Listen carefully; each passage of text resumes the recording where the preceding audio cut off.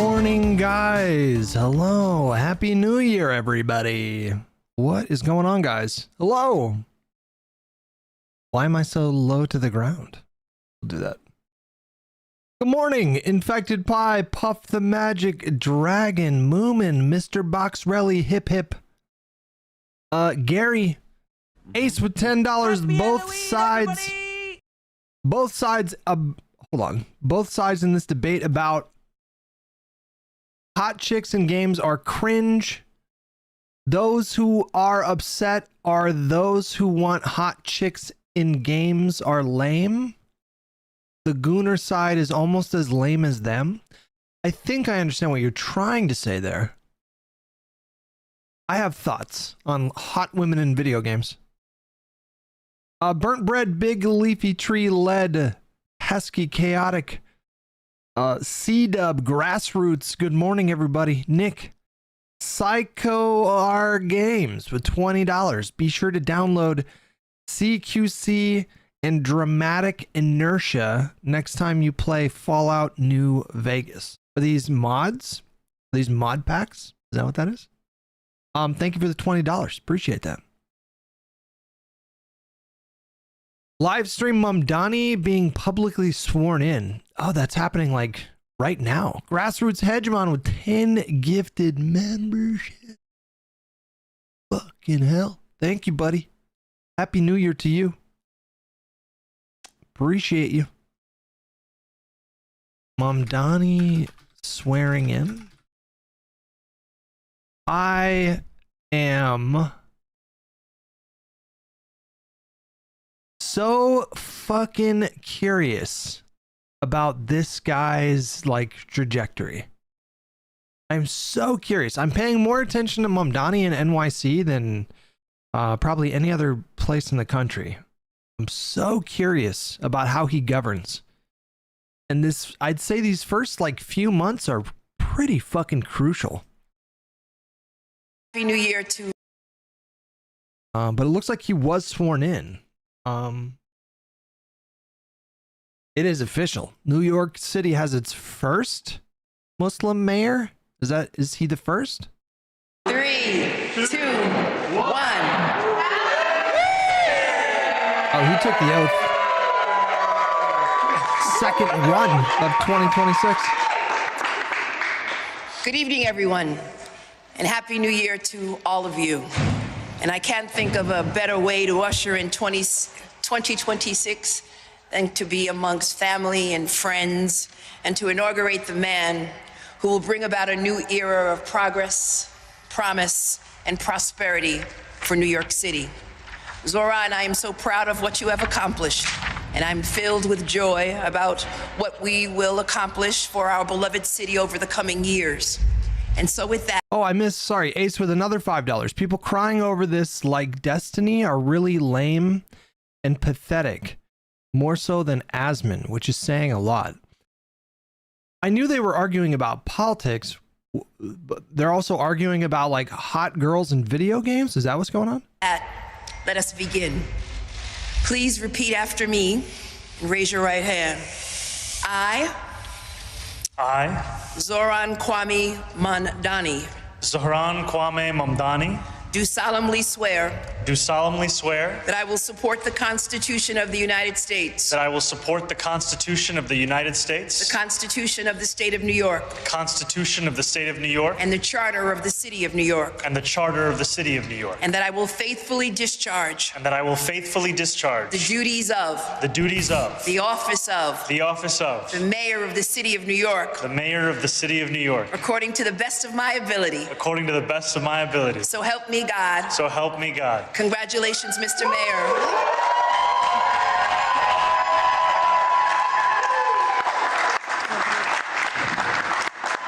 And there it is.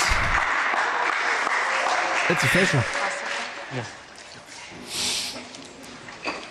Mr. Mayor, congratulations. Thank you very much. Very happy to be here. Okay. It's such a pleasure to have you. Oops. Please sign your name. Yes. Thank you, sir. And may I now ask for your $9 fine? You may ask for my $9. There we go. No, it's a what now? This should be exact change. Excellent, Mr. Mayor. Thank you very much. And the last thing, would you please sign the book? Absolutely. Thank you, Ollie. Thank you, Mr. Najmi. Thank you, Mayor. Okay, so you're going to sign the first line here. You're going to put today's date, your signature. Did you get misty-eyed in the finale? A little bit. A little bit. The Stranger Things finale. I did not cry. Did not cry, but I experienced emotions. No spoilers? Okay, no spoilers. We won't do any spoilers. We won't do any spoilers. Okay, it's fine. It's fine. It's fine. It's fine. I did not give anything away. I didn't give anything away. All I said was I felt emotions. That's all I said.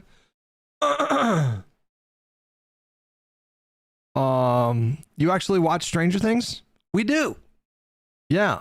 Esme got me into Stranger Things for season 3. So I started in the beginning of season 3. And I watched like extensive recaps of seasons 1 and 2. I don't know if I ever actually watched those seasons. But by the time season 4 came along, I was interested in the story and watched all that and thought season 4 was awesome. And then I enjoyed season 5. I don't know if season 5 reached the heights that season 4 did. I think season 4 was a pretty high bar. But I liked it. I quite enjoyed it. I quite enjoyed it. I know it's a little bit unconventional, me not having seen the first 2 seasons, but that's just how it worked out. And yeah, we saw it in we watched the finale in a movie theater last night. There was it was a pretty packed crowd, and they were like very into it, which made the experience, I would say, a little bit better. They were super into it, bro. I won't do any spoilers, I promise. There's some scenes where you think something might happen and you're like, oh, and you don't know if it's gonna happen. And like there's a couple scenes like that. And there were people in the crowd that were like, oh, like screaming, and it was yeah, it was good. It was good. It was good. It was good. Print or sign right here? Oh, could you do both? Okay. Thank you.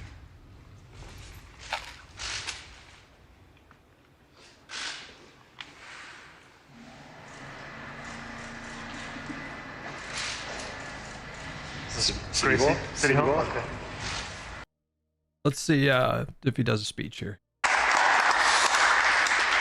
Semi-Cloven with the tier 1 sub. Murky Pie with the Prime sub for 2 months. Bald Man gives me a breath of relief in all this chaos on the left. Thanks for the work and the great rational perspectives. Also gaming. Hey, thank you so much, buddy. Appreciate it. Thank you so much for everyone for being here. Happy New Year to New Yorkers, both inside this tunnel and above. And Dude, speaking of Batman, because there's like a weird Batman thing in my chat, I had a dream last night. Actually, technically it was a nightmare.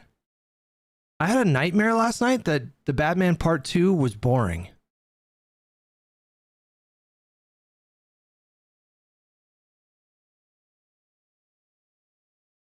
Not even kidding. Not a joke.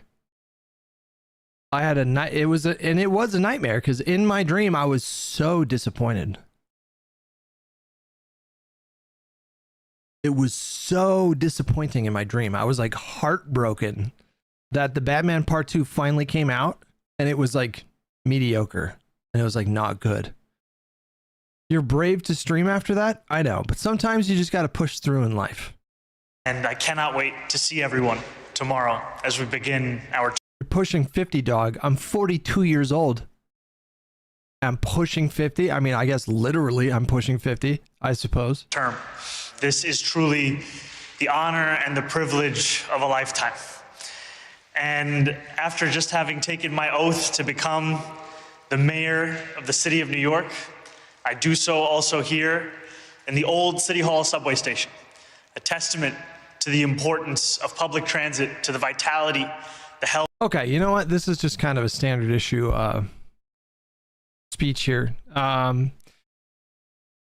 Public inauguration for Zoran Mamdani. That's from last night. All right, so when it's live and he's doing his swearing in, let me know. And maybe we'll tune in for that. In the meantime, there's a lot that I'm missing from the Destiny versus Asmongold stuff. First of all, what are these thumbnails? AI has gone too far. That's supposed to be Asmongold?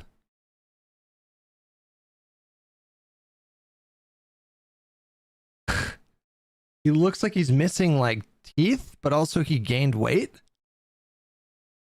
That what's happening? I started drama, you guys. Wait, did Destiny watch your video? Is that what started this whole thing?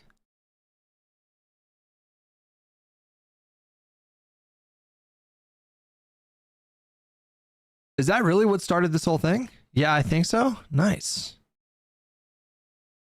Okay. Asmongold directly calls out Destiny again for being too woke. Oh, wait a minute. Is that Destiny's character? Wow. How about that? Is that women have gotten into video games and they've made them for women. No. Of course not. No, that's gaming. And I'm not sorry. But like, here's the difference. Listen. You're gonna hop your ass around Azeroth on. But hey, guys, no, I'm not really gaming, like building a factory inside of a factory inside of a factory inside of a third factory after I was building factories. Oh, no, of course not. No, that's real gaming. Oh, yes. I feel Chromier was 17 months. Cheers, buddy. Thank you. like one of the easiest IQ checks for people, and most people in chat fail this as well, so only the few elite high IQ people will be here. I'm trying to think. I don't have a fun name for this fallacy, but this is this is like such an easy IQ check. So you have a person who will say something, okay? And the person will say something like, swimming is the most important thing that a person can be good at, okay? And if you can't swim, then you should be deported, okay? And then a third party observer will come by and they'll notice for this person, wait, you're actually really bad at swimming. You can't swim or something. So this whole rule is dumb. Wouldn't you be deported? And then the person will look back and they'll be like, you're an even worse swimmer than me. What a stupid thing for you to say. It's like, well, I'm challenging the use of the swimming thing here, but This is like a really hyper specific fallacy. I don't think that this isn't actually a thing, right? It's really simply Destiny saying that saying facts and refuting Asmongold's arguments, and Zach saying, "Nuh-uh, my feelings are more betterer than facts and polls." Interesting. But I would never say this thing. I'm not saying that. You are, right? And I'm just pointing out that when you're saying this, it's stupid because you wouldn't.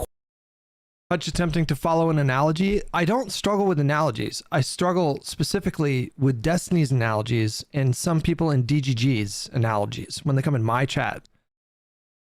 Some of these analogies are out of control. They don't mean anything. They're just nonsense. I can follow what he's saying. I just don't think there's like a specific logical fallacy. This would be like hyper specific. Qualify for this arbitrary standard that you're setting, therefore you would qualify for the consequences of whatever standard you're setting based on this thing. I don't know why so many people fall into this. It's like there's like a weird thing in the human brain where if you just say something that's like true, people are like, fucking hey, yeah. Like somebody will say something like, it could be over. Like what he's describing is a thing. I just don't think it's a fallacy. I don't think it's like an official logical fallacy. For like weightlifting stuff, some guy will say like, if you can't bench 3 plate, you're a fucking loser. And I'll say some shit like, didn't you cry about shoulder pain? You can't even bench 2 plate. And then somebody thinks they're making. What about Green Lantern theory of politics? I'm glad you asked about that. Who else in here wants to learn about Green Lantern theory of politics? I can explain it if you guys want.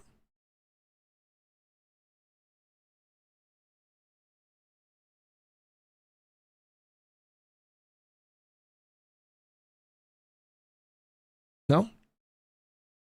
Okay. I'm here if you need me to explain it. A good point by saying, but Destiny, can you even bench 1 plate? And it's like, and people are like, oh shit, that guy just fucking cooked. And it's like, yeah, if you're a microwave, what do you mean? What? How? What? Like, it's just like if somebody says something that's like a true thing or whatever, then it's just like a fucking it's like a retarded bait, and people are like, oh, fucking true. I feel like I say a lot that I don't give a lot of takes on modern gaming because I don't play very much modern gaming. I play autism simulator games. I say that to everybody. Even people that ask me personally, what kind of games do you play? I was like, oh, do you have autism? Because, well, let me tell you, I play the most autistic games in the universe. But I don't usually make much, I don't make many statements on like the state of modern gaming. I'll complain about like I don't like open world shit generally or whatever, but like otherwise, because I'm just not involved heavily in playing modern games. But Asmongold was making not only statements that he made about modern gaming, but then when I look back at his like gaming career, like I know that he farms mounts in WoW, and I know that he got so ass pain traumatized by dying 6 times in Dark Souls 3 that he basically quit his main account forever, and now he streams on Zachar. That's all I know about Asmongold's history for gaming. So for him to come out and talk about like, this is what games should be. Is that a real thing? Did that actually happen? It's like, okay, Zachar, like calm down there, chief. I don't understand how people think they're quick. It's like, but don't you not play that many like modern games? Like, no, I don't. That's why I usually don't make super strong statements about like the modern state of gaming. I don't, because I know I don't, but you don't either. So I don't know why you have such a massively invested opinion on it. But I know why. The answer is because you're invested in the culture wars, and this is just like another level that the... My not so hot take on games, and I think I said it last week or the week before, is like the volume of like really bad slop per capita is probably much higher in 2025 than it was in 1995. Because there's just so many games that are being produced. However, the cream of the crop, like the top like 10, 20, 30 games in a given year are light years better than the games that we had in the 90s, which is just, you know, you would expect that after 30 years of technological development. You can just do a lot more stuff with games now. So I think some people look at that and they think, okay, well, the state of games is really poor because there's just so much crap. But I think that's a very flawed way of looking at it. If you just take like the top like 10, 20, 30 games, that's enough to fully sustain any gamer per year. Like 2025, I thought was a phenomenal game of year of games. Like phenomenal. Expedition 33, Death Stranding 2. I got like 150 hours out of Dune. Obviously, Arc Raiders just totally consumed me. If you're into Call of Duty, I thought Black Ops 7 MP was really fun this year. Yeah, like smaller indie games like Schedule 1.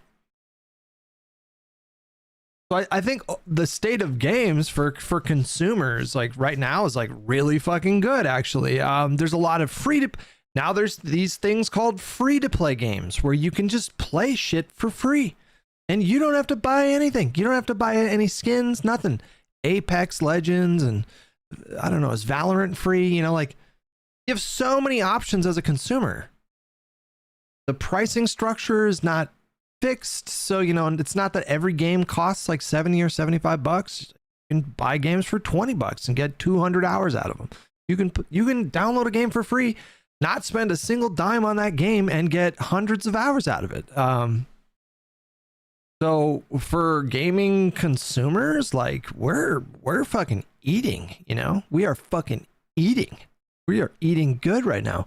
Outer Worlds 2, I got like, I don't even know how many hours I got out of that game, like 70, 80 hours, and I didn't even finish the game. Did you hear there's only one member of FaZe left?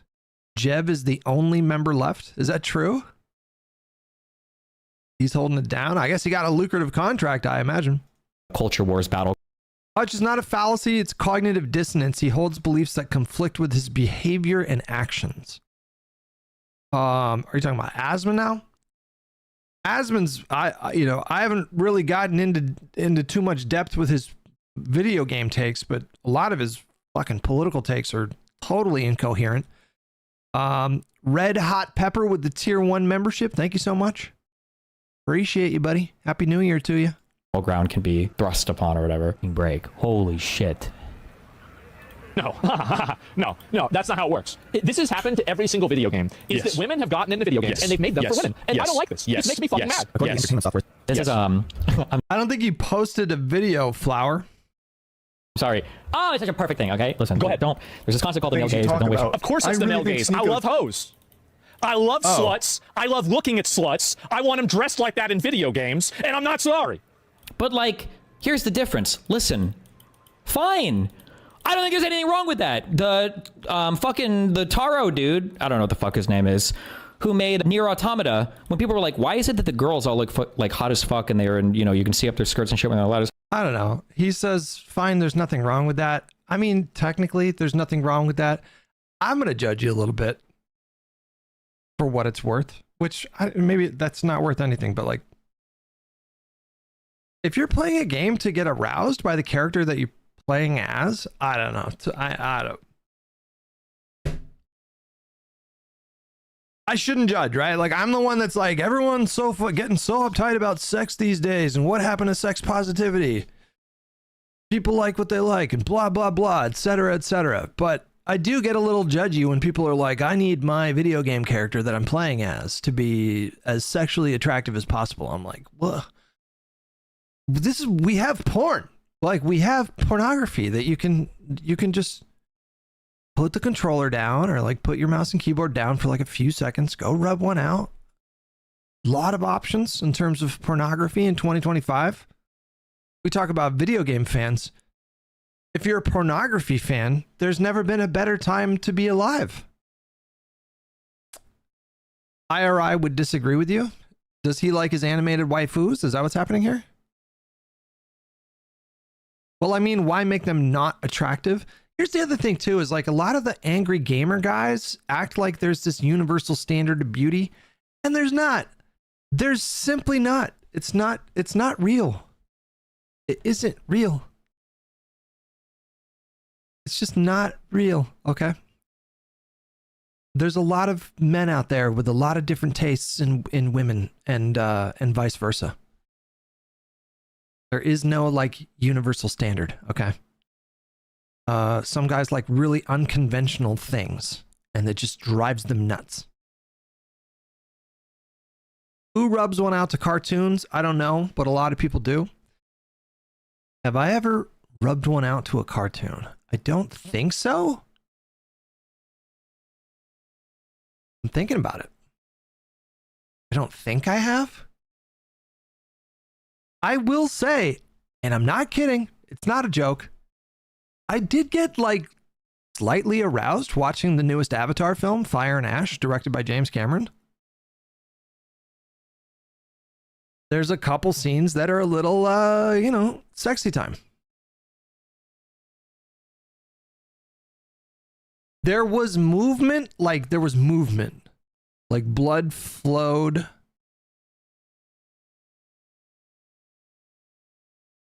And things kind of shifted a little bit, and I was like, wait, what's happening? Is this appropriate? I'm in a theater filled with probably oh, I shouldn't finish that then. I almost risked it all. Okay, we'll say that. I almost risked it all. Was there any other time I've been aroused? Has a video game ever aroused me?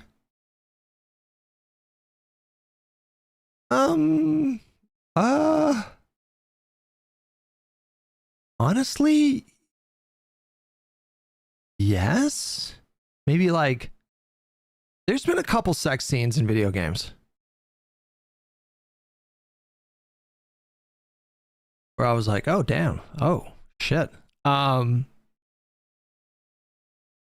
far as I remember, I have... It's called hentai, and it's art.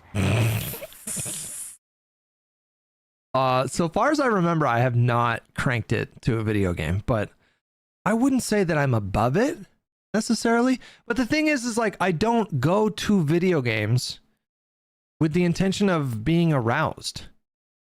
That is a bit of a... Oh, Baldur's Gate 3. You know what, guys? Here, okay. I think Baldur's Gate got me started. And then I took a little break.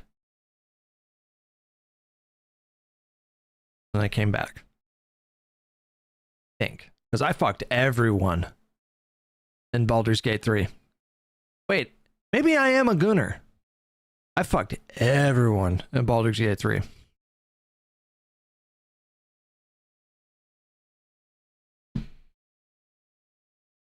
Anybody that had an orifice that I could penetrate, we spent some time together in that game. I'm pretty sure his, Yoko Taro, I'm pretty sure his answer is just like, I think they're fucking hot as fuck, and that's it. And you know what? I respect that answer more than Hideo Kojima's, like, I need to model your feet so that I can have you optimally fucking naked for my video game because it's really important that your Wapakachugi viruses in your body can see the sunlight and that's why you have to be naked all the time. Like, just say you like fucking sexy bitches, bro. Everybody likes big honkers. Everybody likes sexy girls. What is he talking about? What Hideo Kojima game? MGS5? I don't remember MGS5 being super sexy time. When? What part of MGS5? Quiet in MGS5? What? Quiet.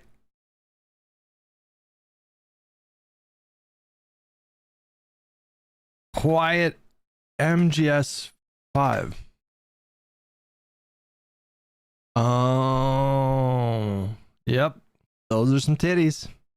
Those are some titties. Yep. When does she come into the game? Because I don't even remember this character, and I've played that game. My listening library with $5 just started playing Witcher 1, going through the whole series. Have you been following the rise in computer parts due to NVIDIA and AI? I have not been closely following them, but might be time to sell the unused PC. I feel like I could probably get like $3 to $4 grand for that thing. Red Hot Pepper, think I already got you Bulb Sweat Bulb with $5. I know we need it here, but this rain ain't it. I don't like this rain at all. I don't like it at all. It's gloomy. If that's what you want to do, then fine. Now, you're going to cut out some of your audience or whatever by doing this, right? Correct me if I'm wrong, but you played, Metal Gear Solid 5 Ground Zeroes, not the actual mainline game. No, I played both. I definitely played MGS5. I have a decent amount of hours in MGS5. Like, I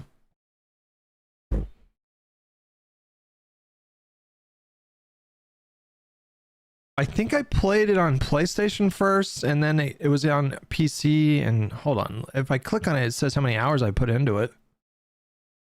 I love MGS5. I love stealth games. Metal Gear Solid 5. 62 hours I have in that game just on Steam. Snake, are you okay? Snake? Snake!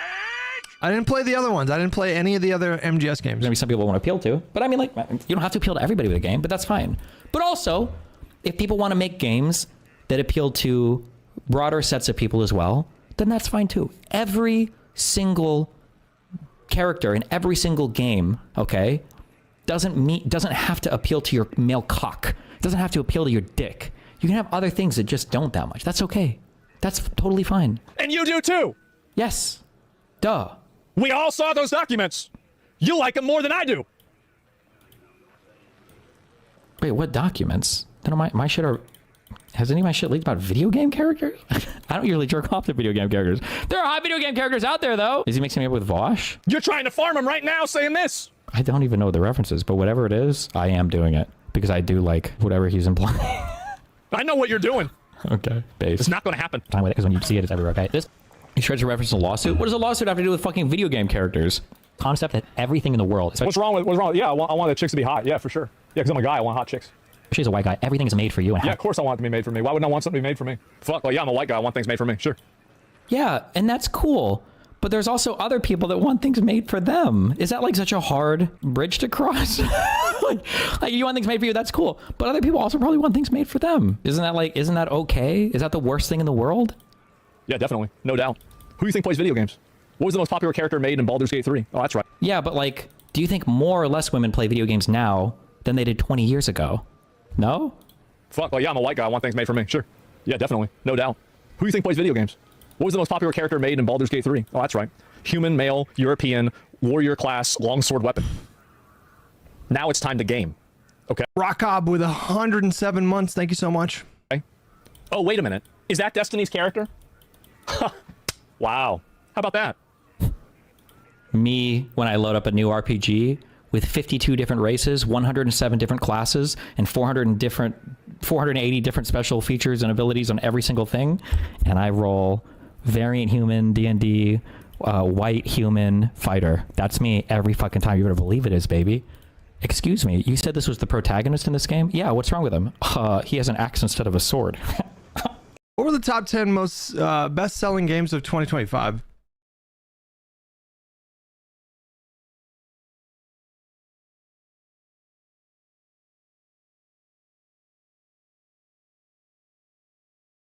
Monster Hunter Wilds. Wait, hold on. That's so far. We can just, I guess, restrict it to Steam. Or no. Hold on. Battlefield 6. I am unaware if there were any like super anime titties in that game. I don't think there were. NBA 2K26. Do they have cheerleaders in that game, perhaps? Monster Hunter Wilds? Are there like super attractive titty people in that game? Borderlands 4. I don't think there are like, oh well, I don't know. I don't even know. I put like 150 hours into Borderlands 4, and I can't remember if there were any like bikini titty people in that game. Moxie had some titties. EA Sports College Football, Elder Scrolls 4, Oblivion Remastered. Are the people in that game like conventionally attractive? Black Ops 6, Madden, Ghosts of Yotei. I don't know. There's not an abundance of like really attractive people, I guess. Like attractive according to like Asmongold. Excuse me. What? You said this is the protagonist? Why does he have a fucking bow and arrow? That's called a side character, okay? Yeah, I like those characters. But I also can play female characters or black characters or trans female black fucking wheelchair. Who the fuck cares? It just depends on the game, no? This is like... It's to be for you. If a woman looks a certain way, you criticize her because she's not appeasing to your cock. If a woman is too... Absolutely. Why? Exactly. But can't we make different things for different people? Is that really that hard? Is that impossible? Doing a certain thing, it's not okay because it's not appealing to you. Like for a white man, especially, this is like enough of a criticism. That's it. Absolutely it is. I want things that appeal to me. You know what it feels like? It feels like when you're like attacking Asmongold's arguments, it feels like you're sparring with like, I don't know, how do I put this?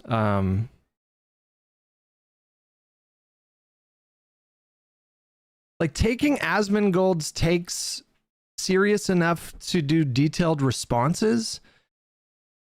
It's almost absurd, you know what I mean? Like it's like taking a 8-year-old's thoughts about, you know, like dragons seriously, you know what I mean?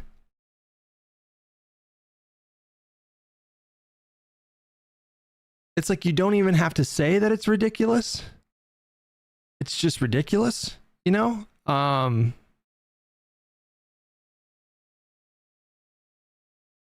It's just kind of boring. Like, I've been using this word a lot more in 2025. It's just, I find the new the new right wing, in terms of like culture and politics, I find it so fucking boring.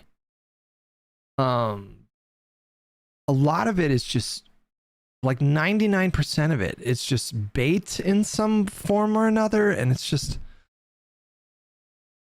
like, can we just move past this moment in culture? Is it gonna get worse? Is it gonna get better? You know? Flower, okay, well, I don't know how to show this in a way to, is there a way to do a pop-out version of this? I don't think so. Here. The things you talk about. I really think Sneeko just panders as much as possible. He himself doesn't even stand by the things he talks about. I really don't think he has any beliefs of his own. He just echoes what he thinks. This was a clip from 2 years ago of Asman reacting to Moist Critical. Is going to get him the biggest audience / the most money. I think that he's I think Sneeko is one of these people that kind of got alienated by mainstream culture, and then somewhere in the alienation process they got so radicalized that anything that is counter to the norm is something that they dislike.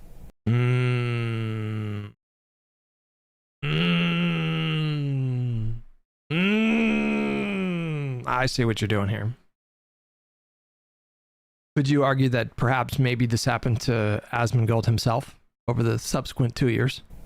So anytime that there is a mainstream opinion, they have the opposite opinion. It's like they've been reversed programmed. So like instead of agreeing with everything that the mainstream media and the pre-approved commentary comedians have to say in late night shows, instead of agreeing with all that, you just disagree with all that. And again, the difference between like being a contrarian and being a sheep, there isn't one. Because both of them are fundamentally programmed by something that's outside of. Two sides of the same coin, bro. Al Pacino, Robert De Niro, and Heat. I see. I hear. I'm picking it up. I'm picking up what he's throwing down. Your own fucking thinking. And so I think that's kind of what that seems like the guy he is. That's what I think. So Two this sides of the puffing same out coin. I see. Yeah. Seems like Asmongold fell victim to that. I think that's what you're going for, and I agree. But they still I'm not exist. sorry. Didn't you just reference, what was it, God of War 3? How old is that game? Oh, about Baldur's Gate 3. That came out. That was that last year? These games are still being made. They're still there. They're all here. We still have lots of games for us. We're okay. We're doing okay out there. I want things. I've been very anti-gamer for years now. I just want to be... I just want some recognition. Feel like I'm a little bit ahead of the curve on this one.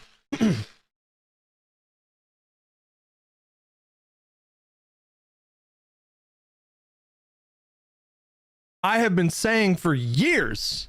I mean, you can find it going back to like 2010, 2011. I've been saying for years that there's no bigger group of emotionally stunted babies than aggrieved gamers online. Like, they're the biggest babies about something that doesn't fucking matter. It does not matter. None of it actually matters. It's a recreational hobby, you know? I think games are like one of the better examples of like the free market working like as intended, you know? Like, generally speaking, really good games do really well. And if you don't want one particular product, there's like 20 other games that can fill that kind of niche. I've been sparring with like toxic Call of Duty fans for like a long time. Explain Madden. Enough people still enjoy the experience of Madden that they buy it every year, you know? Like, you can't force people to play games. I mean, I suppose Madden has a bit of a monopoly on football, but there's other games that you can play that will give you a sort of similar kind of emotional experience. there's so many options for games. Like, it's just such a golden age for gamers, and yet they're angrier still every year. Just the biggest group of babies that exist on the internet, and none of it matters. If we could get like online gamers to shift all of that attention and focus and energy and emotion towards something that actually mattered, we would have solved like cold fusion, you know, by now. We would be a multi-planetary species at this point already. We'd have like a Star Trek utopia style of society. You know? Okay, that's pushing it. I disagree. I really think that we'd have those things, but I've been very anti-gamer for a long time. And even when Gamergate was going on, I was saying back then like this is fucking insane. Like, this is actually fucking insane. Like, when the first kind of big crop of anti-wokes push, when that first started happening back in 2014, I was pushing back against it back then. I was like, what the fuck is going on? Ethics and video games journalism? Like, what the fuck are we even talking about? Somehow this is almost exactly what I was thinking last night. I blame the non-gamers in Congress. True. They need to be impeached, all of them. It's to appeal to me. What's wrong with that? Right? Women, like the fact that women are in video games now, they're making video games for women. Yeah, no. And they're going out of business because they don't buy them. That's the whole point. They got to make video games for me again because I buy them. That's the whole point. That's my whole point. Exactly. Oh my God, you guys. Oh my God. Grok? What is happening with Grok? Oh my God. Ah! I can't show you what I'm looking at.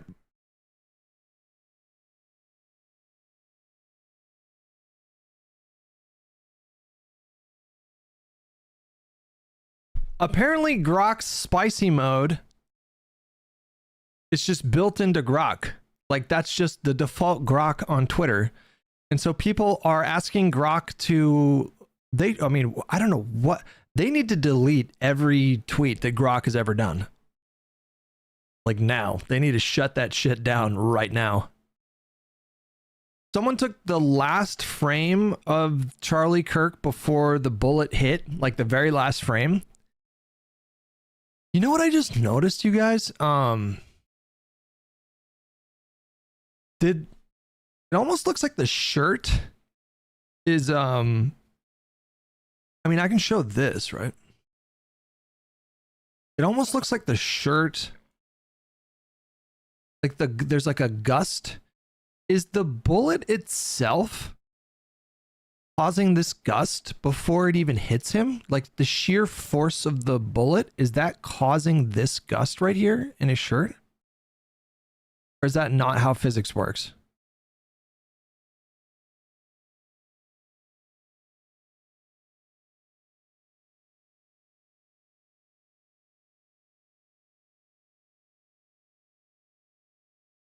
I actually don't know. Below this picture is a picture of Charlie Kirk wearing a skimpy bikini. That's what's going on with Grok right now. And then below that, someone added super elongated nipples. Like, who at Twitter thought that this would be okay? Like, Grok was taking pictures of 12 to 14-year-old girls. And then people were giving it prompts to put the 12 to 14-year-old girls like in bikinis, and it did it. And it fucking did it. It's so fucked. It's actually super illegal. That is super illegal. You are not allowed to do that. You can go to jail for doing that. Are you guys aware of this? Like, there's a thing going on with Grok right now where it's like they're like doing essentially deepfake softcore porn, and it's all over Grok's feed.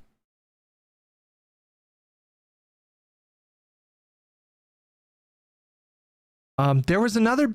So speaking of like bad AI, and we talked about it yesterday, but there was a guy who was having psychotic delusions, and ChatGPT affirmed his psychotic delusions, and then he killed his mom. That's pretty bad. That's pretty fucking bad. Did you guys hear about that? We are rapidly approaching the AI CP dilemma, and nobody is ready for it. I assume that's already happening. Because can't people build their own kind of models in their own homes? Didn't PewDiePie do that? Didn't PewDiePie build his own like AI model?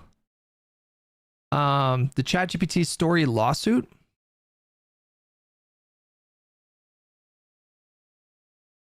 Yeah, bro. Dude, this is nuts. This is nuts, you guys.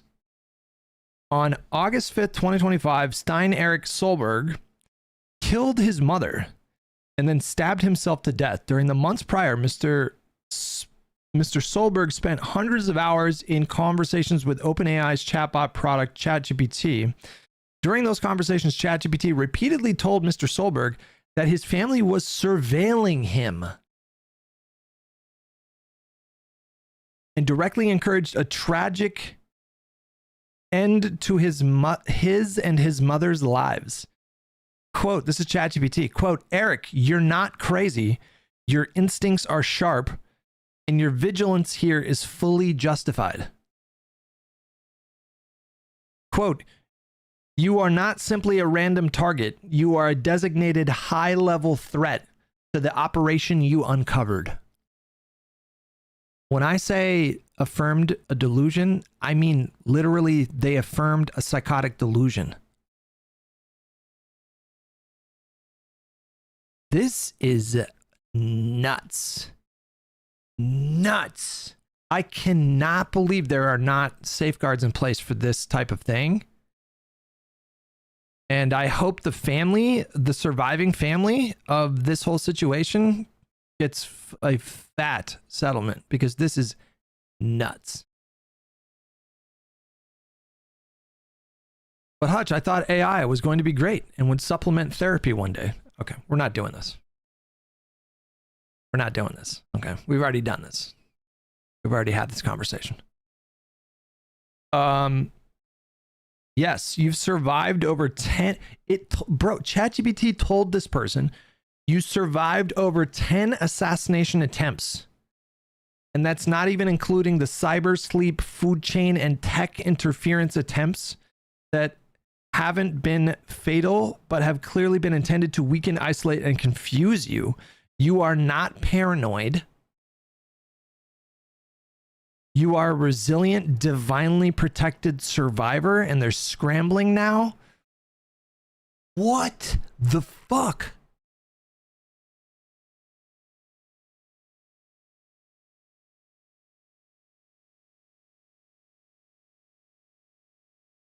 This should be like front page news right now. Like, in my opinion, this should be, everybody should be talking about this, because this is fucking nuts. Likely your mother is either knowingly protecting the device as a surveillance point, unknowingly reacting to internal programming or conditioning to keep it on as a part of an implanted directive. Either way, the response is disproportionate and aligned with someone who is protecting a surveillance asset.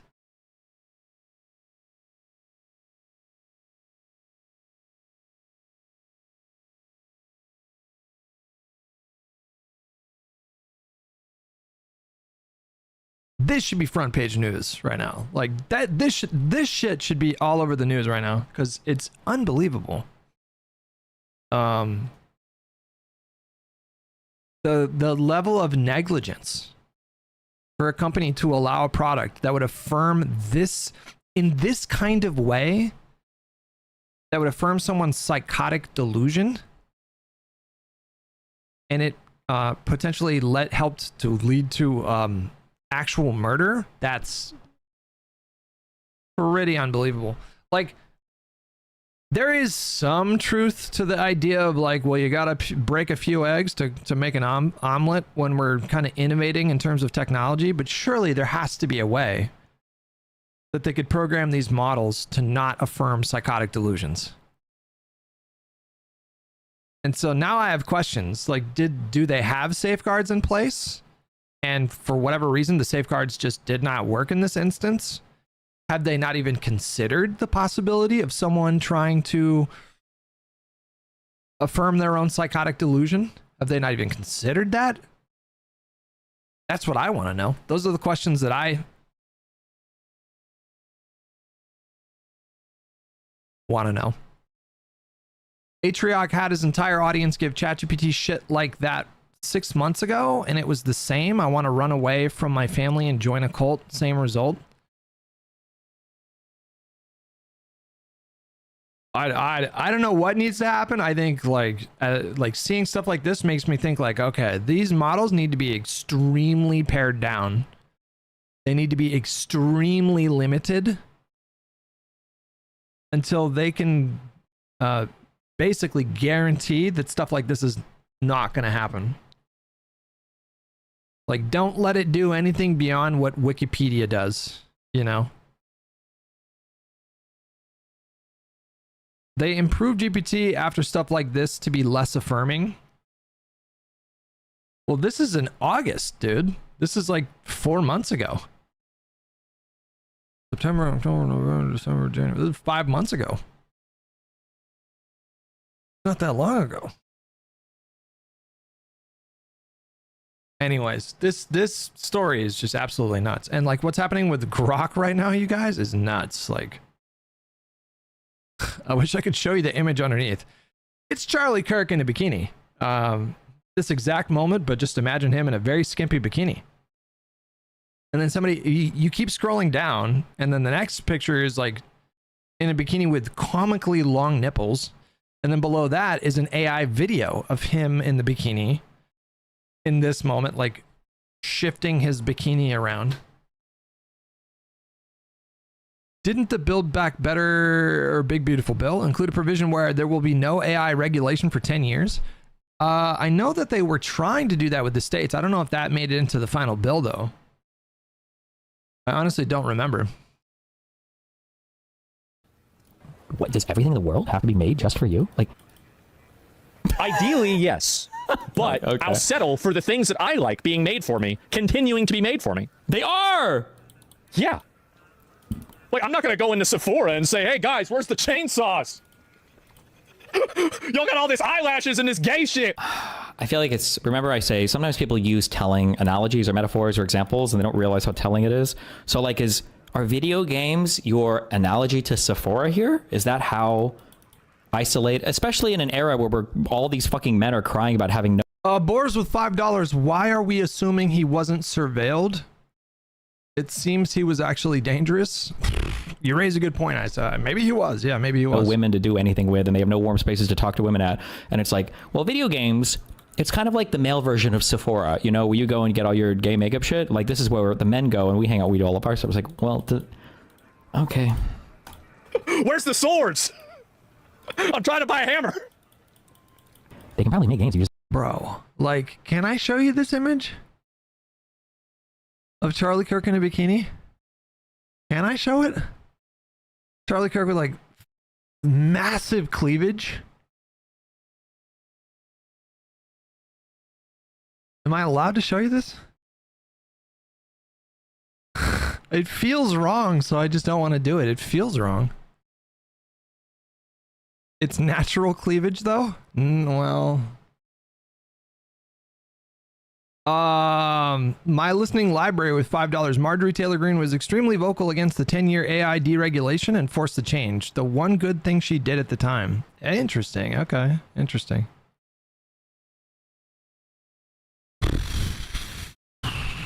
Man.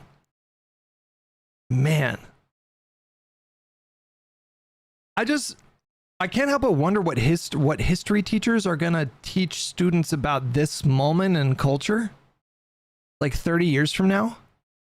Or will we have devolved by then where it's literally like idiocracy, or will there have been some kind of enlightenment period where here's what needs to happen. Like, it needs to be socially taboo to act like a fucking idiot.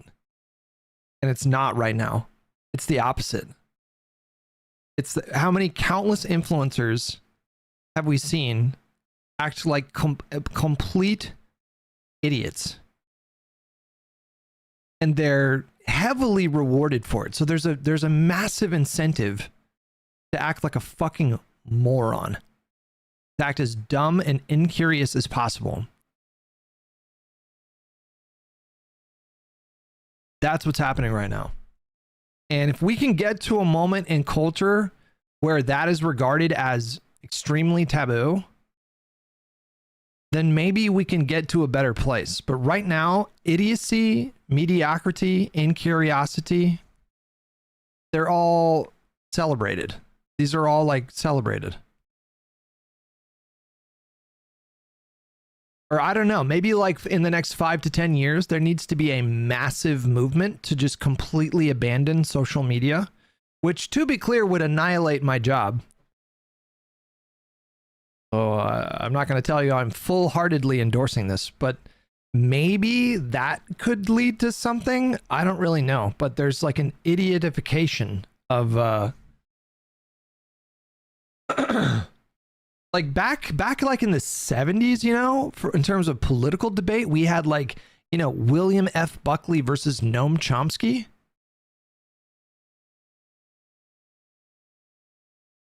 And now it's like, you know, Asmongold versus Sneeko or so. I don't even, it's just, you know, it does feel like things are getting just so much dumber.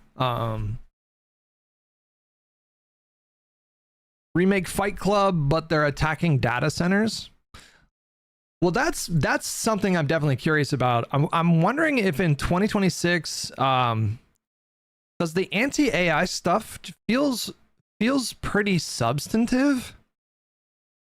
I have, like, obviously I have disagreements with some of like the really broad anti-AI stuff, but nonetheless, people feel very strongly about this. So I wonder if in 2026 we're gonna start to see sort of like regular terrorist attacks against, like, wow, would we even call them terrorists? Like, are we gonna see like data centers being bombed in 2026? Like, I wonder if that's gonna start happening more. Are we gonna see like the equivalent of like the Weather Underground in 2026, where people start to really take like drastic actions? You guys don't think so? I don't know. It's harder to get away with stuff like that these days. It's just harder to get away with that stuff because there's fucking cameras everywhere, and yeah.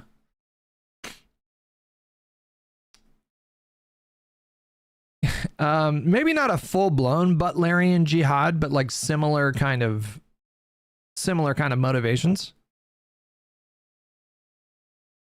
I blame news networks giving the same weight to people's opinions on climate change, vaccines, and stuff as being equally valid as experts.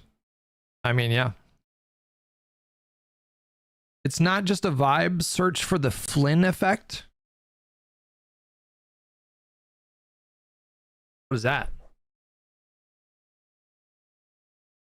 Refers to the observed substantial and sustained increase in IQ test scores over the 20th century, named after researcher James Flynn. So I'm wrong? Is that what you're saying? The Flynn effect describes the phenomenon where average IQ scores have risen over time, typically about 3 IQ points per decade. This effect was first documented by James Flynn in the 80s, who analyzed data from various countries and found consistent increases in IQ scores across generations. The term Flynn effect was coined by Richard Herrnstein and Charles Murray in their 1994 book, The Bell Curve. Wait, hold on. We're referencing the bell curve? That's a little sus. I don't think we should do that. I will say, it is entirely possible that I am way too online, like way too online. Less so the last couple months, less so, because instead of doom scrolling, I've just been playing a shitload of Arc Raiders. But there was something that came out recently that visualized all the news cycles from 2025, and I was so sure that the Charlie Kirk shooting was going to be like a major flashpoint in American politics. Like, I thought that there was a risk of permanent radicalization of millions of people. Nope. Not even close. Like, okay, so this is what you're looking at is the major news cycles of 2025 visualized, okay? So like the stories that had the most legs like are inflation. That was something that was relevant the entire year. Labubu? What the fuck is that? What the fuck is Labubu?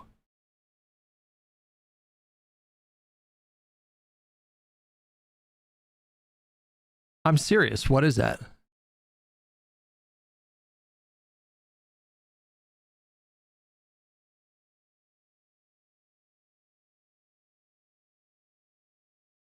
Is that the thing that South Park made fun of? Are they like little beanie babies or whatever? I remember South Park making fun. Is that the one with Butters where he's trying to get that girl's like taking advantage of him and he gets her like a Labubu or something like that? Okay, so all right. So the new Beanie Babies basically. K-pop Demon Hunters.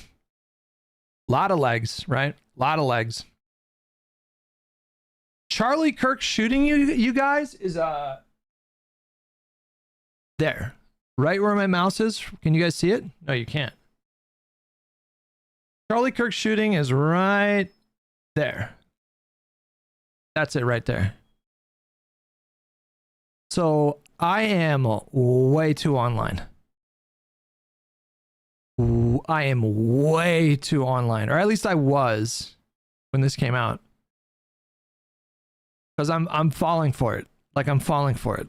The false impression that social media gives people about the world that they live in. Like when I saw this, you guys, when I saw this, all this visualized, and I saw just what a tiny blip Charlie Kirk was, I had a moment of like deep reflection. I was like, wow. I was not only wrong about that, I was like profoundly wrong about that. And it kind of jolted me a little bit. I was like, okay, all right. This is just pretty strong evidence that social media is distorting the way I view the world. Charlie Kirk was one of the most searched things on Google this year, as per Google themselves. I'm talking about the legs of the news cycle, though. Like, I thought the Charlie Kirk shooting would remain super relevant for months or even years, you know? And it was just barely a blip. It's like probably in the bottom 30 percentile in terms of legs. Grassroots with $20. You should read The Bell Curve. It's not a racist book. It is constrained by time frame and social factors. Anywhere it mentions race, ultimately arrives at the conclusion that the greater social support is the way to help.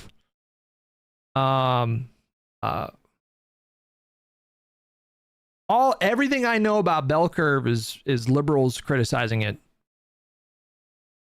for being like dabbling in race science, and so. The Bell Curve doesn't need to be a boogeyman. Racists just co-opted. Also, the Sam Harris-Ezra Klein feud over it was a whole thing you should listen to for brain damage. Okay. All right, we got a little sidetracked there. I think 2026 is going to be fucking crazy, you guys. I think it's going to be a nuts year. I think it is going to be crazy.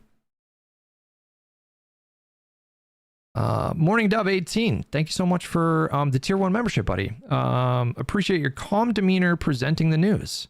Hey, thank you so much. That is very flattering. That's like what I'm going for. So that means a lot to me. Thank you.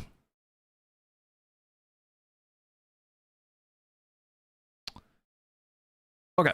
Just don't give a fuck about, right? You know that's okay, right? Oh my god. Yeah, they did make a game I didn't give a fuck about. It was called World of Warcraft. The problem is that they used to make a game I gave a fuck about it. It was called World of Warcraft. You want to make your own shitty little bullshit game, that's fine. But don't go and, again, you want to get woke on me, that's fine. Let's get woke. Don't go and appropriate my culture. Don't appropriate video game culture. What the fuck? Does video games have to only be white guys now? Or what does that even mean, bro? And add your own shit into it. Make your own culture, make your own games. It's just bait. Like, it's all just like low-hanging fruit, just like low-effort bait is what it is. Asmon has made Asmon has made this situation where he makes millions of dollars every year doing this low-effort rage bait, and it blows my mind.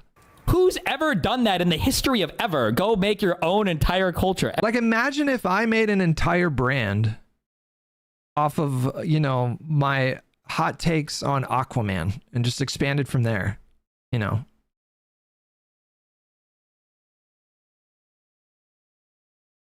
Which, with all seriousness, I do maintain that the scale,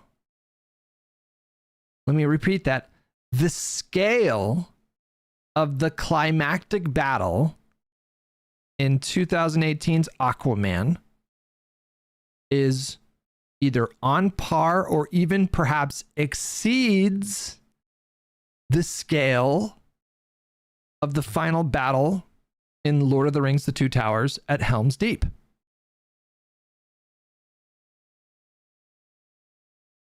The scale.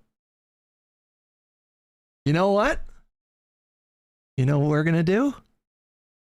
You know what we're going to do?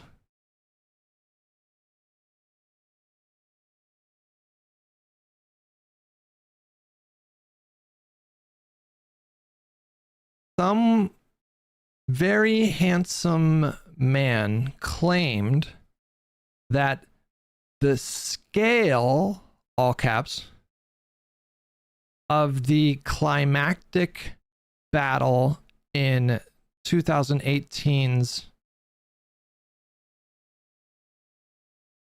film titled Aquaman is similar or even maybe exceeds the scale of the climactic battle at Helm's Deep in Lord of the Rings: The Two Towers. He's specifically talking about the number of participants in said battles. Do you agree? All right, let's hear what the Clanker has to say about this. Yes.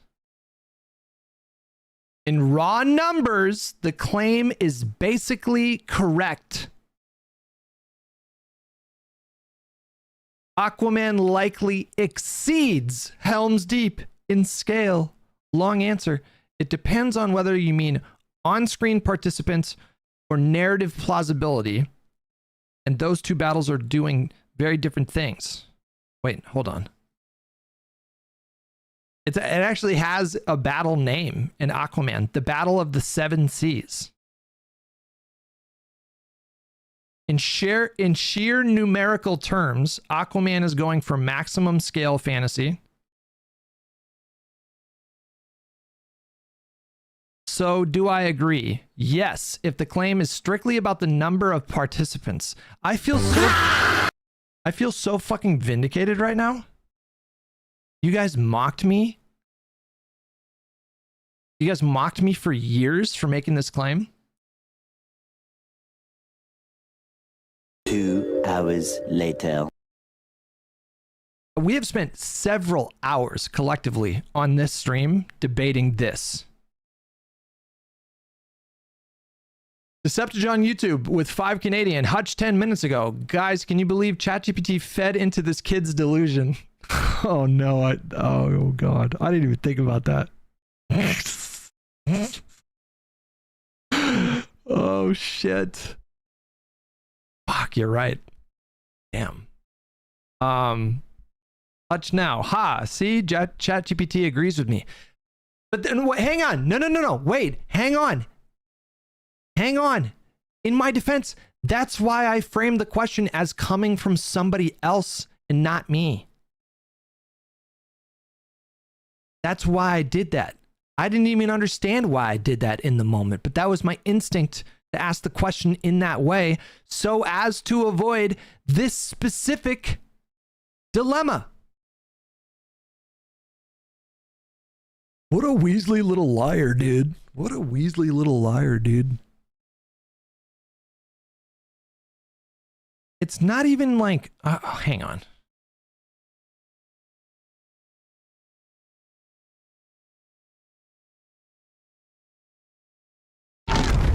Bro, this scene is insane. Like, it's insane. Now, here's one still from the scene. There's so much shit going on in this scene, in this battle. Like, they swung for the fucking fences, is my point. And I was not even expecting it when I saw this movie in theaters. I was expecting that it was just going to be like,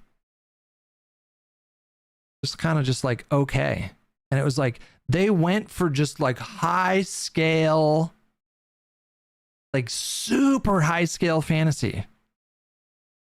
Like they literally tried to do like a fucking Two Towers ish climax. I was like, damn, they fucking just went for it. They just shot their shot on this one. All right, sorry. I'm sorry. We don't need to derail this very enlightening reaction with another goddamn Aquaman debate. Obsolete with 3 years. Why in the fuck do we care about Aquaman again? Holy derailed dog shit. Can we go back to raging at Asmon? Yes, we can. Watch the sass, Captain Sassy Pants, okay? I guarantee if you ask the question again, but say it's not as big as Helm's Deep, it will say Helm's Deep is bigger. Okay. All right, hang on. You know what? This is really great. We're going to close that down. I don't have memory enabled.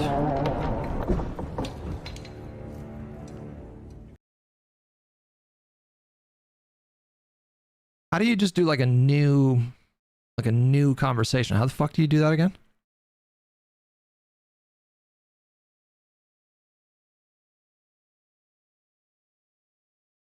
Why can't I just... You just do new project? Is that what it is? Or do you do, you can create projects? I don't even understand what this means. I just want to do a new ChatGPT. Okay, here we go. All right. A friend of mine claims that in terms of sheer numbers of people, I guess it's not just people because it's like sea creatures, of sheer number of combatants, the climactic battle at the end of 2018's Aquaman, which is also consequently, I think, the highest grossing DC film of all time, I might add, made more money than Dark Knight and The Dark Knight Rises. Just saying. The climactic, okay, so a friend of mine claims that in terms of the sheer numbers of combatants, climactic battle at the end of 2018's Aquaman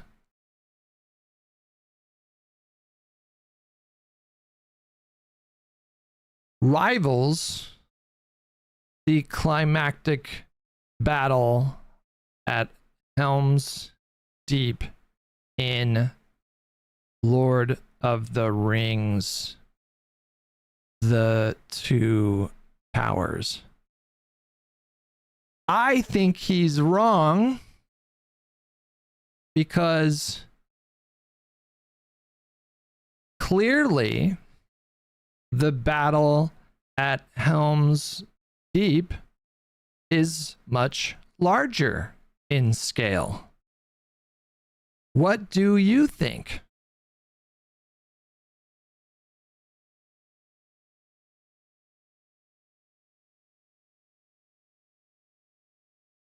Oh my God, you guys. My whole life is a lie. Short answer, you're almost certainly right. Helm's Deep is far larger in sheer numbers of combatants. Oh no. Oh no. Reverse. All that vindication is now reversed. None of it means anything. They gotta fix this shit, okay? This is the problem.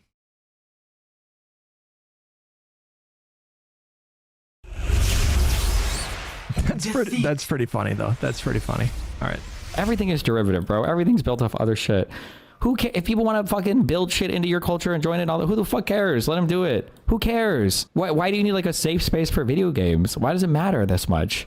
Now, if they legitimately stopped making fucking franchises that appealed, I guess, to white people at all, or if I'd say if they destroyed a franchise, I guess, but like franchises get destroyed all the time without there even having to be any diversity shit in it. So I don't know.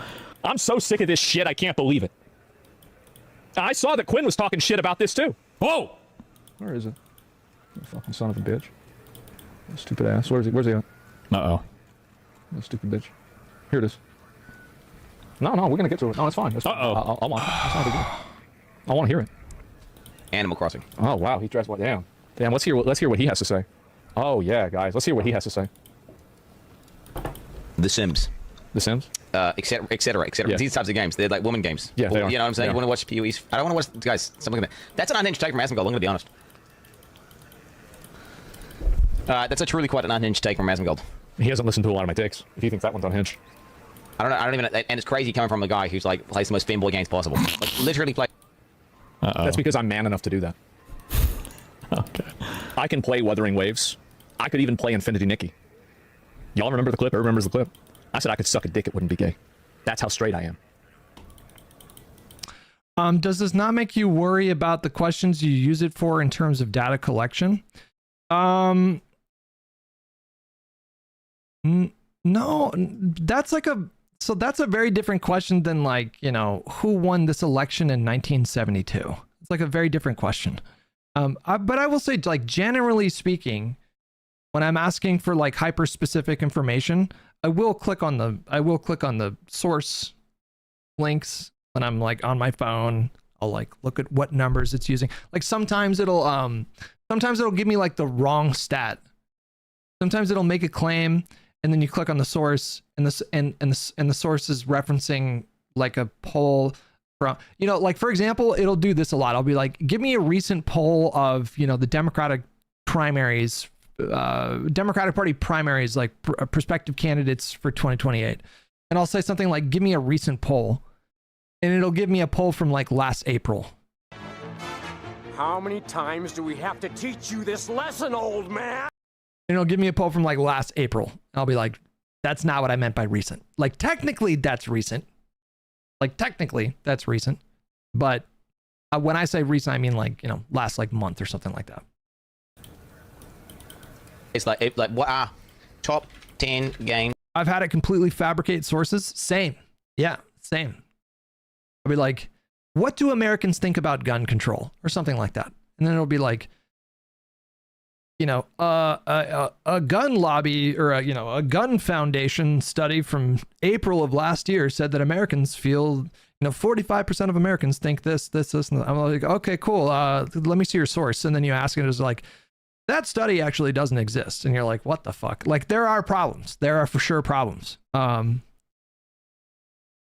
got to use search mode and request recent. There's a search mode for ChatGPT, or are you talking about just Googling stuff now? That turn people gay into femboys. Turning people into femboys is not a recognized feature. What's the list? Nah, this is honestly. Are you still mad about this shit? What is he mad about? It was 4 or 5 years ago, man. No. I will say, like, so I've had this happen a number of times. I'll be like, give me a recent poll from blah, blah, blah, blah, blah, blah, blah. And it gives me a poll from like 2018. And I'll be like, that's not what I mean by recent. Give me a poll from the last like 6 months. And it'll give me a poll from 2 years ago. Like it does. Just to be clear, I have never claimed that it is perfect. I've never claimed that. I just don't think it is as, I think the difference of opinion is that I feel like a lot of people more in the Twitch chat think that it's just like wrong 90% of the time when it comes to these kinds of like specific statistics or, events in history that you look up.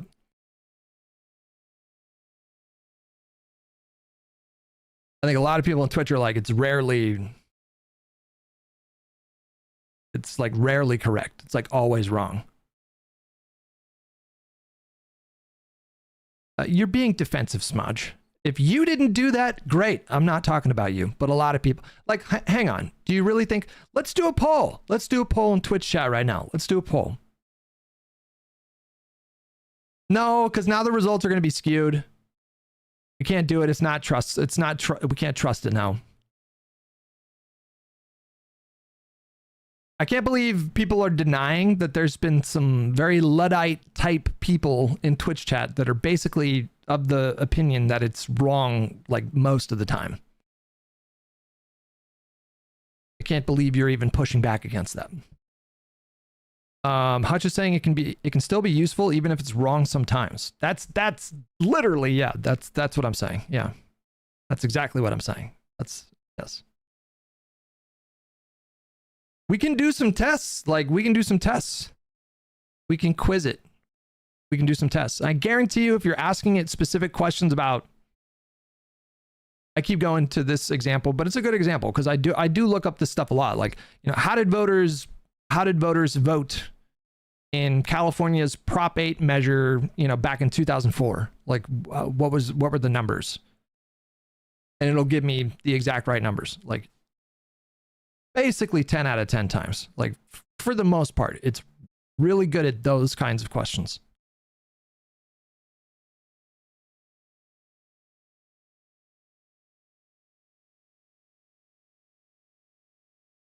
I think the problem is, Hutch, the average user isn't going to fact check it. So those few hallucinations can be culture changing.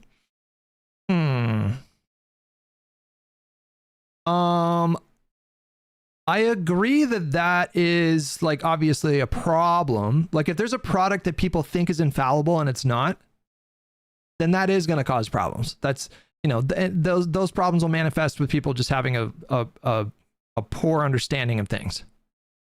But however, this is a problem that will become less and less as time moves forward and as the technology improves.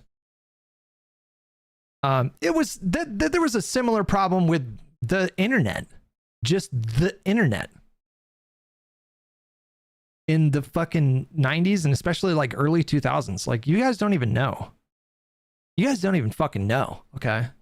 You youngins, you Gen Z people, maybe I have like a couple Gen Alpha in here. You don't even know, okay? Because like, it used to be that for schools, you couldn't go to the internet for sourcing. Because the internet back then there were far fewer options for something that was like a reliable search engine, and like Wikipedia wasn't as reliable as it is now. And like if you said something, and you know, it wouldn't be super uncommon back then for be like, oh, where did you read that on the internet? Did you read that on the fucking internet? Is that where you got that as your source? And then what happened? Like the time moved forward, technology improved, the search engines improved, editorial standards improved, and now people generally regard Wikipedia as a accurate source of information. But even Wikipedia obviously sometimes has problems. The models don't actually know the actual date. I think the current model thinks it's late 2023 from its training set. Specify year explicitly and tell it to search the web. Gotcha.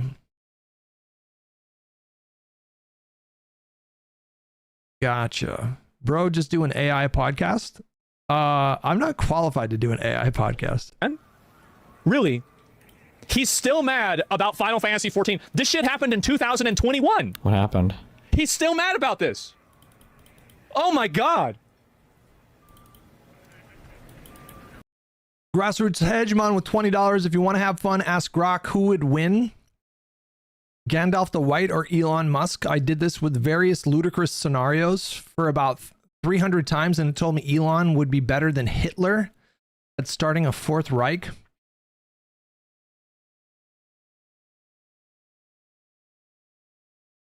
Who would win in a fight? Elon Musk or Gandalf the White?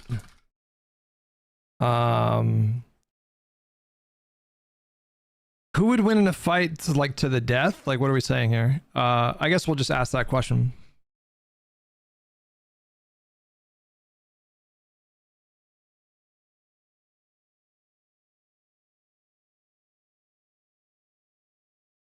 Gandalf the White, hands down. Let's break this down for fun. I won't read into the specifics here. Wait, hold on. Elon's arsenal. He's got brains, billions, Tesla bots, Neuralink implants, and that not a flamethrower from the Boring Company. Maybe he could summon a swarm of Cybertrucks or hack into satellites for orbital support. In a real scrap, he'd probably tweet for backup and turn it into a meme war. Gandalf's edge as a literal wizard or mayor in disguise. He's got immortality on his side, died once fighting a Balrog and came back stronger. Fire magic, light blasts, a sword that glows, and the ability to command eagles or shatter bridges with a staff. Plus, he's faced orcs, trolls, and Sauron level threats. Elon might innovate his way out of a jam, but Gandalf could just yell, "You shall not pass," and end it with a spell. In a no holds barred fantasy matchup, magic trumps tech every time. Elon could win if it were a battle of wits or building spaceships, but in a straight fight, Gandalf curbs it. What do you think? Any twist like Elon with a ring of power? Legit. I'm not even kidding, by the way. This is fucking accurate. Go down. See, he's still mad about it 4 years. He hadn't even forgot about this. It's like, no. By the way, guys, y'all don't understand. Okay, here, I'll let him. Oh, thank you. I gotta skip ahead a little bit here because I'm just kidding. And that People got so mad at this skit. This is when I realized gamers were fucking fragile. Do you remember this? This is now certain videos he has to turn his because they're not fucking communist or socialist enough. It's so annoying how much. Jesus, so cringe. Yes. That would make it completely chaotic, and these people would then become terrorized by the people that are in this community. Yes. That they are somehow trying to be. Also, how many reacts deep are we in right now? Asmongold. Okay, so Asmongold's not reacting to his clip. Asmongold is watching Hassan reacting to his clip while he's reacting to this video. I will say, people got so mad at this skit. This is when I realized gamers were fucking fragile. Do you remember this one so long ago? But he actually completely predicted. He completely predicted the direction of the industry. And people, where is it? Is this fake drama? I don't even. Gamers got so mad. Was it Jimmy Kimmel? I don't even know anymore. It was Jimmy Kimmel. Oh my God. 10 years ago. Was it really that long ago? Is there a way to see? This was like one of the most like disliked videos on all of fucking YouTube. It was like 500,000 thumbs down. People, gamers got so mad at this, but it's kind of where we are today. YouTube launched a new video network yesterday where you can watch other people play video games. For real, the whole network. It's called the We Should All Be Very Ashamed of Ourselves for Failing as Parents channel. Damn. Actually, it's called YouTube Gaming, and I don't get that. To me, you know, watching another person play video games is like going to a restaurant. And awful for them as possible. Skip ahead a little bit here. So that way they realize the mistake that they've made. So when they do actually follow through on this demand, because it's very likely that it's going to happen if it hasn't happened already, because the video just came out right when based are pumping the fuck out of this. It's Absolutely. all over Fox News and shit, and people start. Speaking of Hassan, he spoke on his experience with Ethan's content nuke. Was it a content nuke or a content cop? I don't even remember. It's been so long. Most impactful year that I've had politically in my entire. I am tripping, guys. I am tripping, guys, because I feel like 2025. I don't know. What's the term for this? There's a term for this. When you're young, a year feels much longer because as a percentage of your life, a year is pretty significant. Like if you're 8 years old, a year is what is that? 12, 13%, 12.5% of your life. But when you're 41 and a year passes, that's, you know, significant, like 2.5%. What is that? Perceptual time dilation. So I don't know if it's just me. I don't know if it's just a function of me. You know, I'm 42 years old now, which is pretty crazy to say out loud. Wow. This year flew, man. Oh my God. 2025 just flew right by you guys. Did it go by fast for you guys? I do remember time kind of slowing down during the pandemic. Some people say yes, some people say no. It is just entirely subjective, obviously, but like, man, this year flew for me, guys. I can't believe we're almost coming up on a year since Ethan's fucking content nuke. Remember that whole thing? Like almost a year since that came out.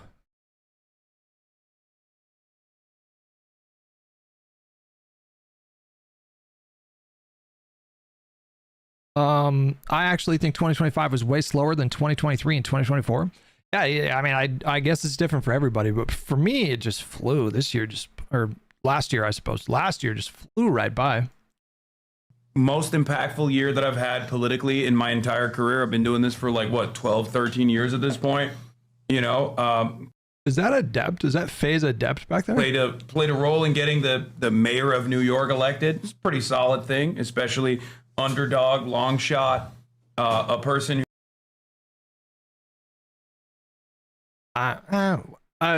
okay, I guess. All right.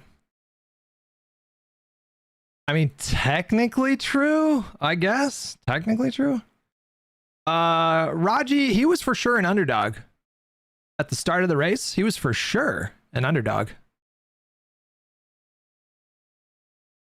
I don't think that's controversial at all. I mean, he was polling at like 1 or 2%. Who has very close ideals and a very similar worldview. And if Mamdani governs the way I think he's going to govern, which is, I think he will be pragmatic. I think he has demonstrated a political aptitude that has surprised me, because you just generally don't see that very much from like DSA types and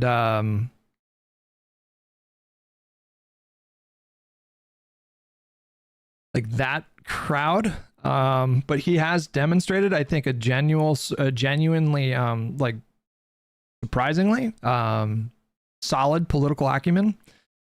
But that kind of thing is not compatible with people like Hassan and his crowd. They don't really seem to grasp the idea of, what's the word? Compromise, I guess. Compromise. I guess that would be the word. Compromise. And so The question mark that I have is are people like Hassan and people in his orbit, are they going to be speaking ill of Mamdani by this time next year? January 1st, 2027, what are they going to be saying about Mamdani? That's like the big question that I have. And it's why I'm so curious. I want to see what Mamdani does like his first 24 hours as mayor. I'm so curious to see what he does. I think he's such an interesting political figure, and I think that he's sort of like tapping into something that I think is like, for me, like personally, like very interesting. Yeah. Very similar background even to someone such as myself. That was a big deal for me, at least. And hopefully I'll be, continuing on that journey in this upcoming year. That was definitely a big W. Watching people's attitudes shift so dramatically in the exact way that I said it would, whether it be on certain domestic issues or whether it be on foreign policy, like on Israel, it felt fairly lonely. My God. Box Rupper, if you're going to criticize Hassan for not using his influence to support the Democratic Party, you have to acknowledge he does play a role when he involves himself. No, I did. I paused. I was like, you know what? Technically true. But I suspect in his mind, he played a much bigger role than he actually did. Is what I suspect. Obviously not with you guys, but like it felt fairly lonely in the space that I was, where a lot of people were just like fearful of speaking out, whether it be against the Trump administration, whether it be against Israel, whether it be against like the right-wing shift that I was noticing in the spaces that we occupy, people being very careless with their language, people being very hurtful to others, and the toxicity in the sphere. Bro, you're not cruel or mean or toxic. You and your audience, you guys are not, you don't participate in the toxicity. We got a copy pasta. What's going on here? Where did it come from? Link. Wait, Link. Account created August 3rd, 2012. Wait, hang on a second. Link. Did you create the account just to follow me on Twitch? Because that's when just right around the time that I started streaming after taking a break. And you're leaving me? Wait, what's going on? You're leaving me? You don't break up with me. I break up with you. New year, new me. I've decided to unfollow you, Hutch. I'm sure you will be fine. If you're curious, it's because I can't take any more of these reaction streams. They're low effort and boring as fuck to me. I'm sure chat will eat this up. Y'all have fun. Take care now. Bye-bye then. It might surprise you, but that's completely fine. But hang on. If I go through your... It's because a lot of time when people say stuff like that, it's because they don't like my politics. I can't tell you how many times people will write these kinds of messages or whatever on Twitter. It just happened the other day. Like somebody will be like, "Man, I miss it when you just did gaming." Anytime I read a comment like that, I will go into that person's tweets and take a look at them. And they're either like MAGA or far left. And it's just like, okay, it's not that you're nostalgic for me to go back to video games. It's just you just don't agree with my politics specifically. So I'm just trying to see where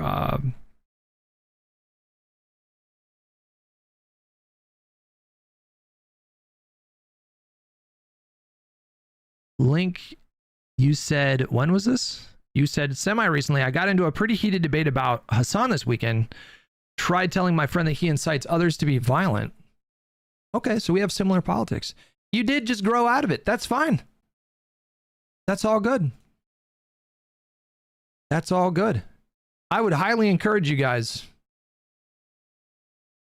This is something that I'm trying to do. I think this is healthy. I think this is good. This is something that I'm trying to do. I'm trying to be much more intentional about the ways that I spend my time as I get older. And I'm having more good days than bad days.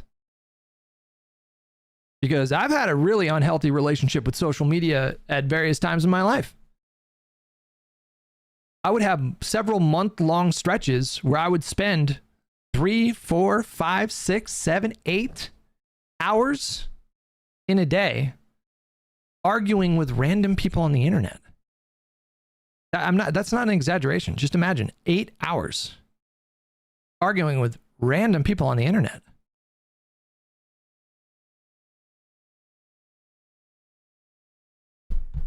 It's different in a stream. It's different in a stream. There's like content, there's like banter, you know.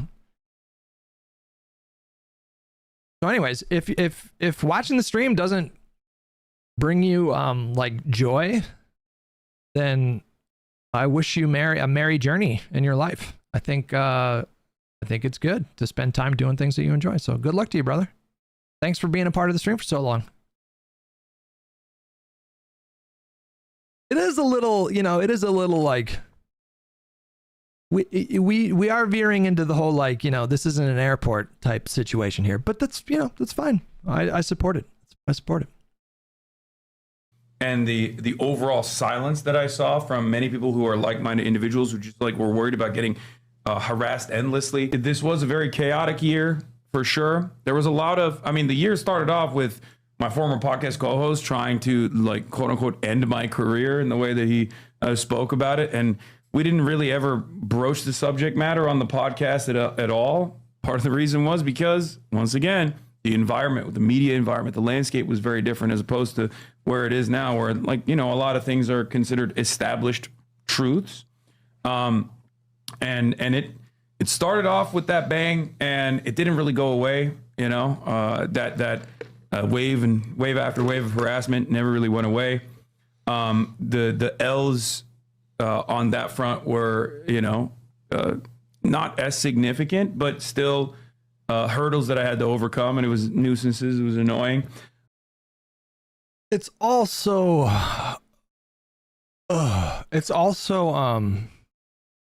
like, come on, man. Like, he has for the last several years wielded his audience as like a blunt instrument to be deployed against his perceived political enemies. That's been his whole thing. That's really kind of how he blew up in the first place. Would you guys agree with that? You know, tell me the truth if you guys think I'm wrong about this, but like in the early days where he was like growing, the big thing for him was like ratioing the shit out of people on Twitter. That was like the big thing. Like he would pull people's tweets up on his stream, and then everybody in his stream would go to that fucking post, and he was doing it like 10 times a day. I even remember like kind of like reveling in it, you know, when I was kind of supportive of him, because I was like, oh, this is a young guy, he's getting people interested in left-wing politics. I don't agree with everything, but oh, this is really good. This is like a good sign. I remember thinking that was my whole vibe with Hassan back then. Obviously things have changed, but that, to me, that was like a big part of his initial rise, was mobilizing his audience to do like massive waves of, and you know, a lot of these people were like right-wing shitheads, and I don't necessarily feel like super sympathetic to everybody that he did that to, but he's talking about like these waves of harassment. It's like, bro, your audience are vicious. Just to be clear, Hassan's audience is vicious. Vicious. They're one of the reasons why I generally don't look at my replies anymore. I just don't look at that tab anymore. Because they're vicious. They're in my anecdotal experience, they are more vicious than MAGA. If they deem you an enemy, if they deem you a Zionist, if they deem you a Zionist or like far right or whatever they come up with, they will like savagely attack you and take the harassment to like a whole new level. And there's a bit of horseshoe there because I think like MAGA does similar stuff, but for different reasons. But like the idea is like they're righteous. It's like what they're doing is righteous. Their enemies are ontologically evil. Therefore, any kind of pain that you can inflict is justified. That means lying or harassing or whatever, then it's all justified because they're virtuous and the people they're attacking are evil. And MAGA has the same perspective. Obviously they have different politics, but like that was my experience, was like the far left kind of pro Hassan crowd were way more vicious than MAGA. And I spent years almost basically exclusively sparring with MAGA. So is Hutch not supposed to address anything anyone ever does because it'll be reacting? Wait, what's happening? What question is happening in YouTube right now? Hassan is using this podcast to rant to a wider audience while everyone else seems asleep. There's something just absurd about like and this is, I'm not even trying to be disrespectful to, is his name Adapt or Adept? What's his name again? I think it's Adapt. It was Phase Adapt, right? And now it's just Adapt, no Phase, I suppose. There's something so preposterous to me about like a Marxist, like a self-avowed like Marxist / socialist, bringing on someone like Adapt to be a podcast host. I find it so absurd because the Phase brand, before it kind of exploded recently, but like the Phase brand has all, for me, and I think this came up a couple days ago when I was talking about it, like, but the Phase brand to me has always just been about the celebration of wealth. That's what I think of when I think of Phase. It's just a celebration of wealth. That's it. Like the whole brand is, look how much money we have. Oh my God, we're these young guys and we have a lot of money. That's it. That's literally it. That's the brand. Like, damn, look at all these bands. I got all these bands. Check it out. Wow, this is crazy. We're young and we're rich. Oh my God. It's like hyper consumerism. Just a huge concentration on, or a huge focus on consumerism and wealth. And he's sitting right next to Hassan Piker. Like, it's just absurd to me, in my mind. Absurd. Like, imagine Che Guevara doing a podcast or like a radio show with, I don't know, like Walt Disney. You know what I mean? Like, it's a bit silly. It's just a bit silly, you know, in my opinion. But yeah, 2025 was the year that I discovered the depths of Hassan's narcissism. I think he's a narcissist, is my opinion. I think he's a narcissist. I think he plays the victim when he receives the kind of energy that he's been given to people for years. He puts out this kind of victim energy. He will lie. He will slander people. Doesn't matter. He slandered the shit out of Moist Critical when the whole Collargate thing happened. He said he doesn't hire a PR team. I saw that. I mean, I don't know. Who knows? I really have no idea. I don't know anything about PR teams. With how much the streaming space has changed, do you think you would have started knowing what you do now? Yes. I wouldn't change a damn thing in my life. I mean, there's some things I would have changed, for sure. There's definitely some collaborations I wouldn't have engaged with. And Destiny, I assume. Midlife Maddie with a gifted sub to Druppy. Thank you so much. There's definitely a different kind of PR management I would have done for myself, you know, personal, managing my own personal public relations, not like hiring a PR team or anything like that. But as far as with how much the streaming space has changed, do you think you would have started knowing what you do now? Yes. I wouldn't change a damn thing in my life. I mean, there's some things I would have changed, for sure. There's definitely some collaborations I wouldn't have engaged with.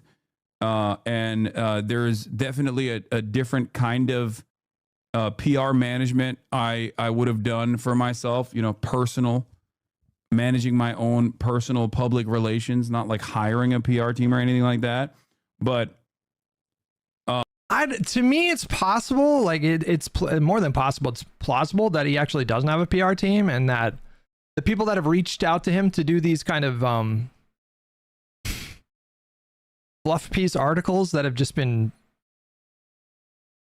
those have been really something. Those articles are really something in 2025. That came from, you know, like younger people within these publications that are kind of more online and, you know, more aware of his presence online. I mean, it's possible. But as far as where I'm at, are you fucking kidding me?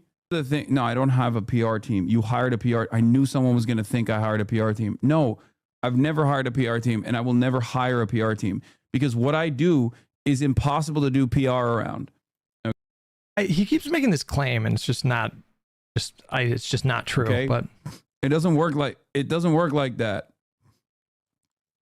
My point was, he has a PR team. A simple Google search reveals this.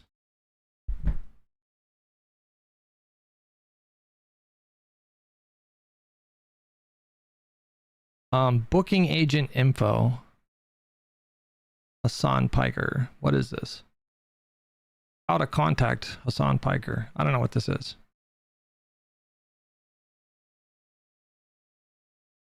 I don't know what you're seeing in terms of his PR team. Knight Company. Wikipedia. Knight Inc. is an American digital talent management company founded in 2015 by Reed Dusher. Through its talent management arm, Knight Media, the company currently manages digital creators including Kai Cenat, Mr. Who's the Boss, Hassan Piker. If we want to be like as charitable as possible,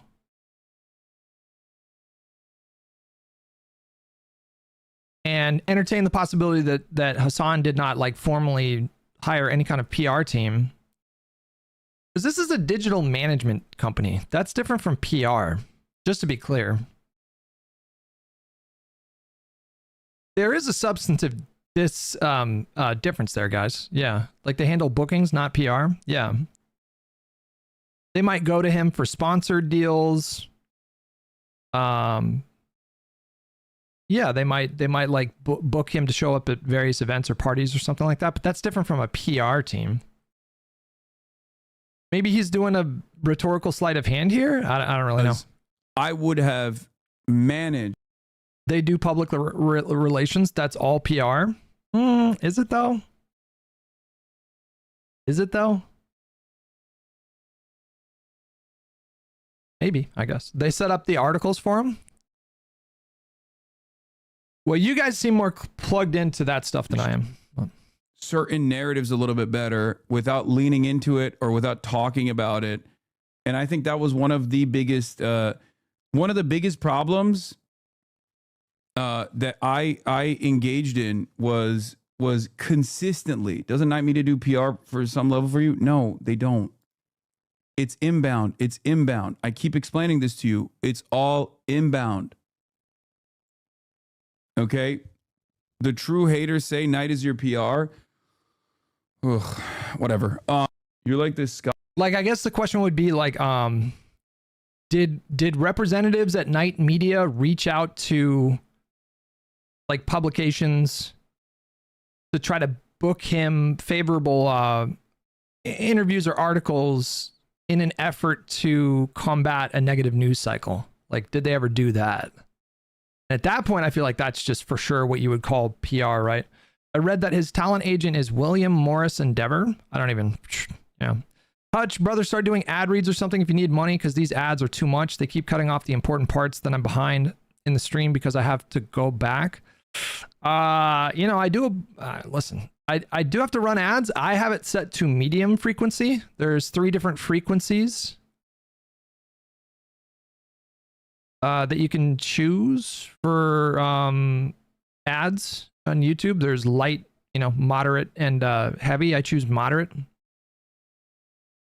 And yeah, the ad revenue is a little bit of a part of my income. So do you get ads if you're a member on YouTube? I should know that. Do members get served ads on YouTube?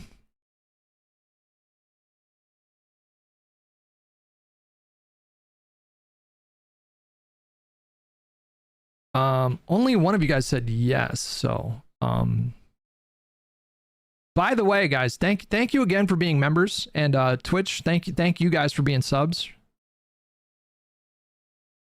What I do on the internet at this point is like the vast majority of my income comes directly from you guys in the form of super chats and donations and subscriptions, and deeply appreciate you guys for doing that. Thank you guys. It means a lot to me. That's downplaying it. I mean, it's like, this is the free market at work, okay? Like, if I don't have a job, if you guys don't think that I deserve a job. No Thumb, thank you so much for 3 months, buddy. Here's 1 month ad free. Cheers. Also, just to throw it out there, YouTube Premium, I don't know how many of you guys regularly watch YouTube? I watch YouTube every day. I'm watching a lot of Arc Raider stuff these days. I watch a ton of YouTube, and I pay for premium, and for me, super worth it. I actually think that YouTube creators get a bigger chunk of revenue from individual users who are subscribed to premium than ones who aren't and watch ads. I'm pretty sure creators get the better of it with people that do premium. So if you watch a lot of YouTube, I think premium is very much worth it, because I never see any ads ever, And I feel like YouTube has like the most ads, they have like more ads than like Prime Video or Hulu or whatever. God Disick of Twitch. Ew, what the fuck? Why would you say that? Why would you say that right after we were watching FaZe Banks, formerly known as FaZe Banks? FaZe Banks, bro, that guy. That guy. I guess we're doing Hassan drama slop here. I'm so bored with the Destiny Asmongold stuff. I find it so boring. What the fuck is the point? And what's also crazy is like, if there was a equivalent situation where someone was like talking about XQC, it wouldn't drive this much discourse. Like random content creators. Like if a random content creator like I don't know, Ron or something, Stable Ronaldo, does a collab with XQC, ain't nobody's talking about like how he fucking promoted Donald Trump, or does like gambling streams or anything like that, or Speed, any number of these people. But if there's a video of me with Ron, every single comment will be like, oh, I'm so disappointed in you. I can't believe it. They all become like little SJWs all of a sudden. Wait, what is this? You didn't know? I would be surprised if if there was a XQC Stable Ronaldo collaboration. I would be surprised if there was nobody calling out XQC for being like a Trumpy person, but I don't know. I think I would assume that that's more of a right-wing audience. So yeah. No, all your ops has this on their Discord servers. All they do is key in Hassan Piker on your social media handles. Wait, what the fuck is this? Why the fuck's he seething so hard? I've never seen this. My favorite reaction is when one of your haters said they must have confused him with Zoran. They didn't cheer for Hassan. Yeah, no, they thought I was Zoran Mamdani. Before the clip, you were just telling somebody how nobody out there knows who you are.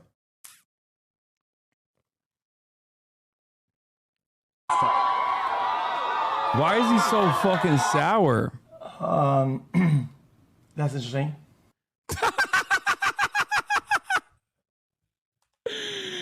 The patented laugh. Oh, the patented that's Hassan funny. laugh. What is? Oh, that's good. That's good. What's chat saying? Skip, Collargate, place, skip, place, go back, schizo, lol, all Hassan clips.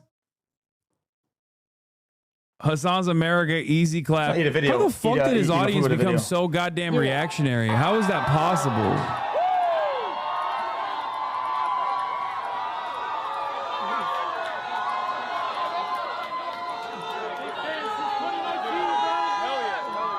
He's a very sensitive guy, you know.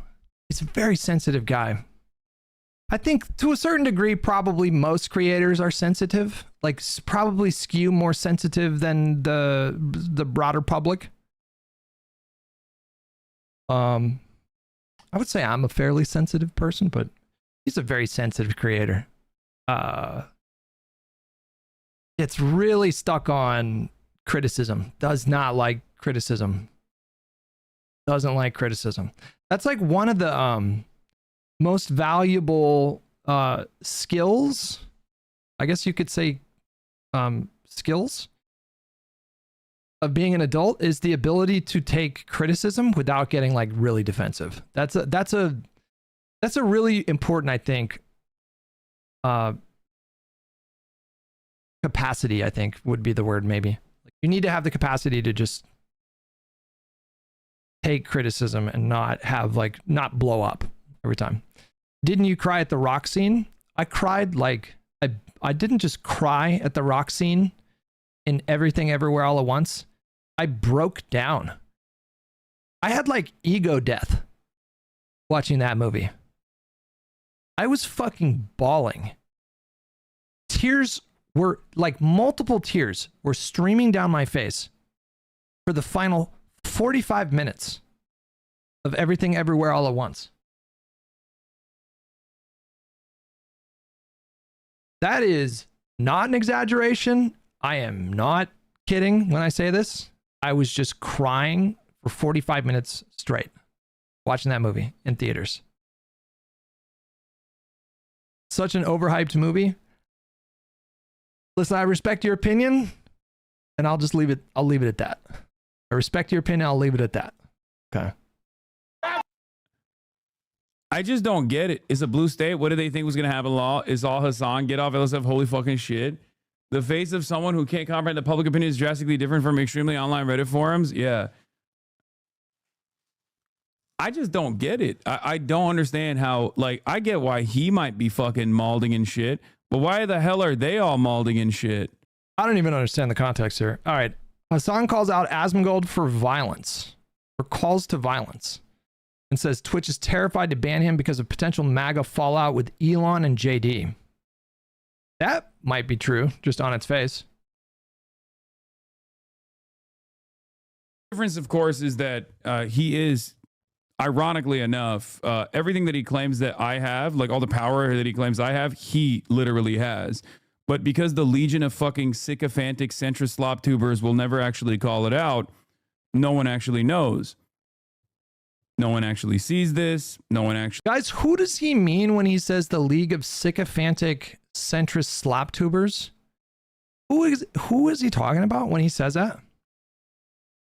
I very much doubt Hassan thinks about me very often. To be clear, I'm flattered. I'm flattered. Don't think he's thinking about me, guys. Destiny? But Destiny, I feel like, has Destiny not semi-regularly cover Asmongold? I mean, obviously we were just reacting to recent stuff.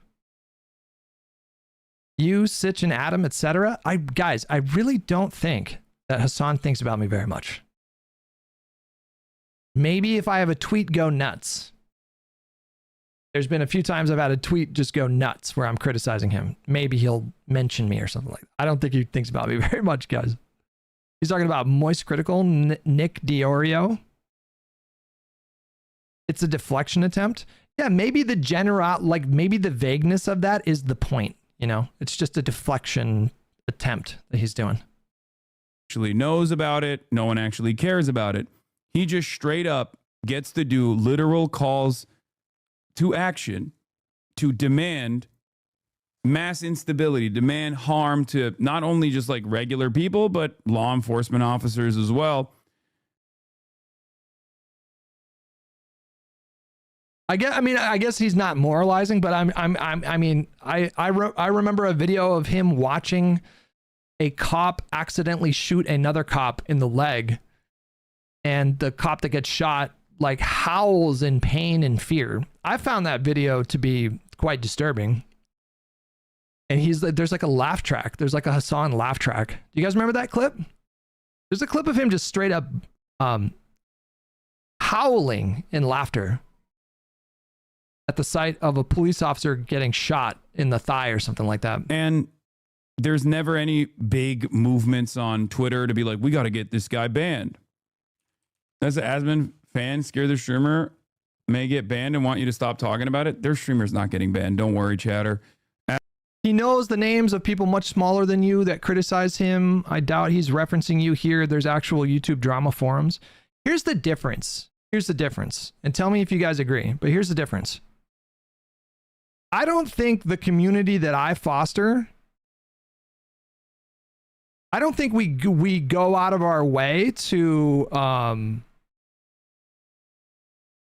get in like public spats with people. So it's not, I think it's a different kind of tone that comes from us. Like, I feel like we are way more low-key. Way more low-key, because I just don't give a fuck. I just don't give a shit. There was a time when I did, like, when I first started coming up on the internet around Call of Duty stuff, I loved getting in public spats with other creators. I fucking loved it. I just loved it. And I felt like I had like a lot of power back then, you know? I had like a lot of power. And I just loved it. I loved getting in those kind of spats, and I don't anymore. I don't enjoy those kinds of spats. Like, I find it to be a tremendously wasteful use of my energy. It just feels like such a waste of time. And the dopamine hits, they stop. Like, they stop. You know, it's like drugs. It's like drugs, you know? Like, they stop. Like, they just don't give me that dopamine hit. Like, I don't, when I tweet stuff, I don't tweet stuff with an intention to like go viral. I don't tweet stuff with an intention to get a bunch of people to like or retweet stuff. I have thoughts, and I just put my thoughts out there, and then whatever happens, happens. I don't fucking care anymore about that stuff. It just doesn't matter to me. So that's the reason why I think he probably doesn't think about me very much. It's because like I feel like you guys and I don't go out of our way to provoke fights. Like, I feel like a lot of creators intentionally provoke fights, and I just don't, for the most part. I mean, sometimes I have moments, but for the most part, I just don't have that kind of energy anymore. I just don't fucking care about that shit anymore. So you're just like everyone else and just shit rubbish into the void. That is how I don't look at my analytics. Generally speaking, I'll look at revenue stuff because I pay an editor, and so I have to like look at that stuff, but I don't try to try to strategize around, you know, like to a certain extent. Obviously, like picking content for what to watch on the stream, you want to pick stuff that's topical, or you know, you want stuff that you think people are going to want to click into. There's like some of that, but I don't really spend a lot of time in that kind of, with those kinds of intentions. Yeah. Asmongold has Twitch by the fucking balls, because the moment that he gets banned will be a major reckoning. Okay. The moment he gets banned, every single fucking right-wing group is going to be primed to say Twitch is so incredibly fucking biased, as they did last time. When he got banned last time, every single person was like, Hassan is still streaming on the platform. I mean, I feel like everybody understands at this point that Twitch, that the staff, whoever's in charge of content moderation at Twitch, does anybody even Does any rational, reasonable person doubt that there's a truly insane level of bias that exists within Twitch's culture? Anytime a random fucking VTuber gets banned, they talk about me. I don't even understand what the fuck I have to do with random VTubers, like as though I have any control over who gets banned and who doesn't on this fucking platform. But yes, the moment Asmongold gets banned, here, you want to know the truth? The moment Asmongold gets banned for any number of different things that he said about the Somalis, JD Vance is going to tweet about it. I mean, Destiny is a really good example of this. Like, I think Destiny is like the only conclusion that you can come to as to why Destiny is still permabanned when they unban people like Sneeko for like 24 hours, right? I don't even know. Is the only way you can explain that is if there's like a personal grudge. If the people who make those decisions have a personal grudge. Like, that's the only way that you can explain it. Otherwise, why the fuck did Sneeko get unbanned?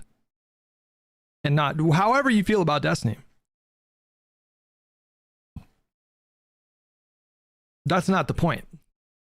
The point is just like we're exploring whether or not there are consistent standards. Did Dr. Disrespect? I know he got remonetized on YouTube. For Twitch, I don't think he was unbanned, right? That's a little different. That's a little different. That seems like less a personal grudge to me and more because remember, guys, the story that Slasher reported, I gotta be a little careful here. I need to just talk about everything that was publicly reported.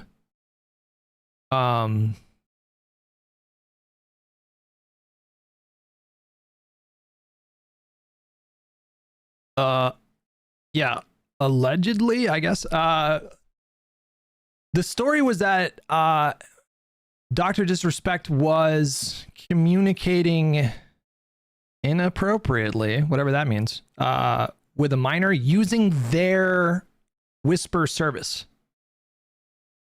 So that's a little bit different. That's a little bit different. Allegedly, that's what was reported, right?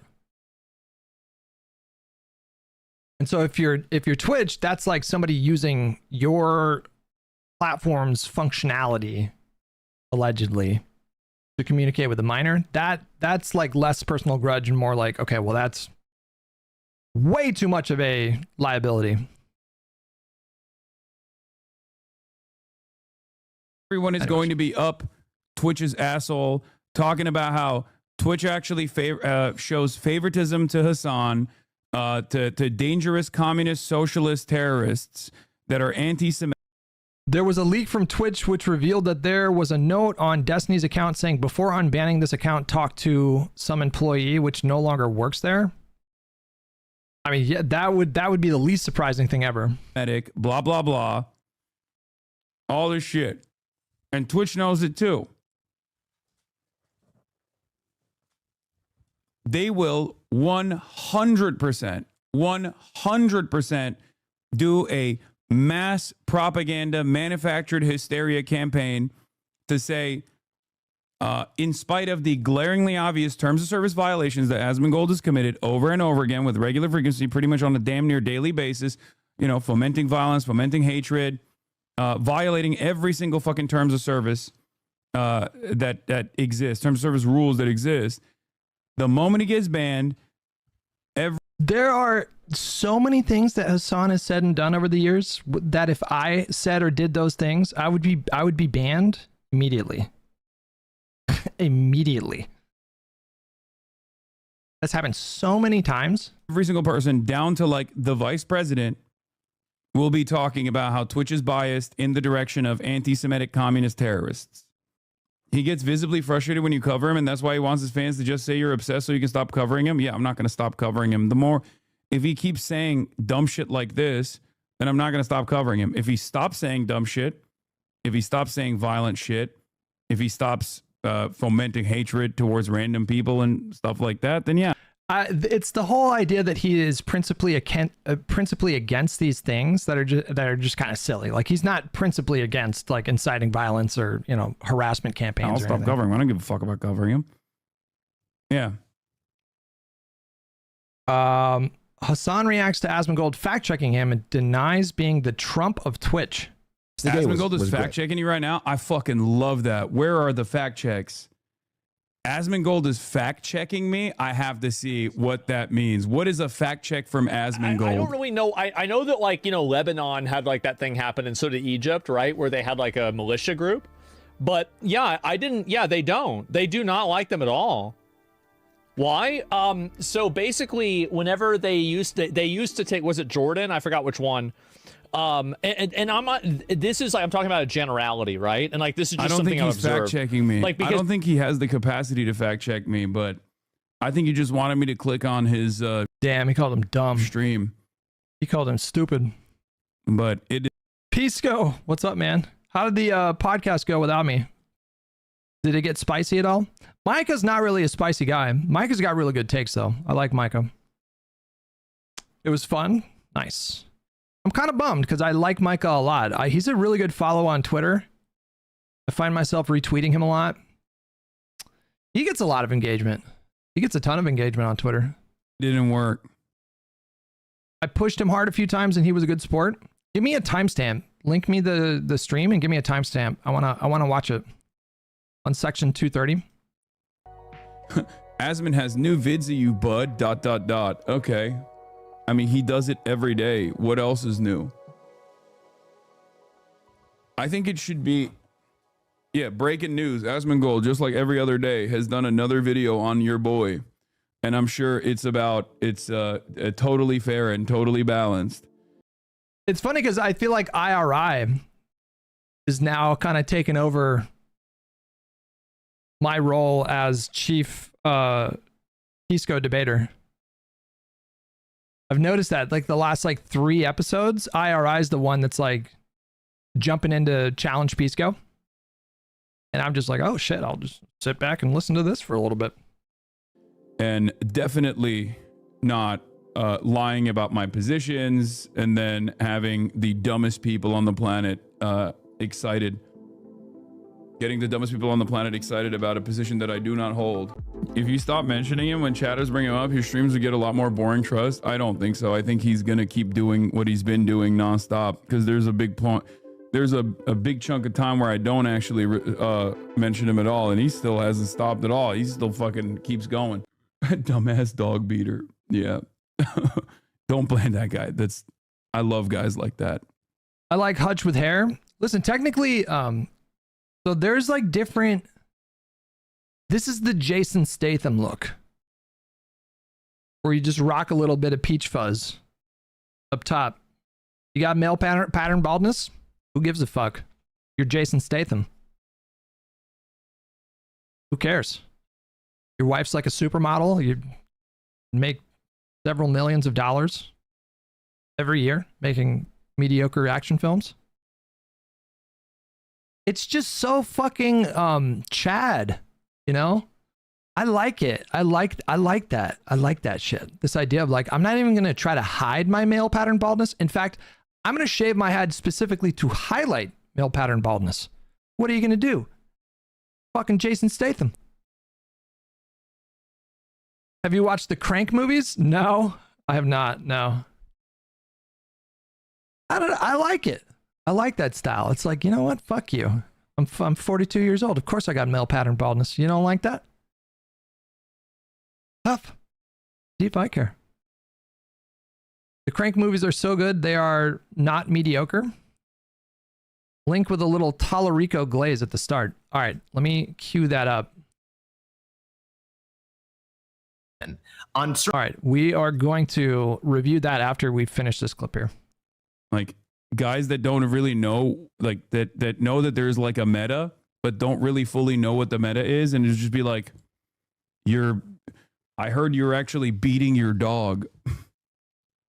You literally are the Donald Trump of Twitch in all the worst ways. You slam your opinions down the viewers' throats, and if everyone slightly disagrees with your point of view, yes, dude, I am exactly like the pedophile protecting multi-billionaire president who actually has a cryptocurrency fraud going that he... I mean, this is just a bad faith reaction, right? Like he highlighted the characteristics where there's overlap with Trump. And is this a Mott and Bailey? Is this a Mott and Bailey, or is this just a straw man? The reason why Hassan is like Trump is because of the way that he manipulates his audience. When it gets down to it, we can get into more specifics, but it's about audience manipulation. Like he manipulates his audience, like deliberately obfuscates, deceives, lies. And I think Hassan, similar to Trump, understands the value of having that level of influence over people. Which, okay, I guess that's a little bit general because like every content creator, I guess, is like in the same boat, but I would go further than that. Like he understands like what you can do with that influence. He understands that with that level of influence, you can actually manipulate people pretty easily. And then he goes further, like his community, they foster there's an intense like in-group, out-group dynamic. Like you're either fully in or you're fully out. There is no in between. And I don't think that exists with that doesn't exist with my audience for sure. There's like there's a wide spectrum of opinion that exists in my chat, I would say. But in his chat, it's very, I mean, we talk about purity tests, but that phrase doesn't even begin to describe what they do. I mean, it's a very heavily enforced in-group, out-group dynamic. That's very similar to MAGA, I think. But yeah, I'd say that's the overlap. Like he understands the power that comes with influence, and he will use it in ways that are very self-serving, I would say.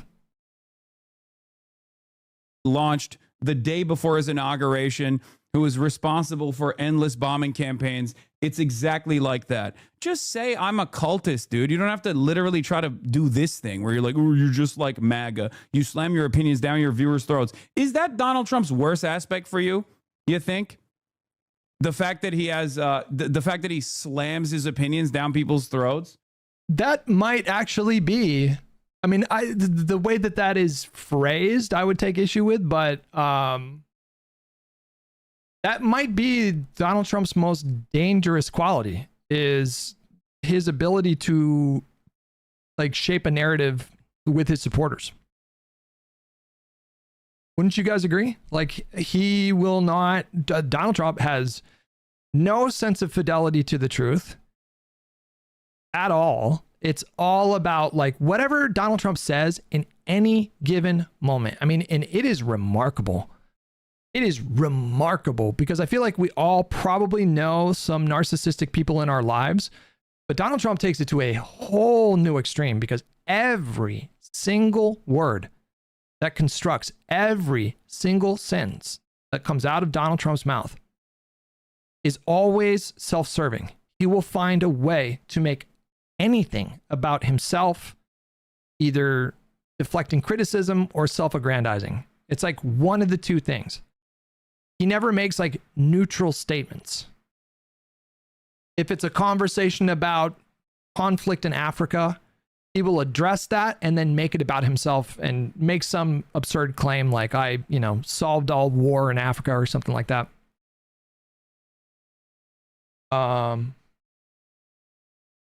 And, Hassan, I would say like doesn't do it to the same degree, but he definitely does it. Like he definitely, like all these clips that we click on, he's always making it about himself in some kind of way. But yeah, anyways. That's the worst aspect of Donald Trump. You could use a much better analogy if you want to. You just want to say Donald Trump because you're fucking lazy. Okay. And no, I don't slam my opinions down people's throats when they slightly disagree with me. Yes, you do. Yeah, of course he does. He doesn't, I feel like he never has chill disagreements. Maybe I'm wrong about that. I'll ask Conduit next time he's in here, because he watched fucking 50 hours of Hassan. But yeah, his mod team will either ban those people or like they never really have like, you never see him having mild disagreements with people. I understand that there is nuance. And not only that, but my fucking audience yells at me all the goddamn time for having any sort of charitability or nuance, specifically in the case of Atrioc, for example. Wait, hang on. My opinions down people's throats when they slightly disagree with me. I understand that there is nuance. And not only that, but my fucking audience yells at me all the goddamn time for having any sort of charitability or nuance, specifically in the case of Atrioc, for example. Everyone in my community was fucking yelling at me. If I was so audience captured, I'd be leaning into whatever the fuck they're saying. Am I audience captured or am I actually fucking whipping my audience all the time? Make up your fucking minds. Okay? It can be both. It can and is both, I think. You can be both audience captured and wield a tremendous amount of influence. It doesn't have to be one thing 100% all the time. It can be a little bit of this on one day and a little bit of that on the other day. Yeah. Because more often than not, if you come in here, and this is a criticism that I think has validity, I'm yelling at my fucking audience because they're being uncharitable. Okay? Well, you'll single out like individual chatters, and then sometimes his reactions are so extreme, like very disproportionately extreme. And then it's like the rest of the audience gets sicked on that person like fucking bulldogs or pit bulls rather. And then the person will get banned a lot of the time. So yeah. The fact that his audience would commit murder for him like yours is the worst. Brother, you are, I'm sorry to say this, but a little hysterical if you think that my audience would commit murder for me. Okay? Yeah, I don't know about that. Maybe one or two. All right, so Pisco, you linked this, and so this was the podcast this week without me, and this was apparently a point in the conversation where it got a little spicy. Certain policies like housing, she's nothing like James Talerico. First of all, can we talk about like, love the outfit? I mean, what a sweater. Love the vibes. I went to Catholic school. I told you guys this 1,000 times, but I went to Catholic school from 2nd through 12th grade. We had a dress code in high school.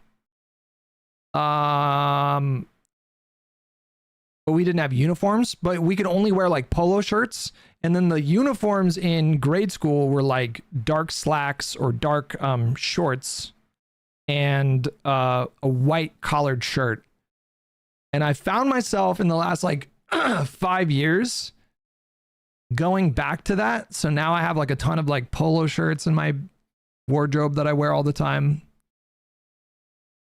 I guess maybe I'm tapping into some nostalgia there. I don't really know, but yeah, this is giving like heavy Catholic school vibes with this outfit right here. Talerico gets it. She doesn't. On Israel, she doesn't get it. Talerico does. And I also think Talerico is targeting a specific demographic that we've been failing with for a long time, which is Christians. I have a super Christian background. There's a lot of Christians. Boom! Fucking told you, bro. Christians that are receptive to a message that's targeted specifically to them against Republicans. Nobody's provided it to them except James Talerico, and I think it has a lot lot of potential. Mm-hmm. I think that's the most convincing pitch. That's the most convincing pitch I've gotten. Can we do 2:30 at some point? I've said the same fucking thing, by the way. I've said the same thing recently, where I actually do think there's a lot of interesting potential for someone like Talerico to pitch left-wing or liberal politics to a Christian voter base. You're not going to get, I don't think you're going to get most of the Christians to change their attitudes, because it seems like the church, like the religious right, the kind of stranglehold they have on, like conservative politics is, it's decades of work having that level of influence. And so that's no small thing to untangle, but and maybe I'm being too idealistic or naive, but I do think that Tallarico could potentially sway a sufficient number of those Christians away from Republican politics and then towards a different kind of politic or a different kind of set of politics. We got the Catholics now, I think. I would assume most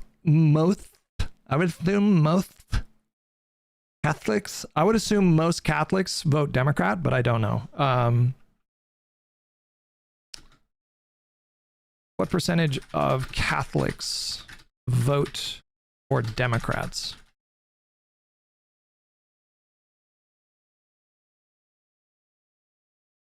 It's crazy because I feel like the Catholic Church has the worst reputation of any church in America. I feel like Catholicism, like in terms of culture, has the worst reputation, which, you know, child rape will do that. Concealing child rape will do that. But probably in terms of like the large denominations, I would assume Catholics are probably the most chill. I would assume. Or one of the most chill.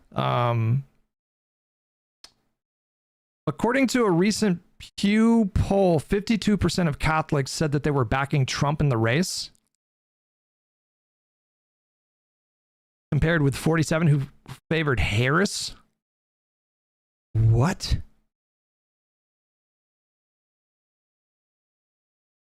Did the church change since I was a kid? Think about abortion, Hutch. Fuck. Most Catholics support Roe v. Wade, bro.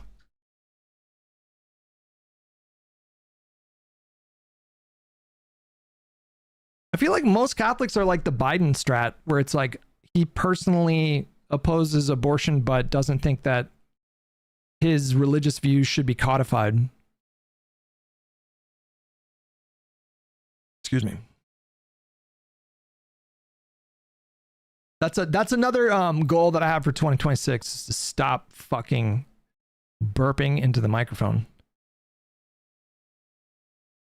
Catholics across the ideological and political spectrum responded with joy, anger, and trepidation to U.S. Supreme Court's June 24 decision that overturned its earlier... Okay, I'm just looking for numbers here. When I looked up polls like a few years ago about how... Because I think I looked it up around this time. I thought it was like 2 out of 3 Catholics supported the right to have an abortion. But I have misremembered many a thing.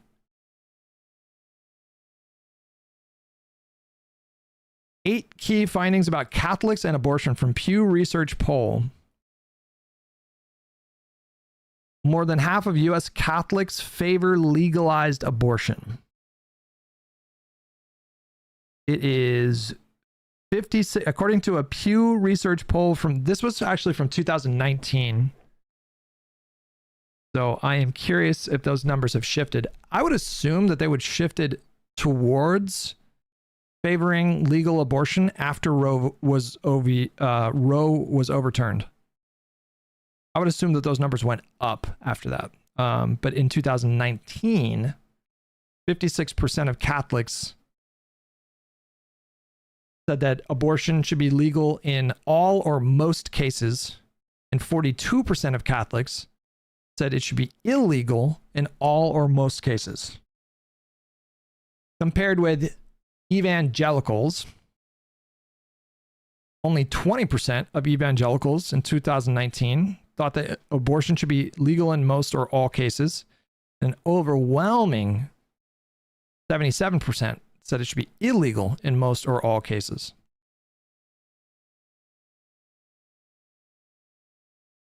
Religiously unaffiliated is a landslide in favor of legal, with 83% saying it should be legal in all or most cases. Only 17% said it should be illegal in all or most cases. So people assume that Catholics are super hardline about abortion. Like, I've seen people make those assumptions before, and that is not true.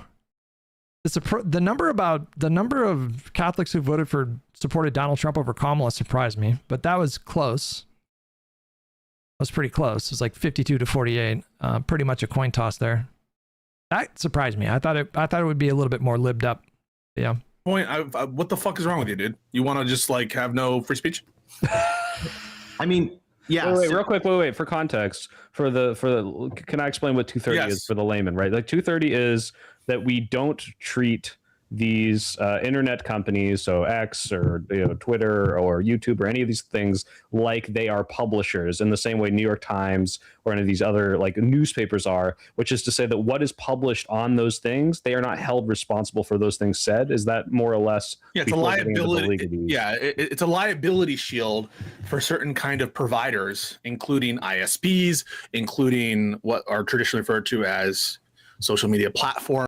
It means the ISPs can't be sued for the content that their users upload, provided they make a good faith effort to comply with the law, I think, right? Like as long as the platforms are making a good faith effort to moderate and make sure that people aren't doing illegal stuff on their platforms, then they are shielded from civil liability for what the users upload, I think is what Section 230 is all about. So that terminology is not in the statute itself, but yeah, it's a liability shield that more or less operates in the way that you suggest.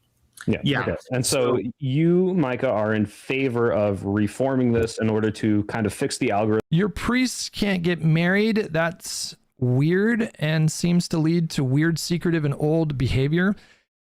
And I don't remember. Do you guys remember fucking what's his name? Who's the author that did the Da Vinci Code and Angels and Demons? Dan something? What's his name again? Dan Brown. You guys remember when the Da Vinci Code went fucking completely ham for like 2 years? It was like Harry Potter levels of... You guys remember that shit? Everybody was reading that shit. I read those books. And the books were structured like Goosebumps novels. You guys remember that? Like Goosebumps novels were always like each chapter was like 1 or 2 pages that would end on a big cliffhanger that was immediately resolved in the opening paragraph of the next chapter. You remember that? He did the same shit with the Da Vinci Code. It was like 150 chapters and all of them ended on these like cheap cliffhangers that were immediately resolved. They were slop, but I fucking loved them. I got into it. I was like, fuck, this is cool, man. I already forgot what I was saying. I don't remember if I got this from a Dan Brown book, but I think I remember because I went through like a hardcore anti-religion kind of like super atheist phase. Speaking of which,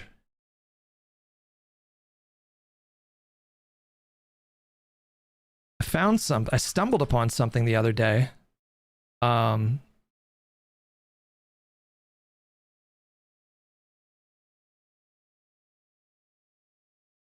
Okay, now I don't know where to, like, do you guys know the creator, The Amazing Atheist? Do you guys know that guy? Anyways, he blocked me on Twitter. The fuck did I do to that guy? He showed up in the mentions of some post and it had that little icon that I couldn't reply. I was like, huh. And I clicked on it. The guy fucking banned me. I don't think I've ever said a word about that guy. I will now. Fuck him. No, I'm just playing. I don't remember where I got this information from, but I think I remember reading something about how the Catholic Church... When did the Catholic Church even start? When did like the papacy become a thing? I think they decided that priests couldn't get married so that the wealth of the priests couldn't be passed down to children and the church could absorb the wealth. I don't know if that's like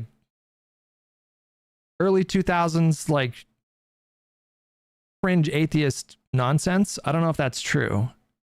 Do you guys remember reading something similar?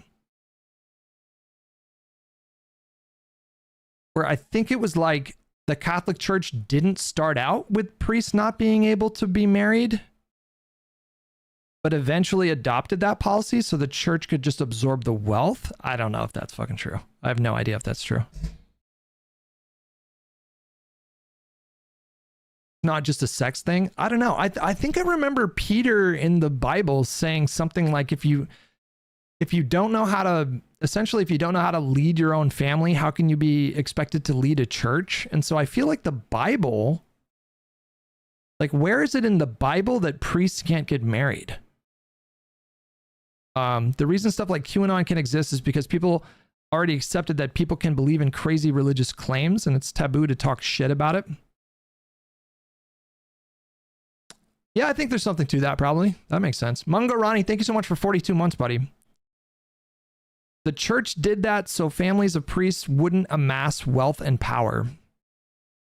I remember reading stuff about this, but I don't know. Was that in Loose Change?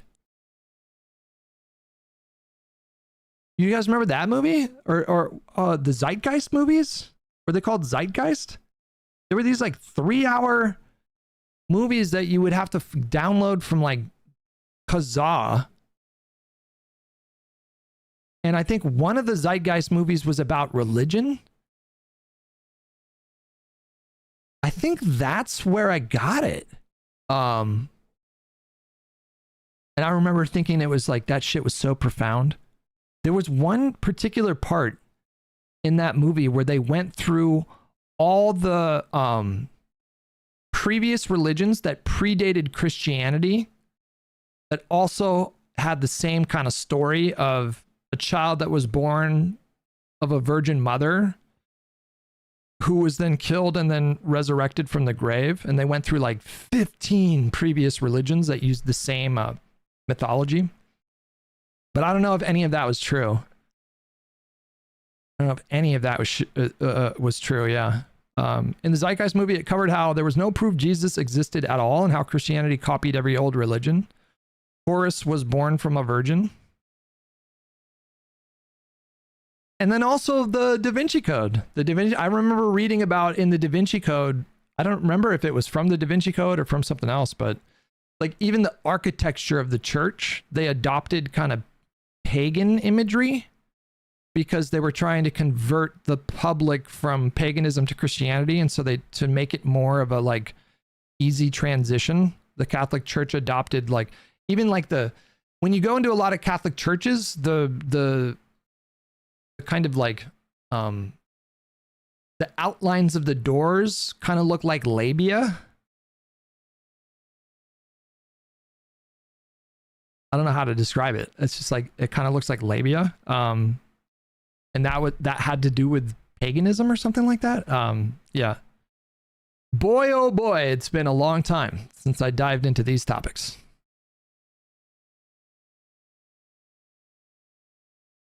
There's a ton of proof that Jesus existed, and the historical consensus is that he did indeed exist. That's not to say Christianity didn't borrow a lot of concepts from other faiths. Yeah.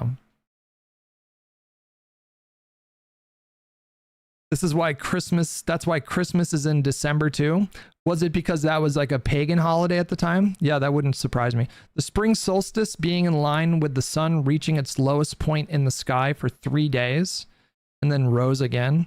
Yeah, dude, you're taking me back. You're transporting my mind back to when I was like 20 years old on a shitty laptop, just watching these videos like, whoa, my whole life is a lie. Oh my God. Dude, I was so into those fucking Zeitgeist movies. I was like a 9/11 truther for a second. For just a second, I was a 9/11 truther just for a quick second. Like, that jet fuel can't melt steel beams. That doesn't make any fucking sense. But you know who pulled me out of it? Fucking Mr. Epstein himself. That guy. Because I regarded Noam Chomsky like he was a wise fucking mage. And he just and the way he said it too was so just compelling. Chomsky was asked about 9/11 truther stuff in some interview, and the way he answered, I was like, yeah. Okay, that's that. Because he said basically a conspiracy of that level would require thousands of participants. There would have to be thousands of people in on that conspiracy. And the fact that nobody came forward with any evidence, any real evidence that there was a massive conspiracy. I was like, as soon as he said that, I was like, yeah. That's kind of the end of that. You know, like that's all I needed to hear. I was like, yeah, okay. That makes sense. I'm sorry. We've gone down like 5 different tangents here. For them and make it so there's not so much Republican slop getting shoved in our faces. Yeah, I don't think that we should pass explicit algorithmic regulation, but I do think that being able to restore the ability for people to sue social media platforms for negligence would be a good thing. And the reason why I think that is there's a lot of acts of political violence and, you know, crimes that harm people that are the result of the Awesome with $5. A lot of that comes from crank theories from the late 19th century that was popularized by Soviet propaganda and the internet. Interesting. algorithms of these platforms. And by introducing potential liability for that algorithm whenever those things are produced, that would incentivize algorithms to, that would incentivize social media platforms to reform their algorithm. Now, the counter argument to my position is they're going to just shut down political discourse, or they're going to silence people, and it's going to be really bad. Wait, I kind of like that though. I'm going to make two imagine arguments. filtering all politics out of social media. I know there's a lot of downstream bad things, and I'm kind of taking the piss, but at the same time, like, imagine if you had to talk politics in strictly political outlets on strictly political. Didn't Threads ban political conversations? Didn't Threads start by doing that? I don't know if they still do that.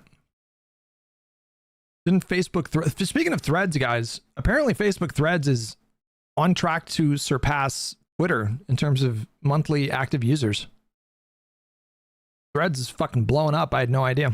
Channels, and like it wasn't getting shoved in your face on Facebook and Twitter and YouTube. Like, yeah. Like, I'm going to make two arguments. One argument is my ideal world, and the other argument is if we only can repeal Section 230.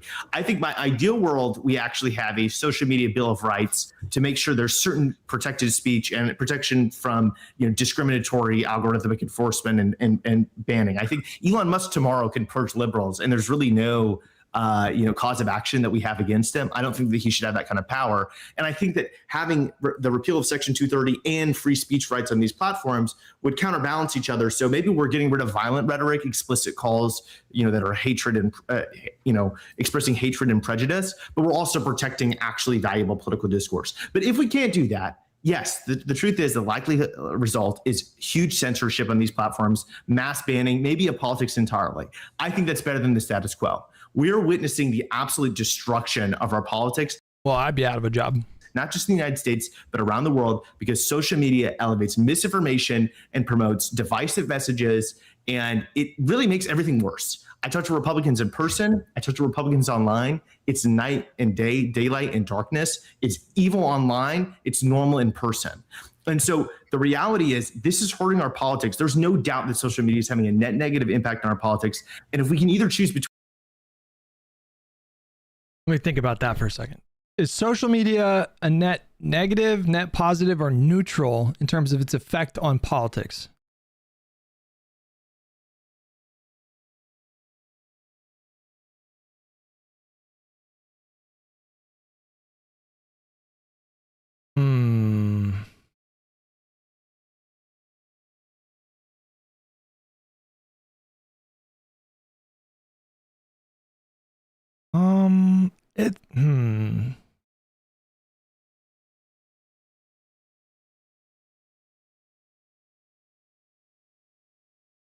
Yeah, I agree. I agree that it's net negative, but there are some pretty significant positives that we would have to unpack as well. That's a pretty complex thing to unpack. Because there's like a couple different things that can be happening at the same time. Like, with the technology that we have, you can argue, is this contradictory? Like, I think in some ways it's a lot more difficult to lie to people in the way that politicians used to. I know that sounds crazy. And at the same time, it's also easier to lie. I don't know how to explain that and how they both can, how both of these things can be true at the same time. I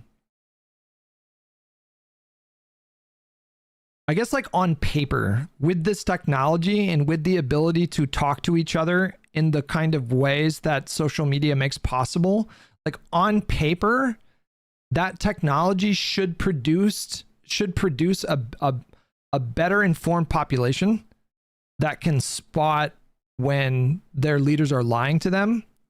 And I think that is the case for a lot of people, but I also think that it's the case for more people, that it has made them more susceptible to propaganda as a result of echo chambers, which just really strongly reinforces preconceived notions, cognitive bias. I think more people are more susceptible to propaganda, but there are, I think, a lot of people that are less persuadable or less easily manipulated. Dawsvidania with $10. Negative, easy. The way algorithms and engagement works means the more extreme takes get way more engagement, and that provides bad incentives for even the more reasonable people. Yeah, that's it. Yeah, there's also these incentive structures that are in the social media platforms that are really bad. Like there are entire industries now. Like it's a job that pays people money. A lot, you know, for some people, unimaginable sums of money. And dishonesty is heavily incentivized. Like Tim Pool, I think, is the best example of this. Tim Pool, I think, is the worst example of grift that exists on social media. For a lot of the people, they're either crazy or like really dumb. Like Candace Owens, fucking crazy. Dave Rubin, just really dumb. And I think both of those people do a bit of grifting, but I think Tim Pool is like the best example of just pure grift. Like that guy, I think that guy spends a lot of his time thinking about analytics, you know, number go up and just maximizing engagement bait. Like he wasn't always like this, but if you go to his social media feed, it's just 100% rage bait all the time. Obviously, Asmongold is another example of, like, I don't think that people are naturally inclined to do that kind of thing. Like, I have a better opinion about people, like human beings, like baseline. I think for the most part, people are not naturally inclined to rage bait people and do that kind of thing. But there's this heavy financial incentive to do it now. And so either consciously or unconsciously, you have these creators that kind of get radicalized by their own audience and by the algorithm itself, like the pursuit of engagements, clicks, revenue. And it's just like this really vicious, like, vicious is not even the word for it. It's a symbiotic relationship between their creators and their audiences. It's not just in right-wing spaces. It happens all the time in left-wing spaces as well. But it's this really toxic relationship that creators have with their audiences, where they're both kind of radicalizing each other. But I do think that there have been some really important positive aspects of social media that have helped a lot of people in terms of political engagement. It helped to make them more informed. But I would just say, like, obviously, I think the people that have become radicalized by algorithms and these kinds of things is probably much higher than the people that it has helped. Smodge and Hutch running duos and Arc would be fun. I think solos is like the superior experience for Arc Raiders. I think solos is like a more pure, better experience for me. Austin with $20. My goodness. I do think there will be an eventual tipping point where people are just going to throw their hands and go outside and touch grass. There's also studies that show that boomers are more likely to believe nonsense. The boomer generation and the silent generation are retired for the most part. And they're, you know, I can't prove this. I can only speak to what I've observed with my boomer dad, where he spends a lot of time looking at his phone. A lot of time looking at his phone. My dad is looking at his phone, I think, probably more than Gen Alpha, because he just, you know, he's kind of immobilized now. So he's physically limited, and so he sits in his chair and he looks at his phone. And yeah. Dosvidania with $5. One more. The constant vomit of info content, even if it isn't believed, creates a lot of confusion as to what's real, and that's done purposefully. Yeah, and you know, now, like, not to go back to that argument or conversation, but you know, I think 2026 will be, I think 2026 in many ways is going to be I don't even have to say it, do I? You guys know where I'm going with this. I think AI is going to play a really significant part of 2026 in terms of like obfuscating deep fakes, you know, poisoning of the political discourse. It's already really bad. It's already really bad, and it's going to get, like, I think 50 times worse. Between the status quo and it basically going away, I prefer for it to go away. I think it's complete bullshit because the end result of it, is going to be one, transferring power to litigants, deep pocket litigants, who are not going to have this kind of socially beneficial sort of perspective that we would think that they want to like fairly hold these social media companies accountable. Though they can be held accountable in different kinds of ways through different kinds of regulations. You know, you mentioned one as that even Clarence Thomas seems to agree with, is regulating them as almost like utilities, that kind of shit. Those kinds of regulations can be enacted and things like this, but this is specifically treating them as the publisher of content for which they have like sort of interactive users, and that is just going to cause the amount of discourse on these sites to dramatically decrease and more draconian restrictions to be put in place at the times when the tech companies are in the hands of totally fucking freako weirdo conservatives who are bending the knee to Trump. The courts are in the hands of conservatives, and you want to give power to the courts to adjudicate issues where conservatives are probably going to be suing the platforms to be more infringing of speech of Democrats and left-wing people. I think it's totally insane. We want to. Well, no, we're going to sue too. I mean, we're going to sue, like, whenever somebody incites violence. For instance, it goes to the Supreme Court, Mike. This is going to be a federal cause of, you know, or you know, someone from will bring this before the federal courts. I know that it's a matter of tort law, you know, state law, whatever, but there's going to be some embedded federal issue.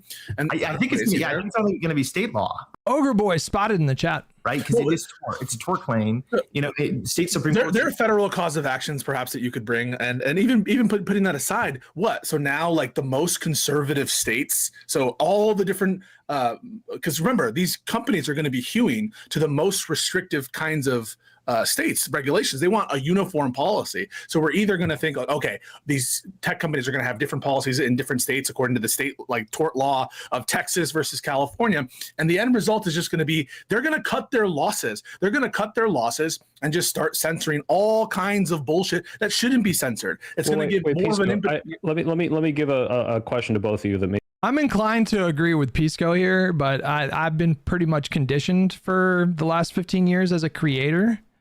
Because there have been a few different moments where Section 230 was on paper imperiled, and I just remember the discussion around these issues every time was like, you know, if these changes occur, it'll basically be the death of these platforms as we know it. Which I guess is Micah's point. Like, he's saying he would rather that than the current situation. Maybe we'll make you think about this. So for Pisco, they already do that kind of like with different countries, right? Like the laws of Twitter in America are different than in Turkey, than in countries with more censorship, and they have to capitulate to that. I don't know. I didn't go on Live and Learn this week because me and Esme went to this lovely hotel on Monday and did a little hanky-panky. Also just relaxed and watch programs. Which countries they've completely pulled out of. It seems like for the most part, it's more beneficial for them to capitulate to whatever that government is. But while you're thinking of that, yeah, Micah, I guess to Pisco's point, what happens when you're in Texas and they've said, hey, we now say that saying that transgender people are... I used to do this thing sometimes where I would just, I would have sex and then I would tweet out a link to the music video for the Lonely Islands I just had sex.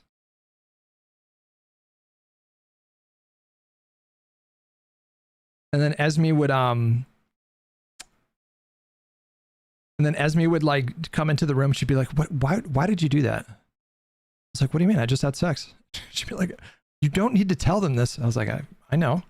Are valid is it felt right at the time. Call to violence because that is saying that you're going to come after a child and mutilate them. Therefore, you cannot even mention transgenders on, Swani Bird with $10. Hey Hutch, man, I feel like I haven't seen you stream since last year. So funny, I forgot to laugh. Haven't heard that joke before. Swanee Bird, thank you so much for the $10 donation, buddy. As a matter of Twitter. Texas state tort law. Yeah, it's just as a matter of fact versus like, oh, but saying that the election was stolen, that's totally fine, right? Like now you're gonna. Yeah, exactly. The people need to know. As me, that's why I tweeted it out. The people have a right to know when I just had sex. There's a lot of ways that this could go really bad, where you and I could agree, yeah, maybe if there's just no politics on any of these platforms, it might be better. We could go back to the happy web. Have you ever had sex? I have. It felt great. It felt so good when I did it with my penis.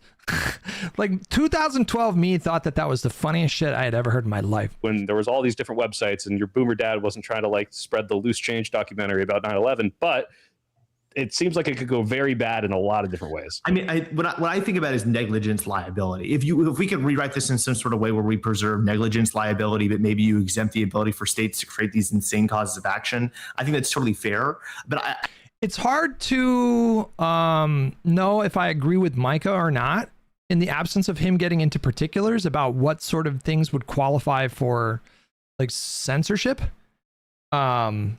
And maybe he does as the conversation moves, but I think of a specific case. There was the Colorado shooting, which happened, one of many shootings by a white supremacist 15 or 16-year-old, a neo-Nazi who was inspired by some rhetoric that he had seen on platforms, including X. I think X should be liable for those kids' death if they were negligent in the content they were feeding him. And I think what we'd see is there would be obviously a crackdown. But here's the reality. We're seeing... And this kind of feels adjacent to the conversation we were having before about the pretty recent case of ChatGPT affirming somebody, literally affirming someone's delusions, and then that led to, or potentially led to, the person killing themselves and their mother. You know, it's a similar kind of conversation that we're having here. We would just have to define what negligence means in this context. And in order to do that, you'd have to get into more particulars. A huge radicalization of young people towards Nazi ideology, towards Holocaust denial.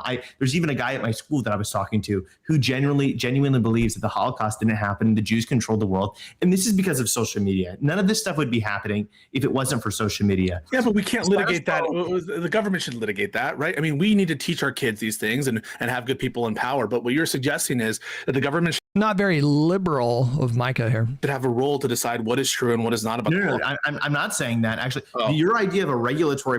I hope this is a developing trend. Gen Alpha's disdain for AI. I wonder, do we have polls on this?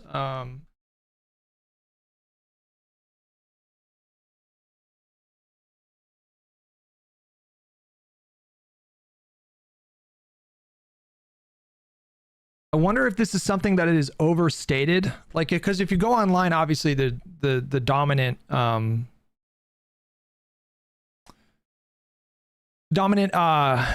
narrative that you see online is very anti-AI. But I wonder what is actually happening out there in the world. According to a new Yahoo YouGov poll, more than 8 in 10 Gen Z adults now say they have used an AI chatbot such as ChatGPT, Google Gemini, Microsoft Copilot, Claude, Grok, or Meta AI. Only 33% of their boomer parents and grandparents, however, can say the same. while AI chatbot is higher among Gen Xers, 54%, and millennials, 68%, it's nowhere near as ubiquitous as it is among Zoomers.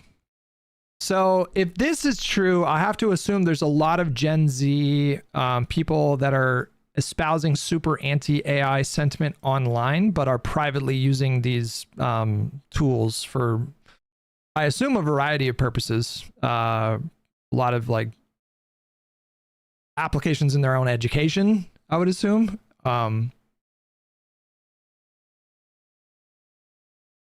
But yeah, sure seems like Gen Z is very much using, adopting AI as a part of their regular routine.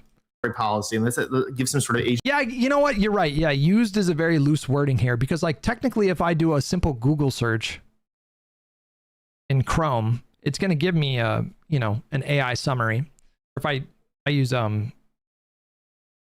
Microsoft Edge as my browser, and Copilot just pops up. Is that them deliberately seeking AI, or is that AI just being put upon them or whatever? Agency discretion over regulatory social media companies is far more dangerous than what I'm advocating, because that would give an executive administration like Trump, under unitary executive theory, the ability to actually unilaterally determine the regulations that are applied to social media platforms. I don't want the state to have that power. I want juries to have the power to determine what's negligent. But it won't be. Yeah, but the same juries that are being influenced. We would obviously need to talk about like the chilling effect here, right? Because if the platforms were that vulnerable to litigation, they, I think, just very obviously would do what Pisco is saying that they would do, which is just, in order to avoid as much risk as possible,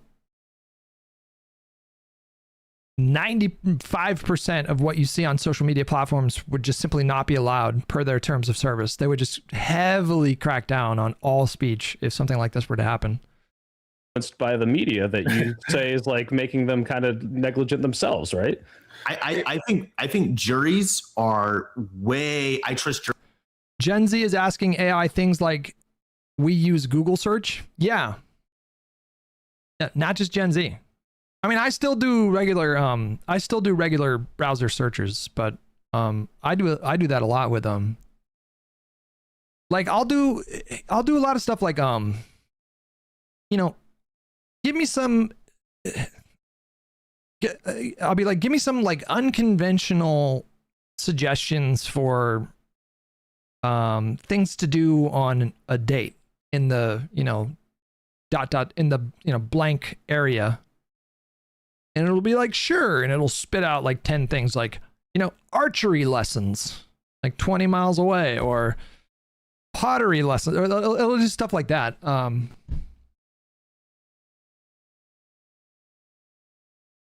And then obviously like a lot of like, I've spoken recently about troubleshooting.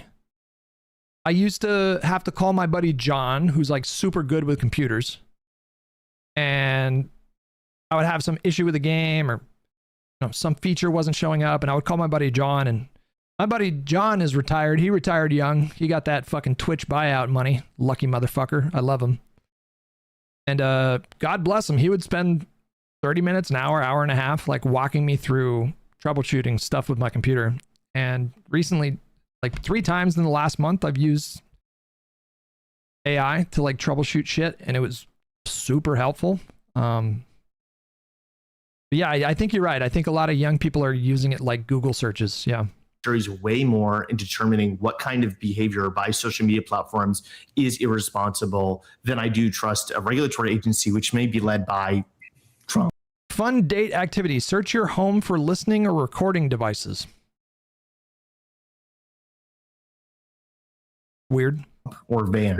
This is the kind of theory of culpability, which I think is not good for policy reasons to go down. So, for example, why wouldn't this apply to the Charlie Kirk shooter? I mean, it's dangerous rhetoric to call him a fascist, and regardless of, and there's a proximity between what he said. Why couldn't this lead, for example, negligence suits against Discord? What I think would happen if you fully repeal this, I mean, I think you might want to have an exemption for like messaging platforms. I think like the standard of negligence might just be different for those different types of platforms. I don't think it should be universal. Like obviously different platforms are different and juries will approach them differently. Maybe you want to have some sort of carve out for specifically messaging platforms, which are kind of. Well, then what differentiates Discord from Twitter? If Twitter is just a Discord thread, but in a longer, more, there is like there's some clear things that delineate. And now you're expecting a jury to understand the distinctions between these things and apply this in a even and understanding. Like, but you're saying this like it's something that's like totally foreign. Negligence. I think it's idealistic. Tort liabilities apply to everything except for this exemption that we've written. Like it already works this way for literally everything else. The question is, should we exempt these companies from any responsibility for their own behavior or not? This is a special exemption that we provide them. And I think no. I think we have a similar exemption for firearm companies. I don't think that firearm manufacturers should be exempted from negligence liability. Now, like the standard of negligence that we apply to them is going to be different based on the platform. And I don't know, maybe we could have some sort of limitations for. I still haven't even shot my giant revolver, guys. I still haven't even shot it.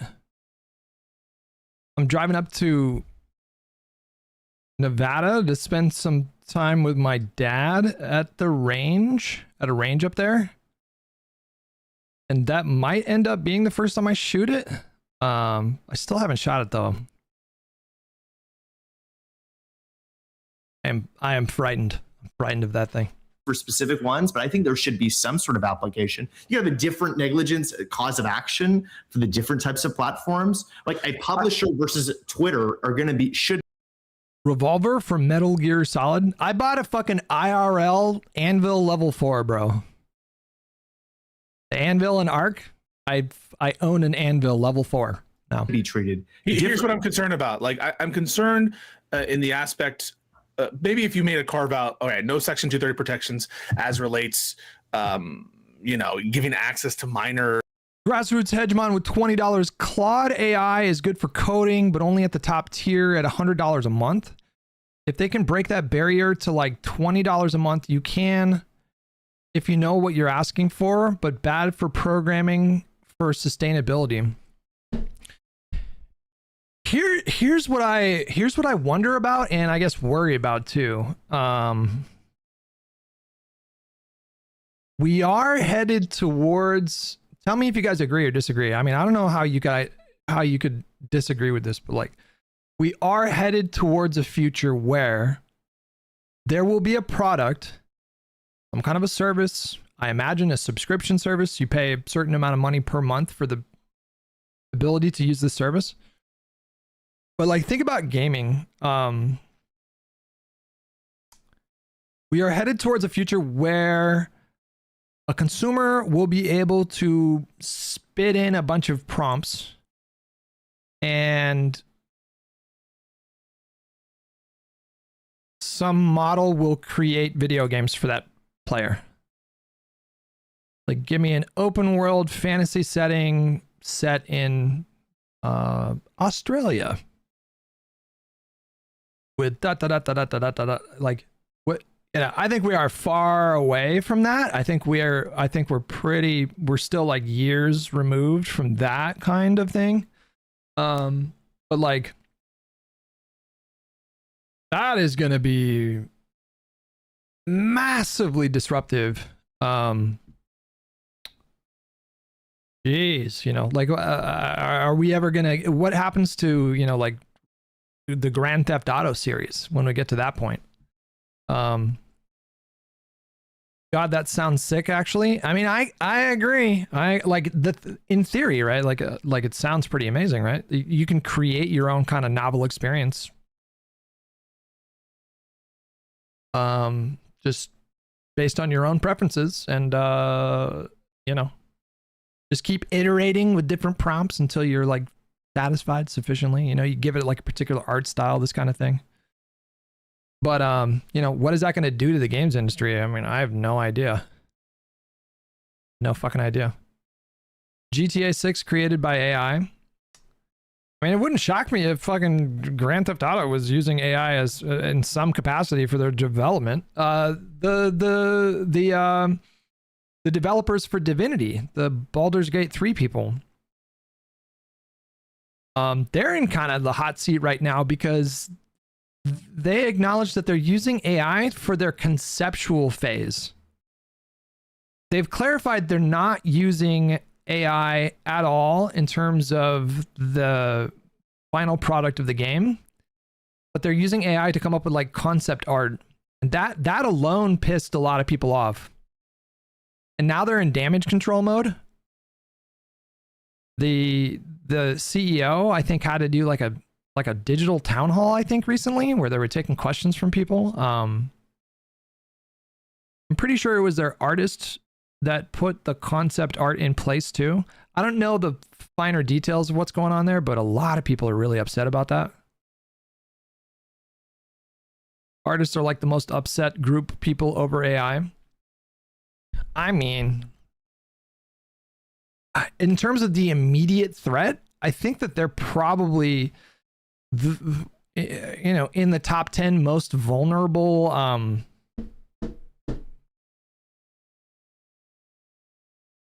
occupations in terms of displacement right now. Yeah, they have a right to be, I think, pretty upset right now.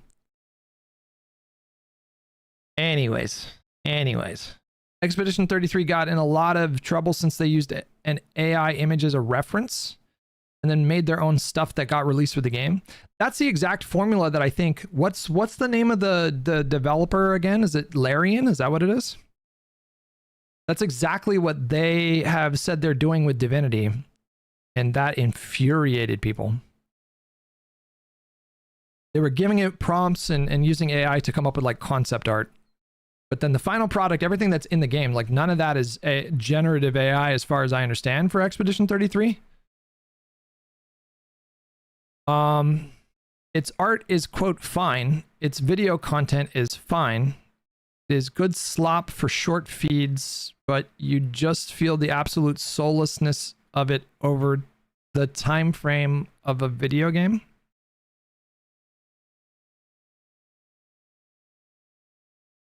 I think I got a little lost in that sentence, but yeah. Anyways, yeah. I've dabbled with that from an artist's POV. It's horrible. I can't speak to that. I have no idea. Can't speak. Yeah. To this group of I don't want to say CSAM people, that kind of stuff. Maybe if you have it carve out to the specific kind of worries that we're talking about, but the worries that you cited aren't those kind of more tailored, more specific. What about the children type stuff? It's like social media generally. Misinformation generally. You see these social media organizations as engines for misinformation and disinformation.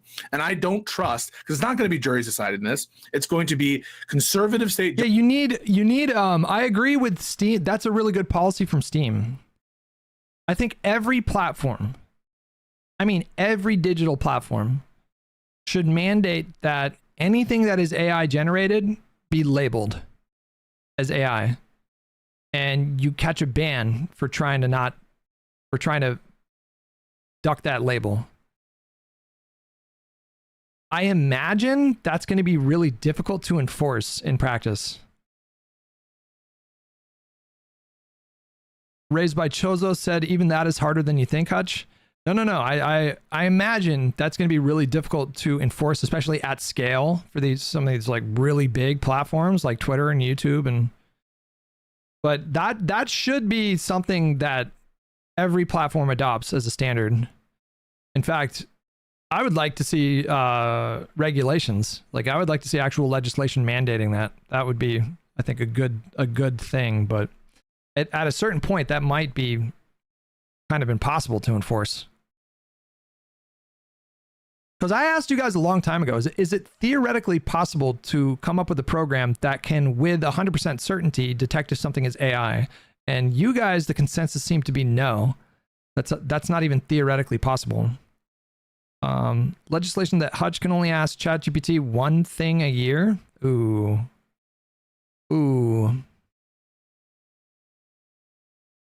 There's no point in paying artists that can't make better art than AI, no. But if that's the best you can do as an artist, society isn't obligated to sponsor your hobby. Ooh, you're sounding ruthless.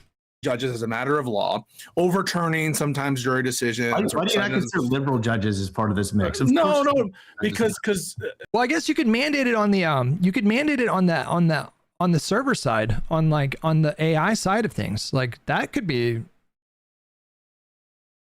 a, ooh, I like that. Imagine legislation that mandates Grok, Claude, ChatGPT include a digital watermark for all AI generated content that can be detected by software. And like that would be, I'm sure somebody else has thought of this, but like that could be a good way to do it. Yeah. Google already has that. Nice. Because to the extent that liberal judges are imposing, liability. How do you do that for development? You don't. For like game development, you don't. Yeah. Ability for conservative type decisions, you're going to see the reaction on the other side for the conservative states and the tech companies, which are already at this point, they're bending the knee to the conservatives and they're like fucking out there in freakoids.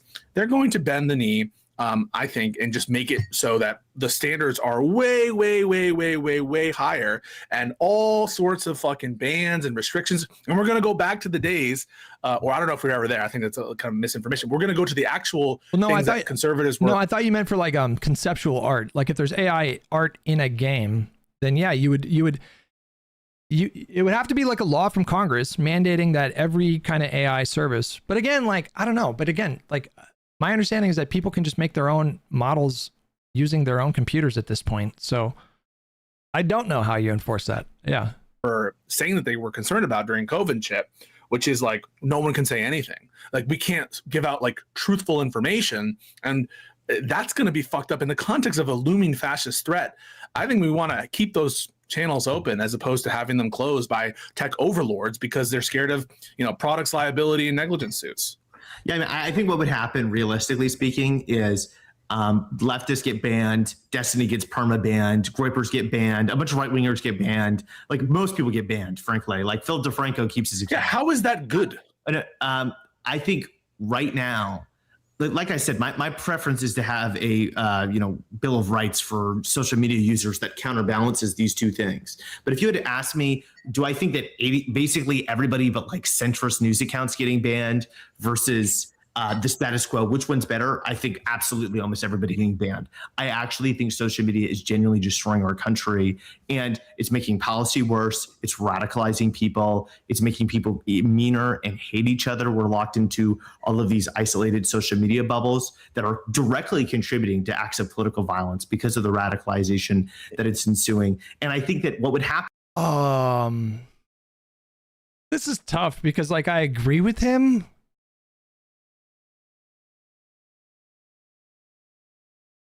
Like it's almost like thinking about like a pandemic.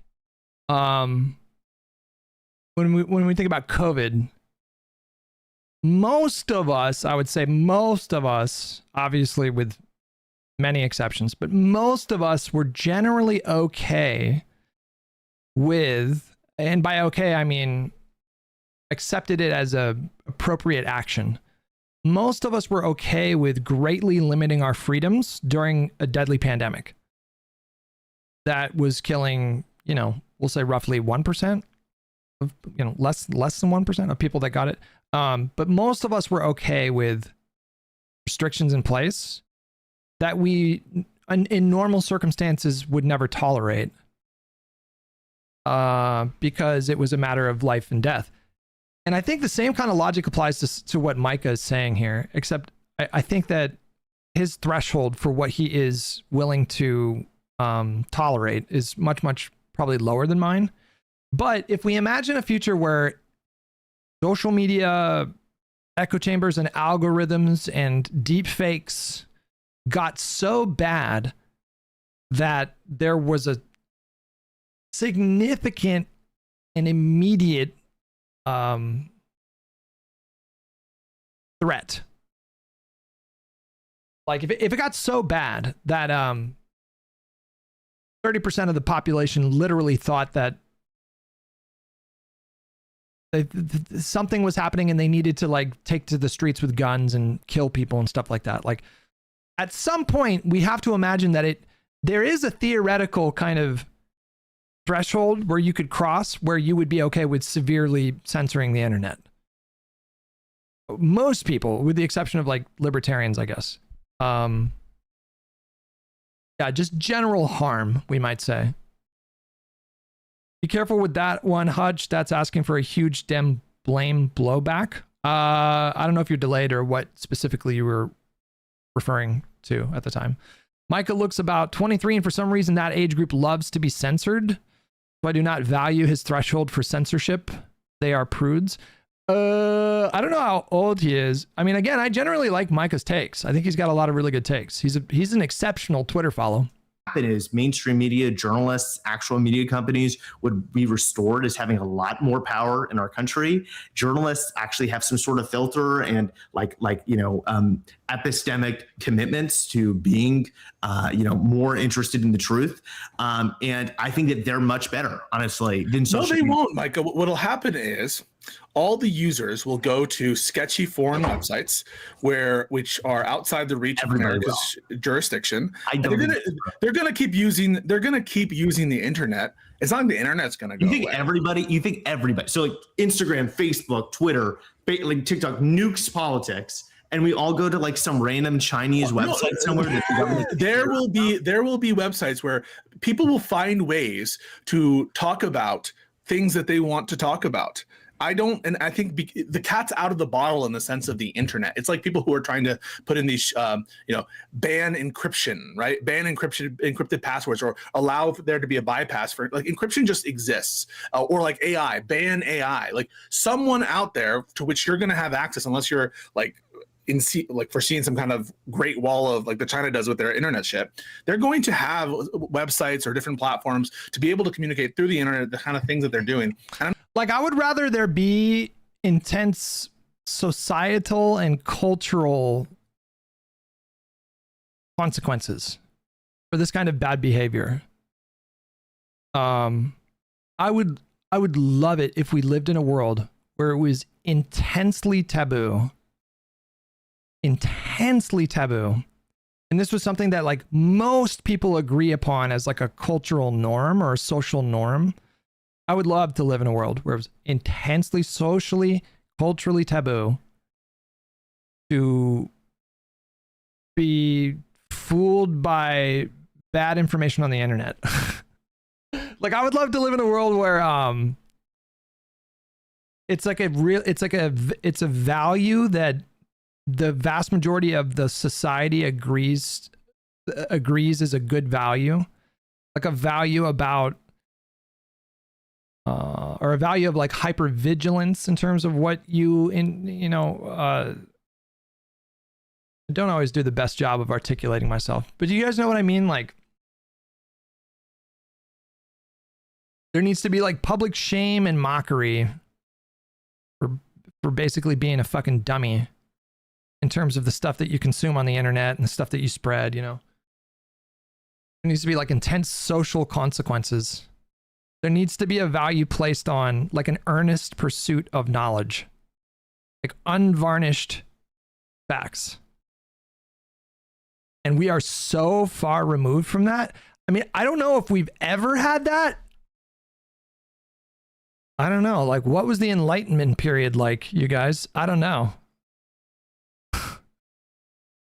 I don't know if we've ever had that, but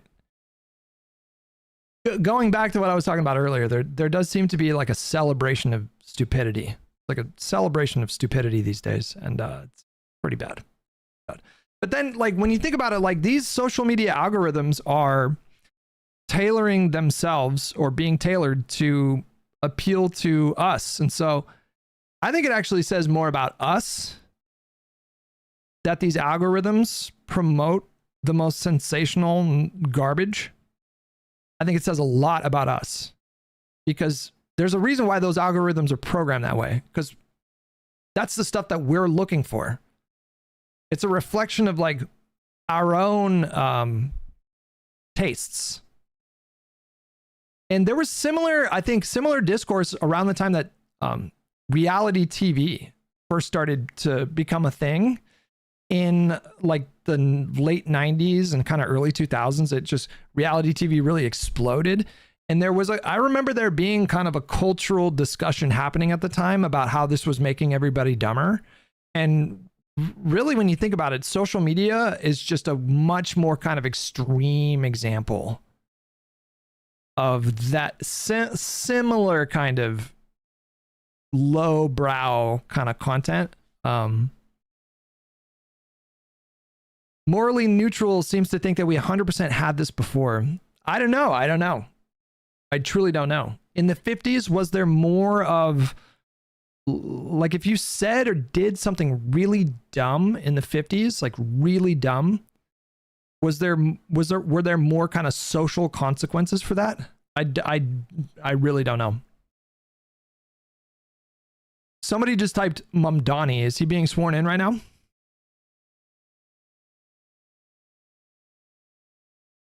Don't know. I'm not so sure that our experience, like there were massive bandwidth. Reality TV literally led us to Trump. True. I didn't even think about that. Yeah, true. Of certain types of people and certain types of ideas, anti-vax ideas, for example, in certain places. And I don't think that the result in our experience has showed that that's been helpful in clamping it down. And to the extent that social media itself is a problem, that's just the cat is so out of the bag there that I don't know what we can do about that. Can I give you an alternative proposal that we might agree on?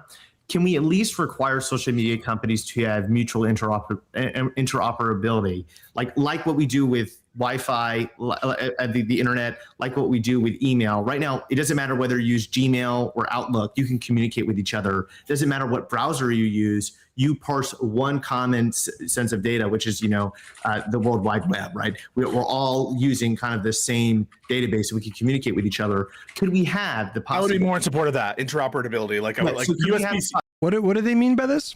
USB-C is like the standard charging thing. I'm okay with those kinds of standards if they're content neutral. Well, yeah, so here's what I'm saying. Like, I think one of the reasons why social media is so bad is because it's naturally monopolistic. A lot of people didn't like Elon's takeover of X. They don't like what he's done with the platform. If he banned a bunch of liberals arbitrarily, at least if it wasn't a super critical mass, he probably could get away with it. And nobody would leave, right? Because they're so entrenched into the natural monopoly of Twitter. It literally happened, Micah, right? Like when he started banning those liberal journalists because they were reporting about his flight logs, and he called it like his assassination coordinates, and it was this massive bandwave of. I don't think that was a journalist that did that.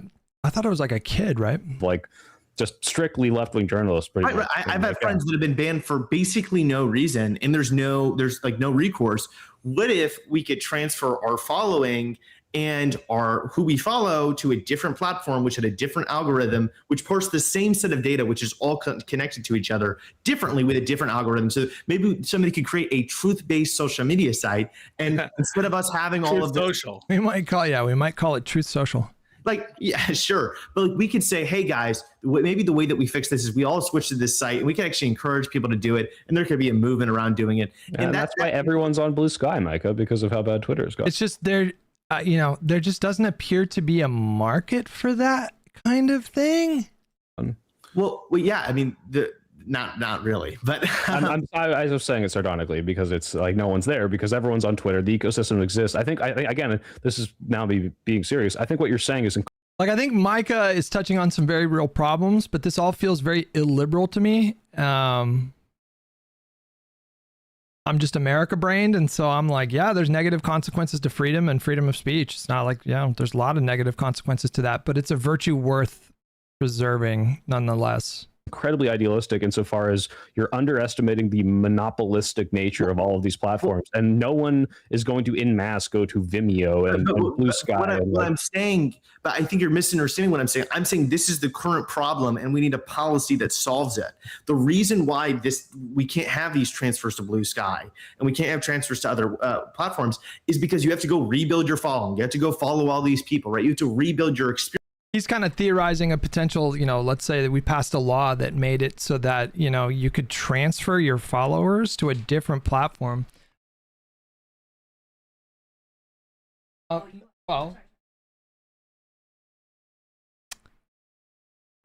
He's talking about basically the idea of data ownership. It sounds like he's saying like you should be able to press a button and, transfer all your followers to a different platform, but I don't know. Like, I don't know. That is difficult to imagine. Because I feel like every company would just sue because it was like, because it would, I don't know. That's like a really extreme reaction to the kind of monopoly that he's talking about. Experience there, and a lot of times the friends that you have there are not there anymore, right? They're not on this new website. If we require them to be mutually interoperable, which the system already exists for this, they're trying to do this with the metaverse platforms. You could just directly transfer all of your followers and everybody you're following to the new website. I can interact with your posts that you're posting on X on Snapchat or whatever, right? It's one common database of information that each. I mean, it's interesting. It's interesting to think about. It's just so.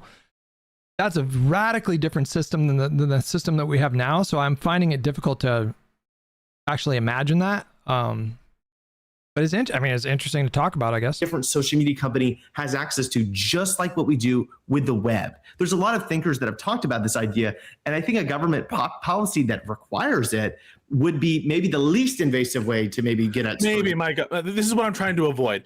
I am trying to limit the amount of bottlenecks that exist for bad faith actors in our system to take hold of, whether that's bottlenecks in the form of certain kinds of regulation. I'll just to respond to your point about regulation there. I think what I'm proposing isn't necessarily, strictly speaking, a regulatory body to produce, like, do rules in the sense of a, some kind of agency, a traditional federal agency, but more like what you suggested, which was like a Bill of Rights, for which maybe there is a cause of action, but on behalf of the user, with respect to their interactions with the platform specifically, not them standing in the shadow for someone else. I want to reduce bottlenecks because I think that the decentralization, both in terms of the state versus the federal experience in the age of Trump, has been our one shield.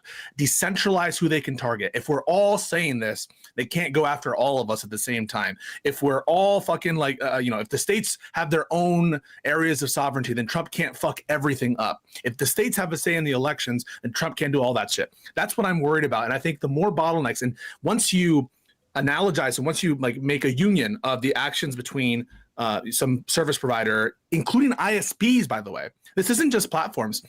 Section 230 doesn't just protect platforms. It protects ISPs.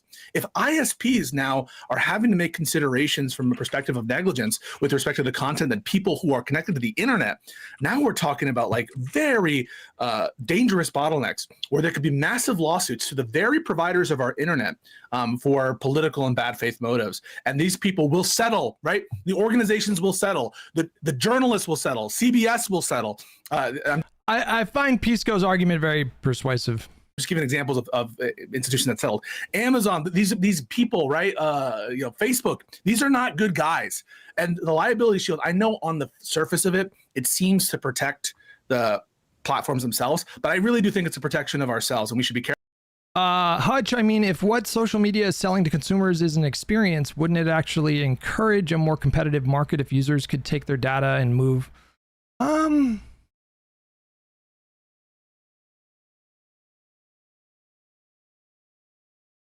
I suppose. Yeah. Yeah.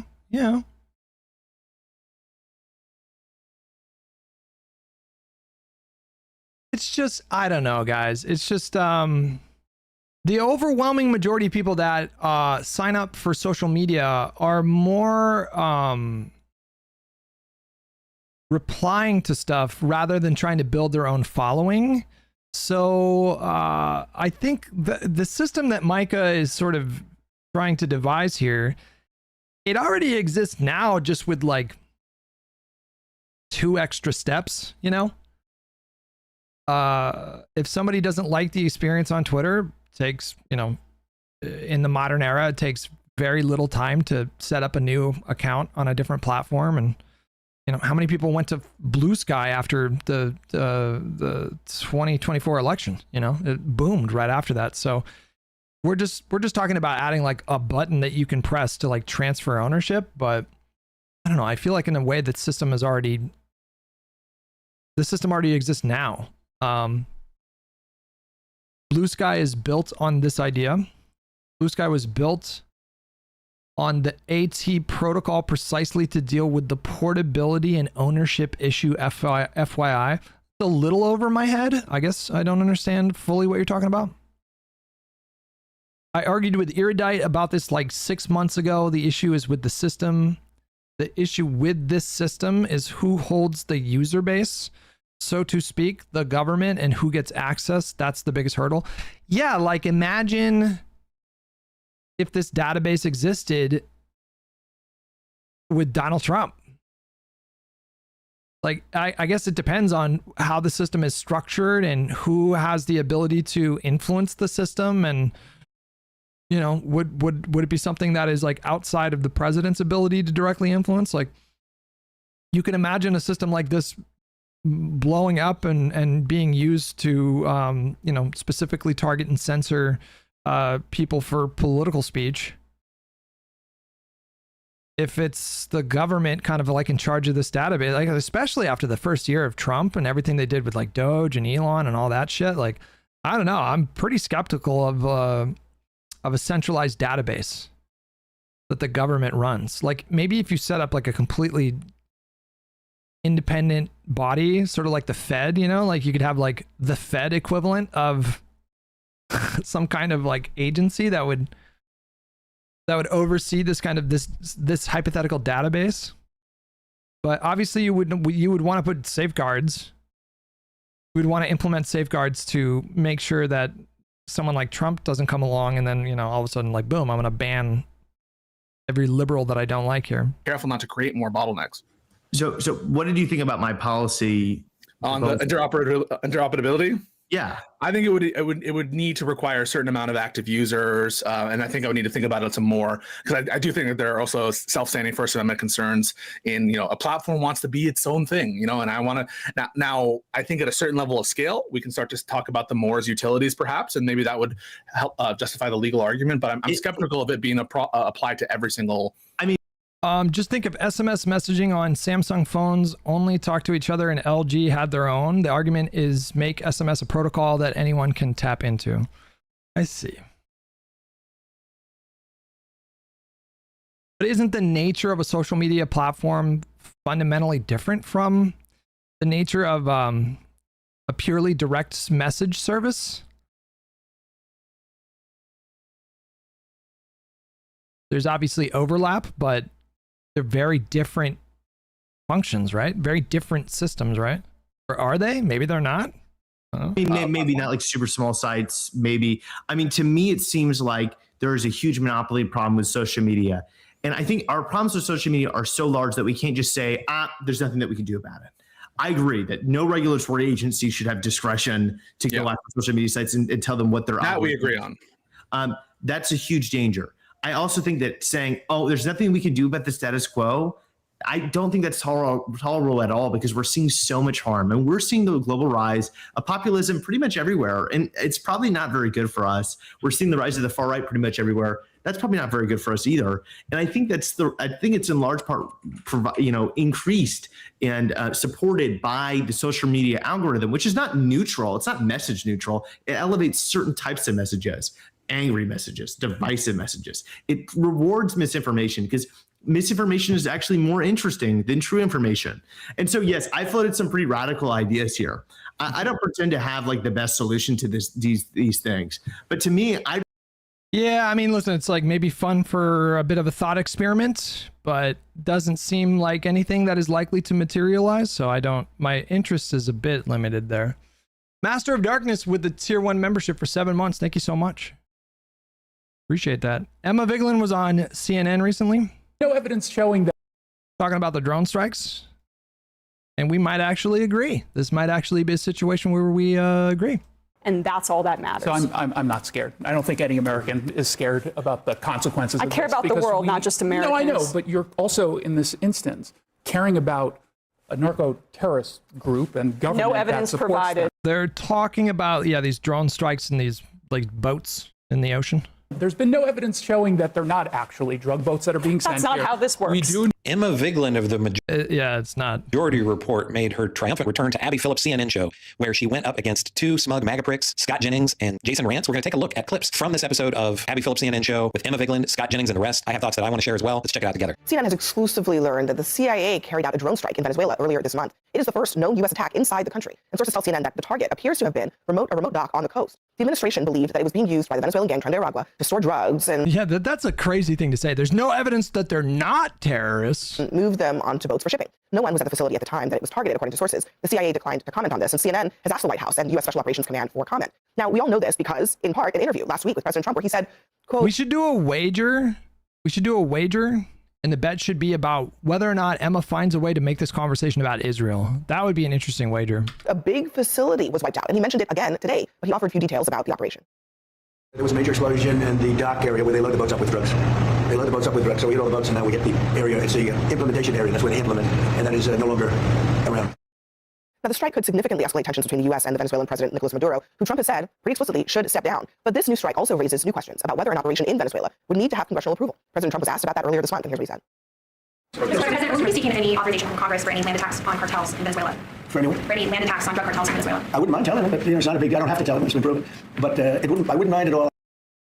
I'm joined at the table by Scott Jennings, Jamal Simmons, Rena Ninan, Emma Vigland, and Jason Rance. And Rena, let me start with you because this is kind of where I think things seem to have been headed. Lots of questions tonight about why the CIA, not regular military forces, which are in the region. But what does it tell you about how this is escalating and progressing? Some of the language that's been used has been focused on whether the legal authority is there, what they're hitting exactly. You're hitting a foreign country on sovereign soil. You better be ready to expect the consequences on that. What's interesting is we've heard silence from the government there in Venezuela. What's also interesting is traditionally bombing is not the way people go after dealing with drug dealers and the drug industry. And is there any current effort in the courts to block Trump from being able to do this? Has this been settled? Is it being currently litigated?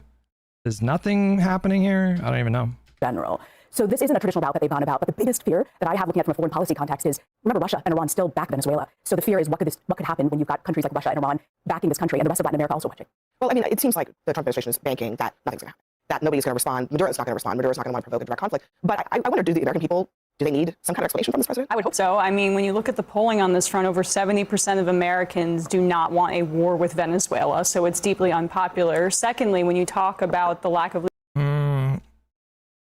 what do I could be wrong, but I think a slight majority of Americans actually like the boat strikes.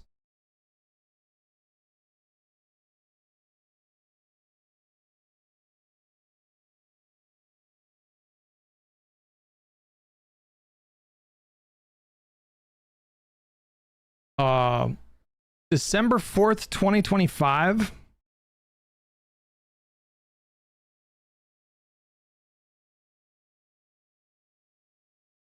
A little more than 60% of Americans support using military force against suspected drug traffickers, according to new polling data.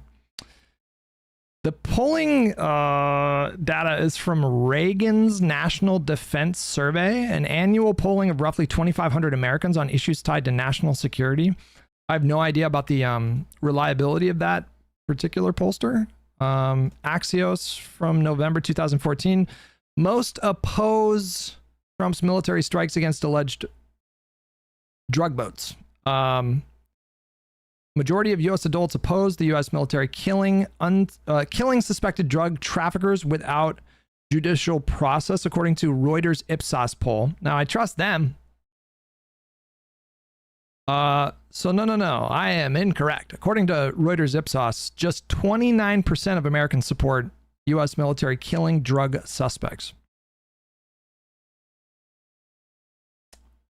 21% support military action to oust Maduro, and 31% back non-military means. Okay, all right. I think I'll trust Reuters Ipsos over Reagan, whatever the fuck that was. Legal authority here.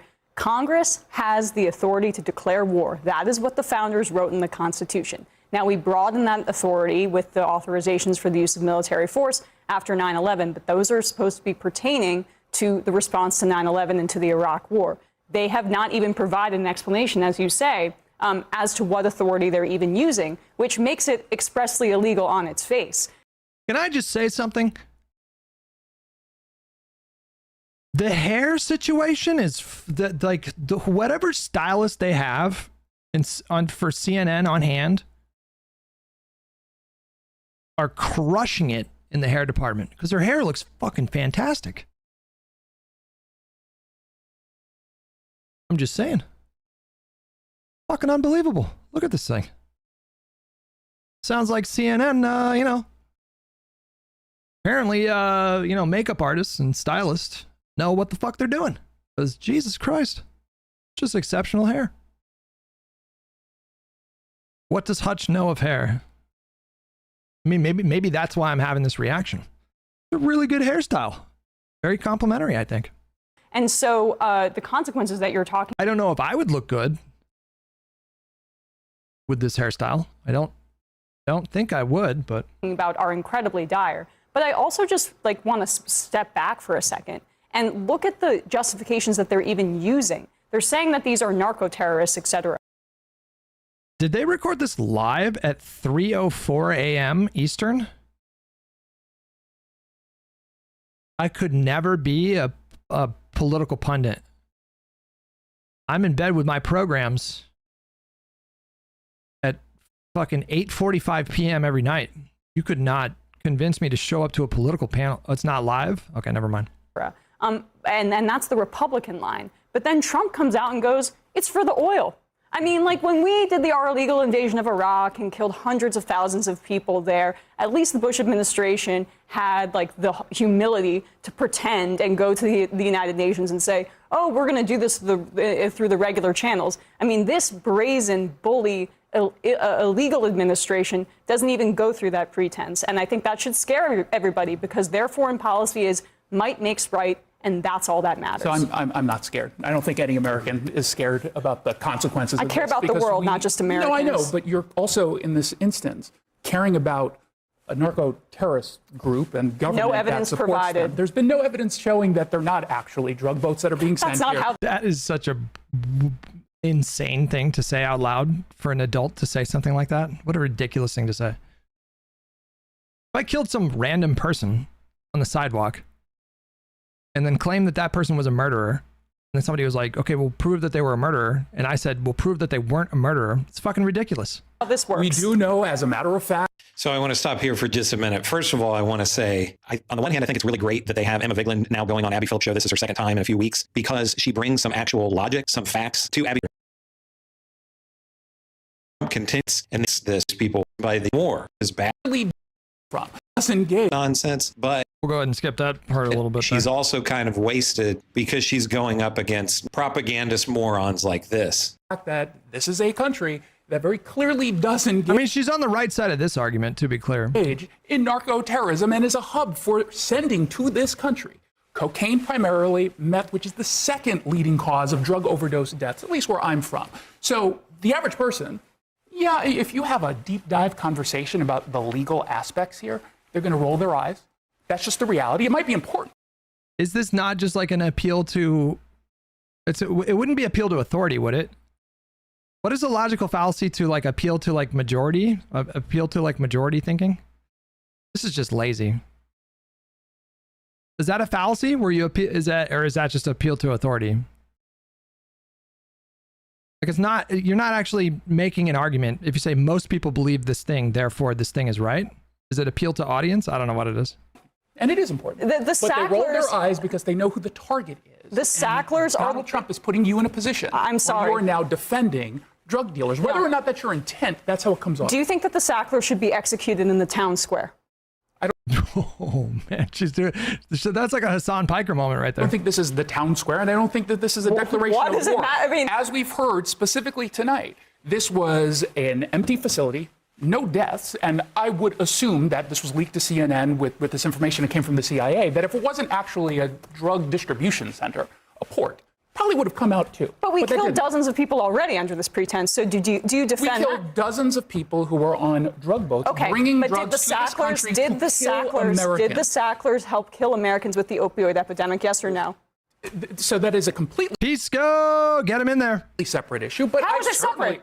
Should they be executed in the town square without any legal process? And that's what you're saying. Who's next on the drug cartel here? I don't know why. Do we go to China as well? Well, I mean, logistically, there are some pretty significant differences there. I mean, do we go to other countries as well? We should do things how far in the are we best going to go on interests this? of the American how hard people. and how long can they continue going without Congress getting involved? That is a fair point if we were targeting specifically China. But and what's the evidence? What's the evidence here that there's change? Yeah, I mean, I think that's the other question is, what is the... I read something showed up in my feed. It was a caption out of a news article about how one of the boats that we hit recently, it was maybe there were other drugs, but it was marijuana.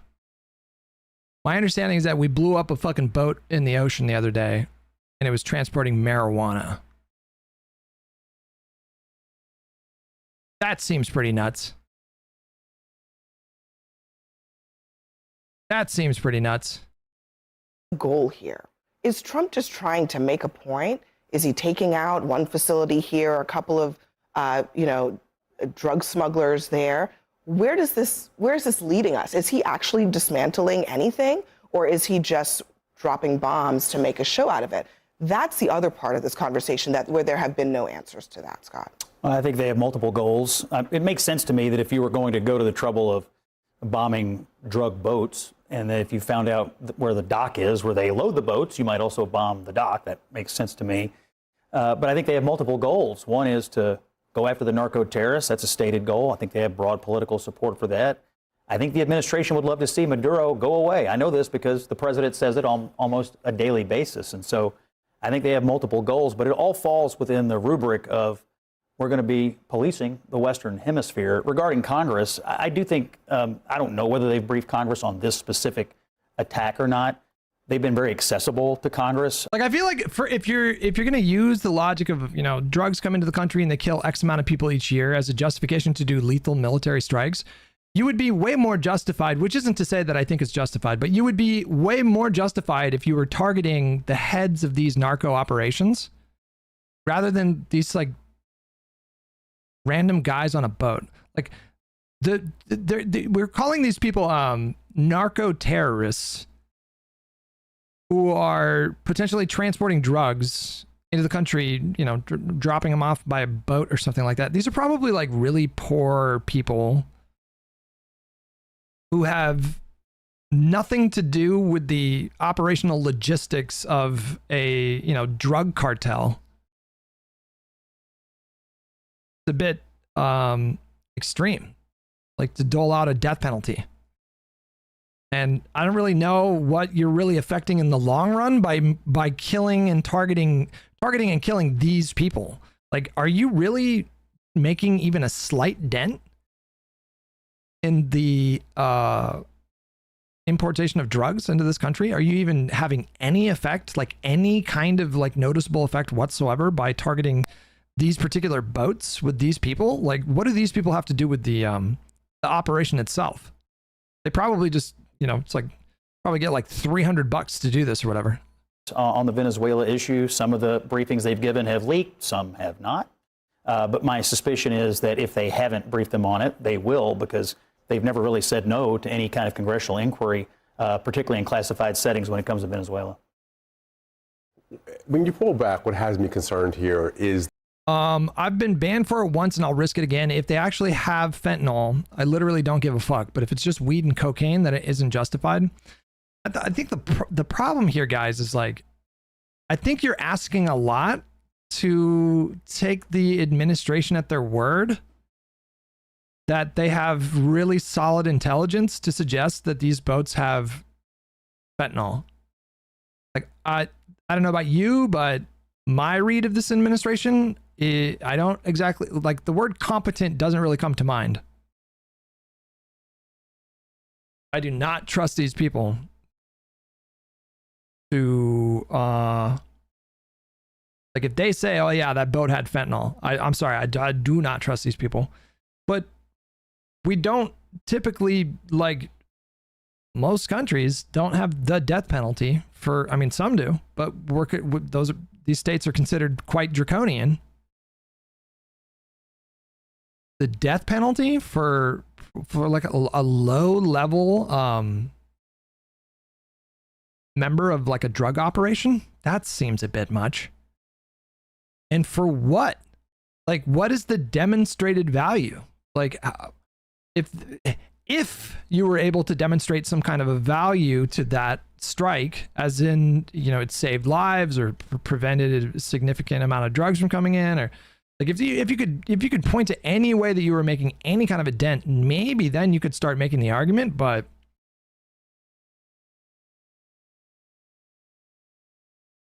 so far they haven't done that. So far they just released this footage, and I guess maybe they're thinking like if they release the footage, they can scare people in those countries into like not doing those jobs. But I got to tell you, I don't think the cartels are going to find a lot of difficulty finding people to take those boat rides. I think there are sufficient number of desperate people in those countries that would be willing to take that risk if it meant, feeding their families or whatever. I don't think they're ever going to run out of people that are willing to get on those boats. So I don't think that's working. The contrast between what we're seeing today and foreign policy. So on one side, you've got the president talking about leaning into blowing up drug boats, blowing up docks in Venezuela. We're really going into this 1820. Nobody thought it was cool on Duterte did it in the Philippines. Well, I mean, some people thought it was cool. Like Duterte, that whole thing was insane. I mean, that was so insane. Yeah, this leader of the Philippines sanctioned extrajudicial killing. He told the public they could kill people suspected of being drug traffickers. And I think it resulted in thousands of people dying. I mean, can you imagine a system like that being abused? Like if you just didn't like your neighbor, you could just accuse them of trafficking drugs and murdering them. I mean, what an insane system. 3 Monroe Doctrine style to American foreign policy. On the other hand, you've got what's happening in Europe, and you've got the president sort of taking Vladimir Putin's word for what happened with drone strikes on his home against the man that we say is our ally, who's Zelensky, right? And so are we pulling out of our commitments in Europe, which are the historic commitments since World War II that have kept peace in the world, and going and leaning into this policing of the Western Hemisphere, which takes us back to kind of a colonialist style American foreign policy? That's what really has me worried. And I think if we're thinking about what's going to make America safer over the course of the next generation, we ought to be thinking about the alliances that really do matter in the world. And I think some of those alliances are in Europe, and they've been with friends who've been able to help us keep the peace. If this is about regime change, it never ends well. If you look at U.S. foreign policy and particularly in this region. I mean, it's not like we don't have a... What is one positive example of regime change? Like as a result of American foreign policy? Surely there's got to be like one example. Panama?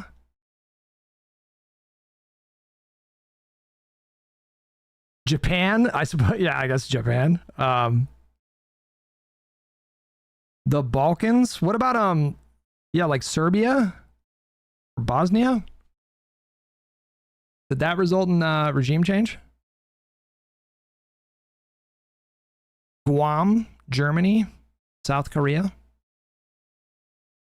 Germany is a good answer? Germany is probably the best answer, right? Yeah.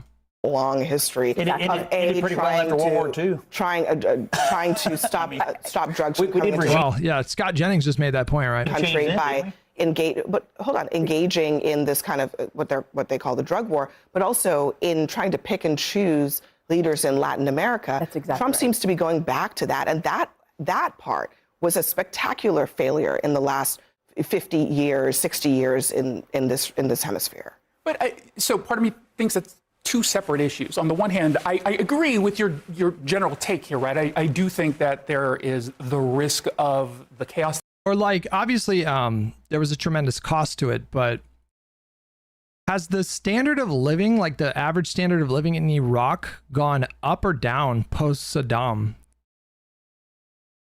Again, not justifying the cost. That was a very costly thing that we did, and it destabilized not just Iraq, but much of the Middle East. Depends on your reference point and who you ask, I imagine. Well, that's what I mean when I say like the average. Like, I'm wondering if the average standard of living. I'm wondering if like the average Iraqi civilian that had memories of Saddam prefers the new system with him out of power. That comes with regime change.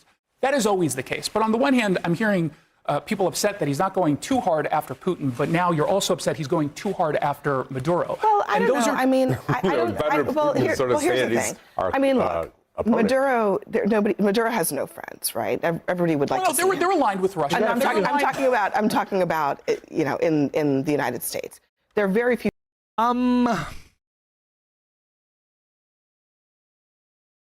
Very few, we'll say that. You know, I gotta be honest with you guys. I do not know much about the situation in Venezuela.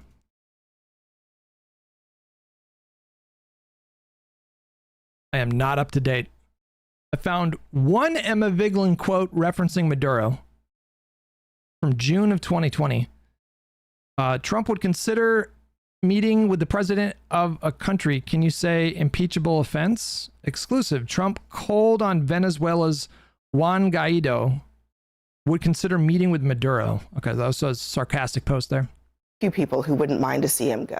I don't think that's really the issue. I mean, first of all, there's a transparency issue. Does Hassan like Maduro? I don't know anything about Maduro. I don't know anything about Venezuela. I know fucking jack shit. But I think the other thing is, what is the actual strategy here? And if the drug part of this is being used as a pretense, then maybe that should be unveiled to the American people so they really know what we're doing, because it's not just that they're taking drones and they're dropping bombs. We have now a lot of military assets in the region. We have personnel. We have people who are children, sons and daughters of American citizens now in the region. Don't they deserve answers about what Trump is getting? Bargonaut, what's up, buddy? Hutch, how's everything? Hope your New Year's been great. We had a nice, relaxing New Year, man. I didn't stay up till fucking midnight. I went to bed. I was asleep by 11:30 probably. Saw Stranger Things in theaters last night, the finale. I thought they stuck the landing. No spoilers. Don't get into spoilers in either chat.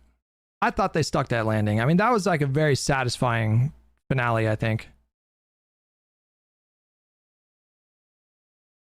And it was fun to watch in theaters, man. It was fun. Like, the crowd was like, they were into it. They were fucking cheering and gasping and clapping and just getting all into it. And it was contagious. It was good. Getting them into? So, no, not entirely. We generally should not be putting out our complete strategy in dealing with our. Are you interested in the Stranger Things spinoff now? It depends. You know, it depends. Depends on who's attached to write, and you know, if they can create a good story, then yeah, go for it. So if Trump is engaging in military actions that could lead to armed conflict, at what point should the American people be part of that? Did you like Superman, even though it was based on Hassan? That conversation. When we get to the point where he's actually declaring war or about to declare war, that's generally how this works. I think. Well, he can't declare war, as Emily pointed out, he can't, or Emma pointed out, he can't declare war. Yeah, he's not declaring war. So that's the other part of this. So when is Congress going to be involved in that conversation? When it gets to the point where they need to be involved, and again, they are part Emma of the didn't really conversation. speak much in this clip. Strategy, clearly. You have Republicans who are. There's a debate that's going on that the American people are part of, but I think we can all at least say reasonably here at this table is there may be some drug dealers and drug smugglers who are saying to themselves that maybe we should not be sending drugs into this country because we might get bombed. Here's the point. When 75% of the drugs don't come from that route, I'm not really sure that you're really making a dent in it. I mean, the Pacific, where they just had another strike today, that's another place where this has happened. But again, I don't know. I mean, it sounds like you guys are acknowledging this isn't really about the drugs. It's about. Why did Trump say it's about the oil? I mean, and about Maduro, and about regime change. I have the quote down. And why did he let another drug dealer go? On the oil. I mean, why would he say that then? They clearly believe.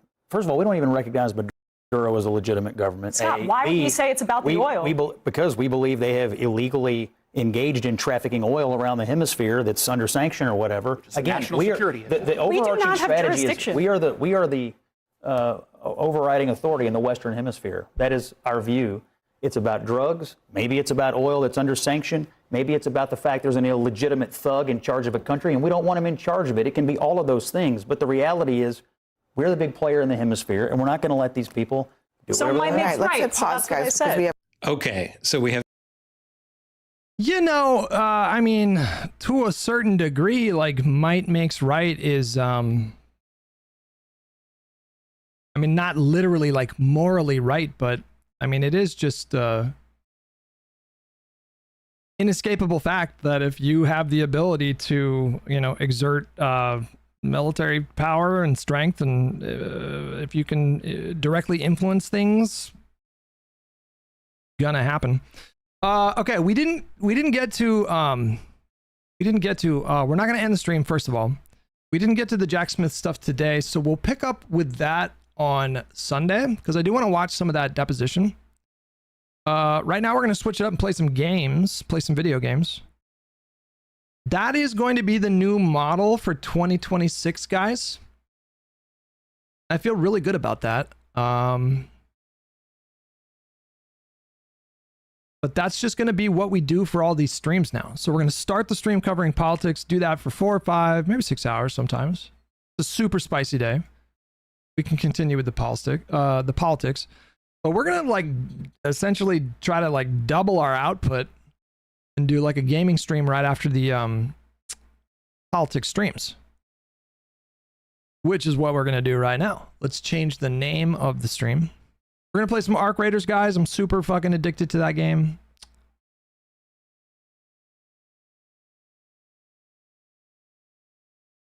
Update title. Hot liberal twink. Can you say twink in YouTube titles? Hot liberal twink PvPs.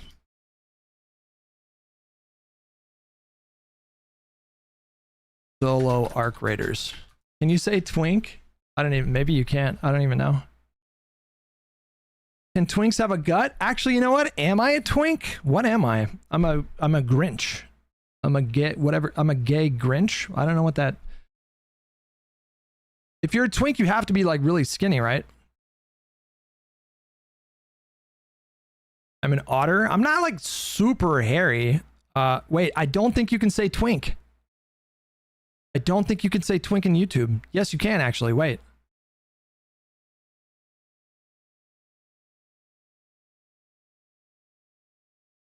Said an error occurred. Please try again later. Did it change the title? Who cares? Fuck YouTube. Hot liberal twink. Play PvP's solo Arc Raiders. There it is. Yeah. All right, let's change the category. Actually, did I have the wrong category on Twitch this whole time? Was I in Arc Raiders this whole time? No. Good. Arc Raiders. Boom.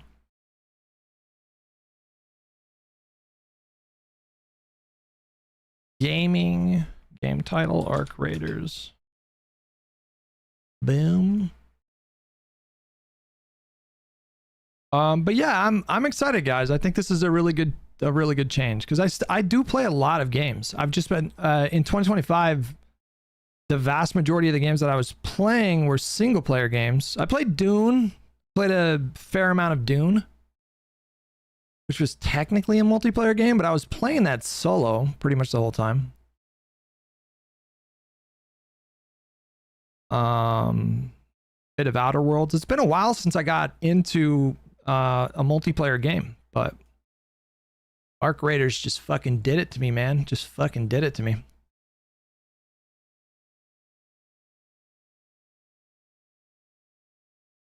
And you know, there's like a fair amount of people that ask for some gaming content. Okay, wait. The last time I changed from HDR, I turned HDR on. It fucked things up. We'll see if that happens here. I'm going to turn HDR on this monitor. The stream goes down, it will come right back up. We'll see what happens. Here we go. I'm doing it. I'm going to press a button. It will lag out. All right, here we go. Hold on.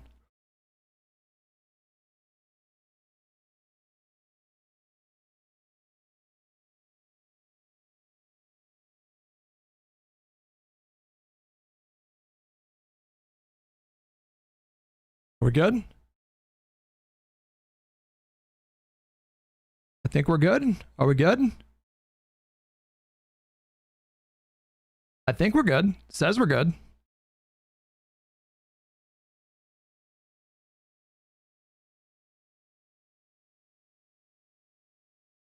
We're back online on Twitch. It doesn't even say that we dropped. It doesn't even say that we dropped. So I don't think it kicked me off, right?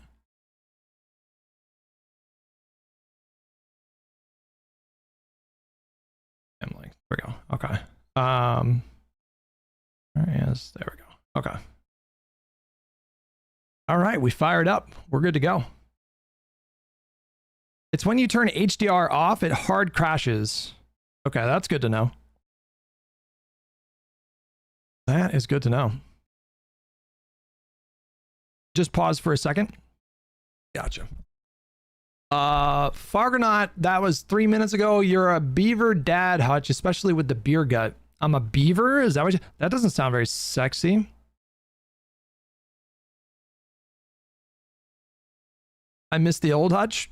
I mean, that doesn't make any sense because, like, I'm older now than I was back then. So think about what you say before you say it, okay? Because otherwise you sound dumb.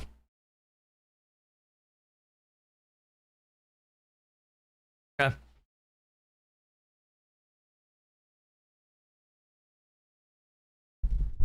We gotta sit up in our chair a little bit more. There we go. I'm definitely in the demon lobbies.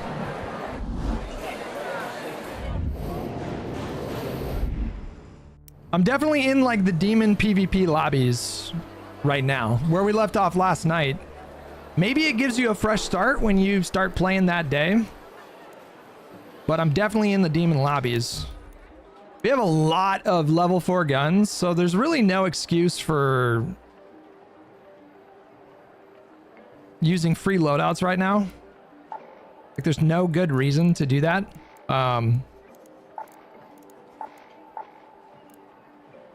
We could just fuck around with the volcano with the super extendo mags. Full rat mode? Well, I don't know if I would call myself a rat, but like,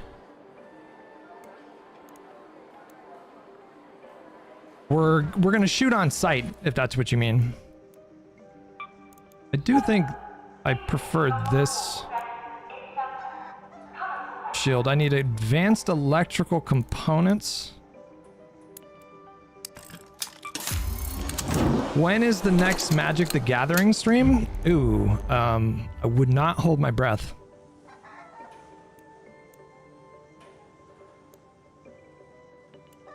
This one is good, but you only get 1 safe pocket. This has 3 safe pockets.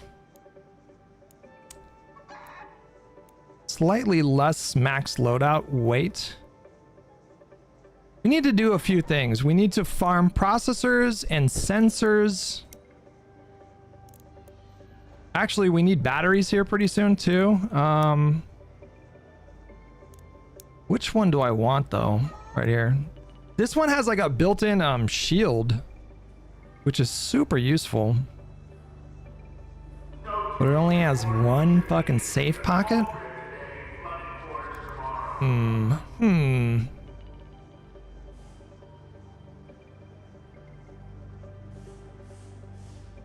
You should help DSP with this game. He says it's a bad game because he can't find rusty gears. You just gotta fucking loot like 50 cars. That's all it takes. You just gotta loot like 50 cars and you'll get it eventually. All right, we'll do this one. But these are the demon lobbies, guys. We're getting the demon lobbies for sure.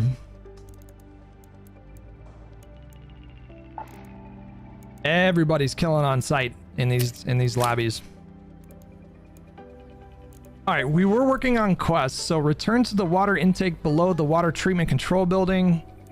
Locate the Santa Maria houses in Old Town. Locate the dead drop inside the courtyard. Let me look up this quest real quick, so we know exactly what we're doing. Digging up dirt. Arc Raiders.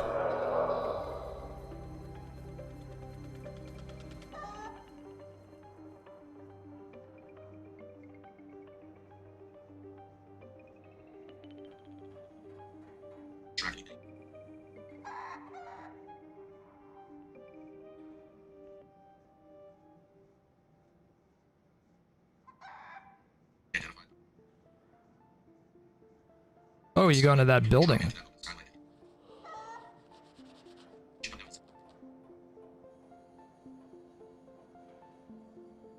Ew, that's all you got to do for that? Easy. Okay, that's it. That one's easy. I've seen you when you extract with other solos. Let the rat mode take over. I generally don't rat. Like, I generally, there are limits. Like, I will shoot on sight, even if the person yells, don't shoot. I'm just gonna keep shooting you. And eventually the game just puts you in lobbies with everyone that shoots on sight. That's how this game's matchmaking works. I know some people think it's a myth, but it is not. Like, if you aggress consistently over and over and over in this game, it eventually just, the lobbies that it puts you in, everybody shoots on sight. And so you have to kill a few baby buffalo. It's an unfortunate reality, but you just have to in order to get those lobbies. But then once you get those lobbies, you no longer feel bad. You're just like, it is what it is. That's just how we do things here. Argonaut, your new stream title just dropped, Unk Raiders, because chat says you're an Unk now. Welcome to being middle-aged. You know, technically, I've been an uncle since I was 6 years old.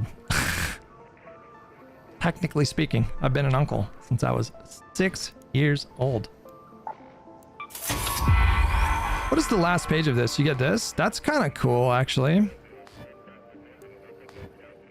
That's kind of a cool outfit. I do like this outfit. I do like my outfit. I think this is like a Dune outfit. I think that's why I like it. I don't even think you can customize the colors. I think it only comes in one color set, right? Yeah. The buses at Dam. Oh yeah, that's the other thing too. Yeah, you're right. For the rusted gears, you go to the buses. Yeah. How much older are your siblings? That is a great question. Tiff was like 2.25 years older than me. My other sister, maybe I shouldn't be saying their names. The next one is 5 years older than me. About 5 years older than me. And then the one after that is like, forgive me, I don't rightly know their ages.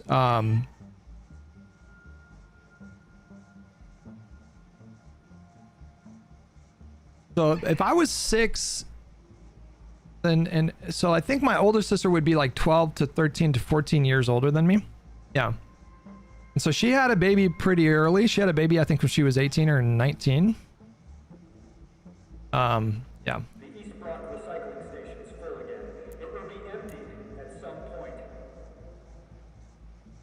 Yeah, I mean, I feel like this outfit is for sure the best outfit in the game.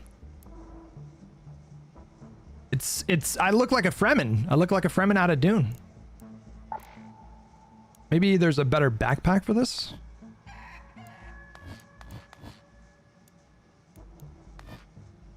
Apparently I do not have that backpack. Which are the ones that I have? Oh, this one?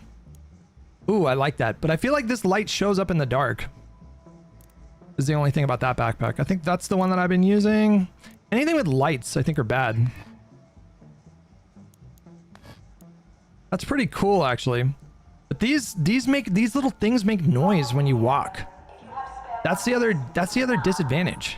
Like, these little trinkets actually make noise when you walk, which is not, to me, not great game design. So I think I was using this one. That one. Just do that one. Best outfit is the riot outfit. Which one is the riot outfit?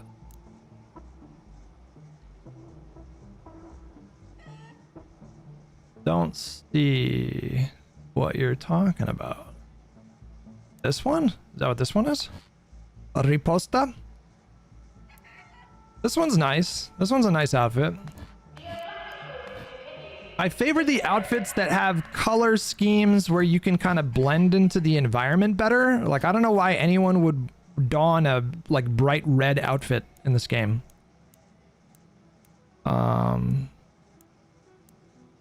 Like, this one kind of blends pretty well. Taking the headgear off, but yeah. Wouldn't that be good game design, as they would make noise in real life? Well, no, because you don't design games necessarily for just have everything be super realistic is not good game design. No, depends on, are you building a sim or? Because I feel like when you run and the trinket kind of makes noise and moves, then it hurts your ability to hear other people's footsteps. So I think that's just bad game design. Did the Twitch title not stick? You tell me, did it? What does the Twitch title say for you guys?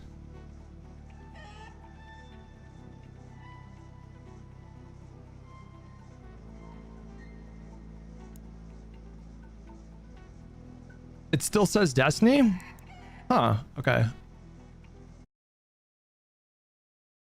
Maybe Twitch bans the term twink? That seems possible.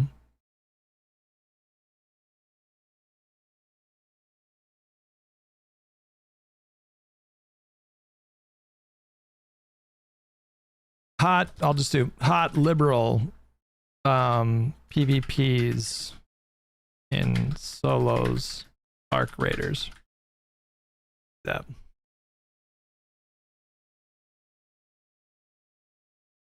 Did that change the name? Yes, it did. Okay. Thank you for letting me know. Could I make it even more ultra wide, do you guys think? Could I stretch it out even more? What if we did? What if we did that?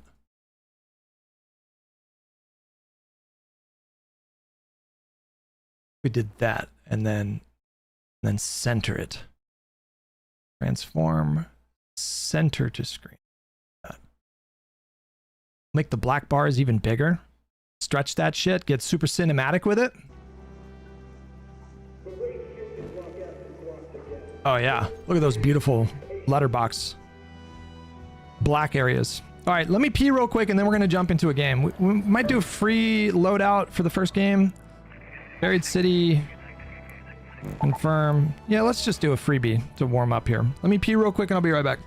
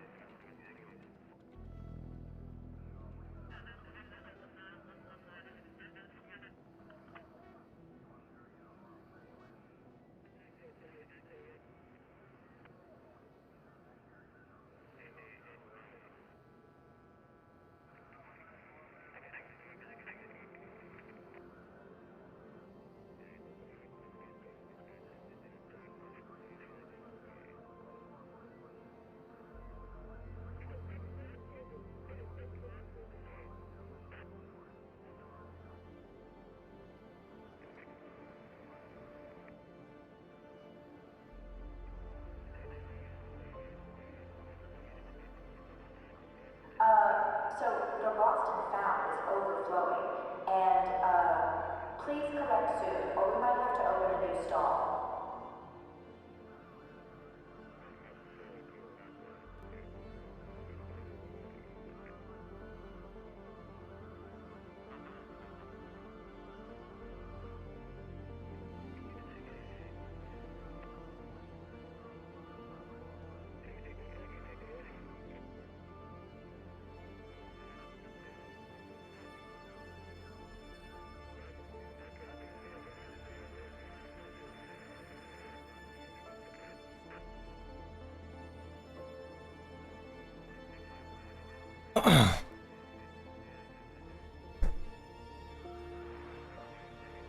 Hutch stream is so harebrained when you watch the VOD. The fuck does that mean? Oh, scatterbrained? Yeah. I do not deny that charge. All right, let's get in there. Make sure the settings are correct. Yep, those are good. For some reason, the transformer model for DLSS in this game is ass. I don't know why, but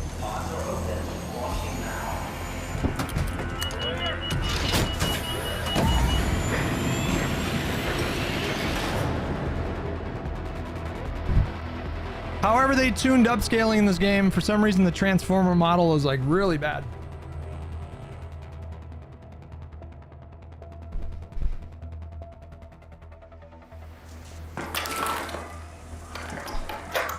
All right, let's get in there. We got some questing to do. Let's go to the Santa Maria houses. Might as well do a little loot ski. This is Celeste speaking. The alley behind the houses should be the quickest way to get inside.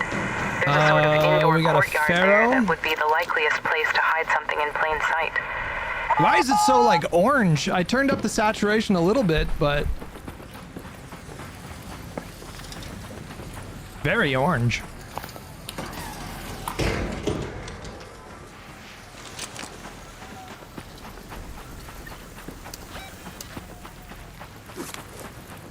Get rid of that.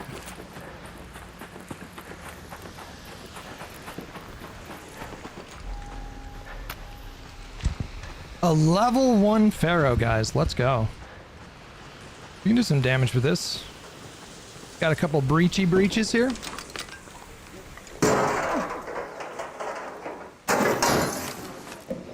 How do we pass a bill to ban this Arc Raider game?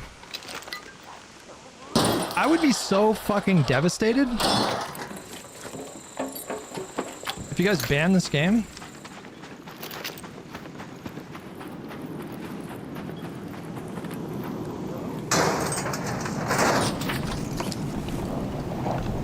That would bum me out like so fucking much. Jesus. Jesus Christ, what is going on up there?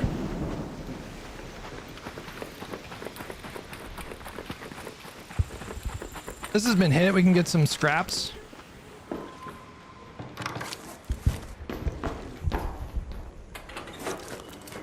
Hey, I mean, this is just bone dry.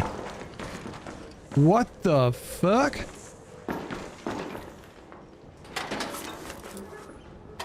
They got literally everything. Okay. Maybe here? Nope. All right.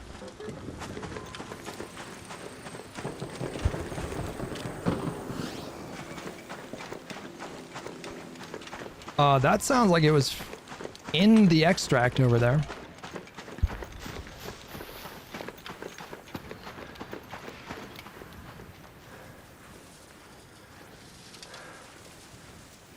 Mamdani inauguration ended, Hutch. I am so fucking curious, man. I'm so curious. I want to know what he does day one, you know? I guess we'll find out.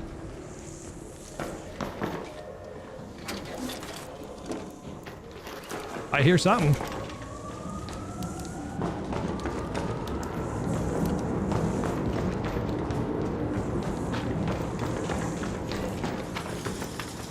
All right. Okay.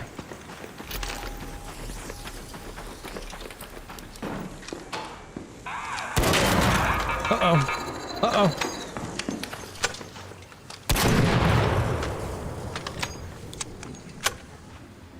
Uh-oh. I'm vulnerable.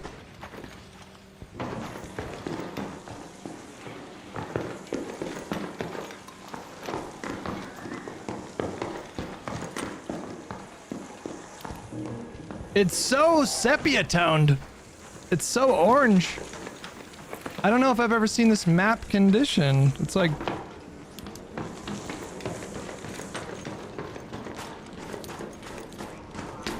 Fargonaut, thank you so much for 2 months, buddy.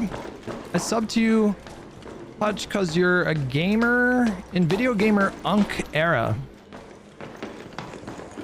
Thank you. I'm not 100% sure what that means, but...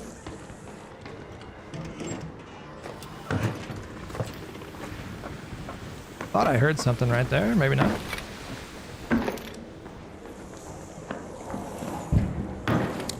Don't shoot. Yeah, we'll see.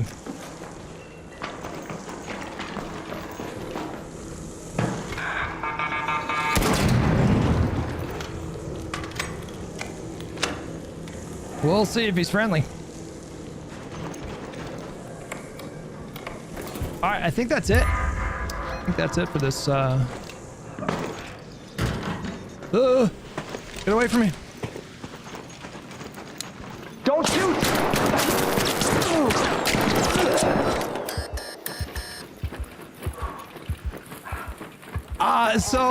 Just so, I mean, I don't know about you guys, but, and I'm not saying that's what he was doing. I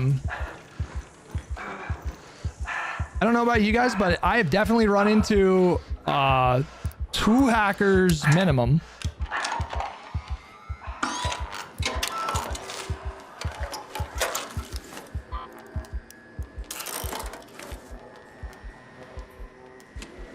In the last like 3 days. And before that, I had only run into like 1. So I feel like there are definitely more hackers.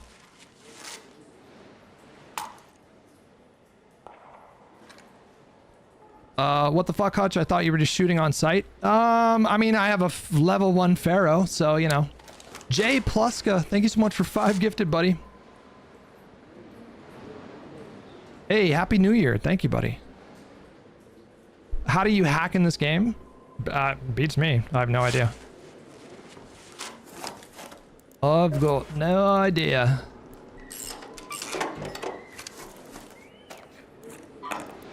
Oh, whoops. Hold on. Not what I meant to do. I'm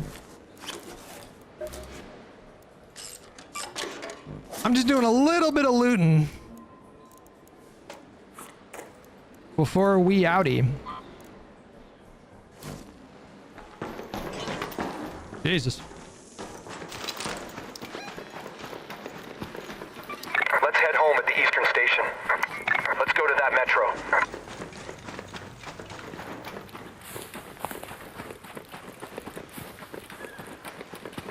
We can see if the Pharmacia was hit. Probably. Yeah, that shit was hit. Okay.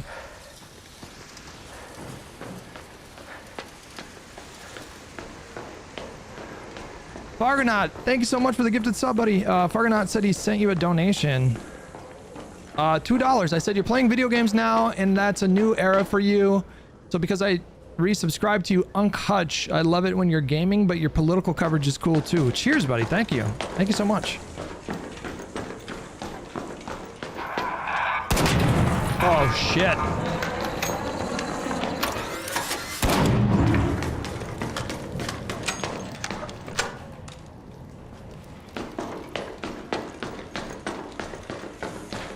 I guess we can loot these, because I think we do need metal.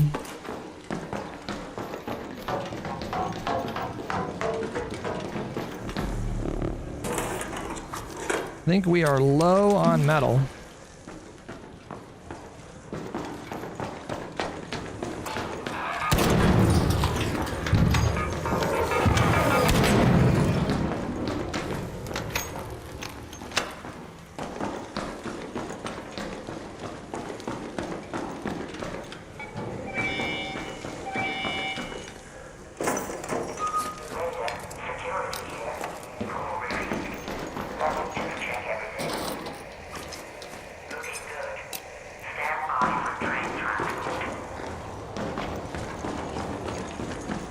And then the next quest is on Damn Battlegrounds here. Yep.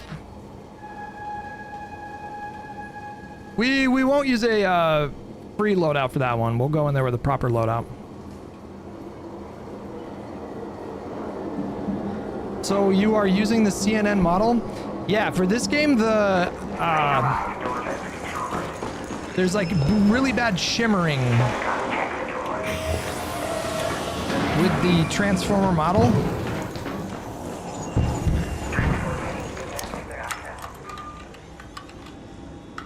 Which the transformer model is supposed to be like way better.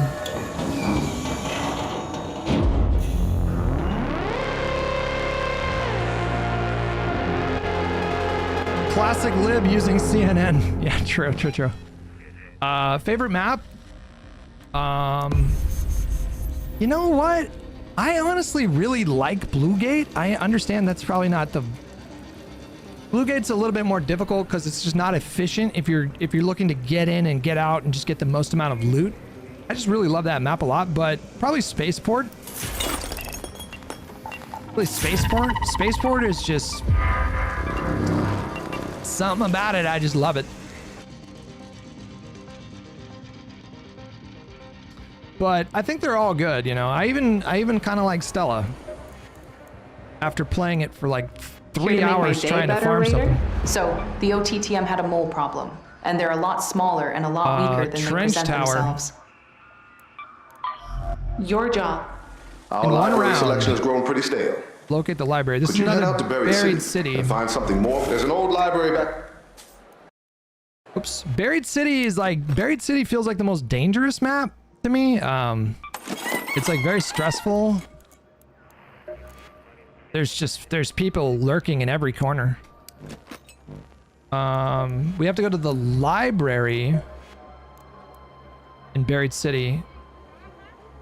Find one romance book, one detective book, one adventure book. Okay. And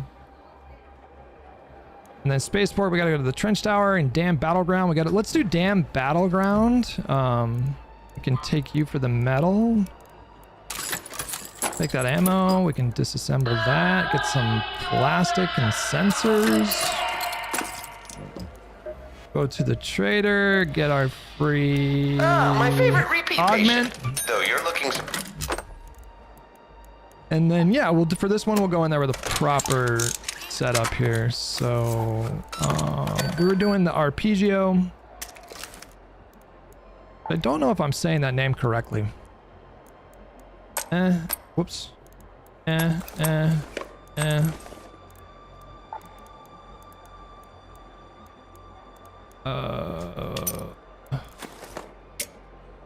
Bring in 2 of those. We'll bring in 2 of those. We'll bring in 2 of those.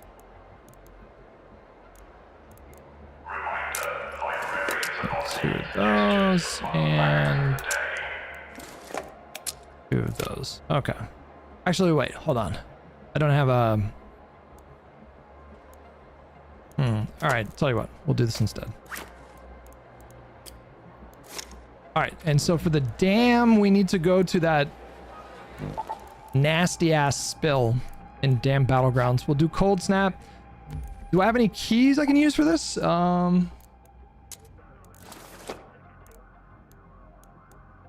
Ooh, the testing annex. Ooh. This one's kind of dodgy. This one is kind of dodgy. And I should use the other one with more safe pockets, actually. So I guess it depends on the map. Gear bench. Is this the one with more loadouts or safe pockets? It is. All right, let's do this one.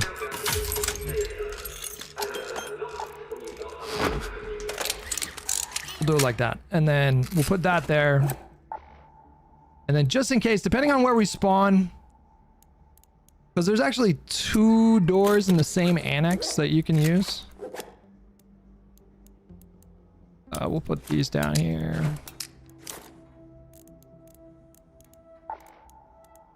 And then we'll bring 2 of you. That should be good, right? That's good. That's good. All right, let's do this. Damn Battlegrounds, Cold Snap. Let's go. Mr. McNasty with 51 months. Hey, thank you so much, buddy.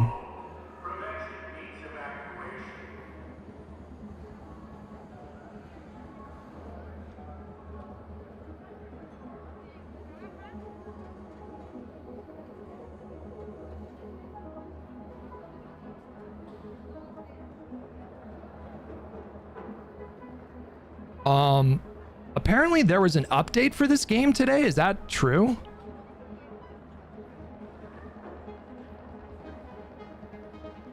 Arc Raiders patch notes. I'm not seeing anything from today. Was there not one? Oh yeah, update 1.7. I don't know what they updated.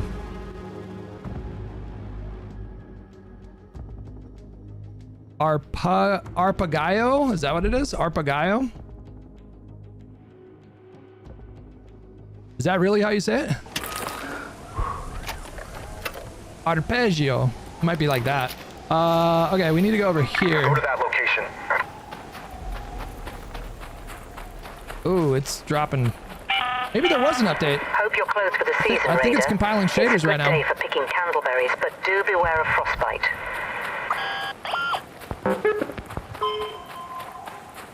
All right, we joined a raid in progress.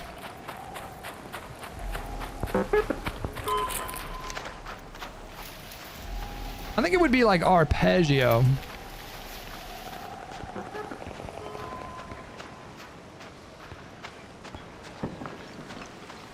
Oh, somebody just perished. That looks at the extract point.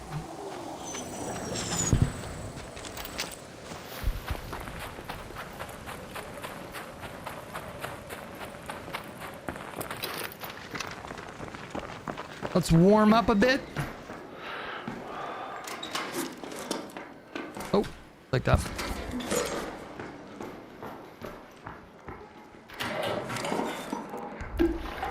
Still need metal.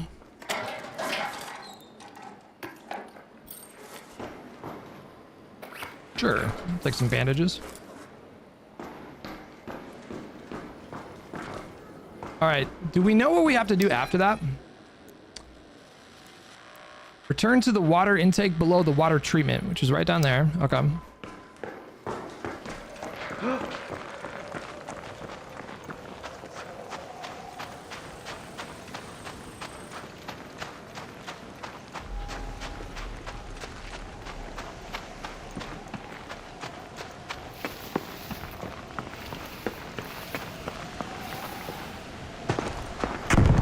Oh boy.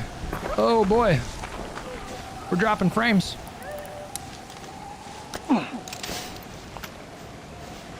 Oh my god, it's bad. I don't know why that's happening.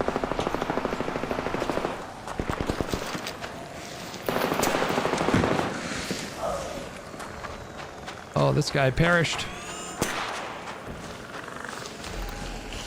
They might be teaming over there. Oh, I don't know what's going on with the frames.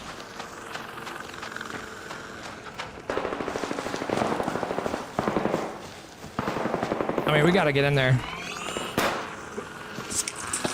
It's so bad, the frames right now.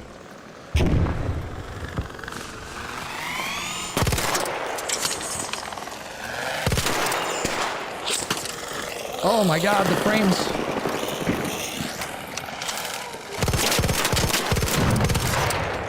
Why is this happening? I think it's compiling shaders.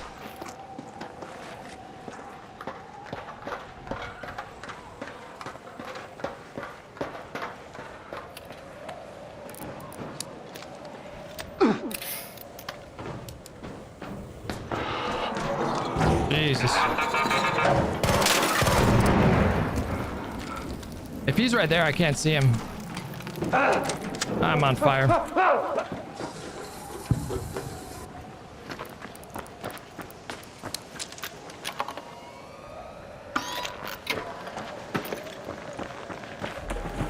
Oh god, it's so bad, you guys. What the fuck? Return to the tower. Okay. Search the swamp for barrels.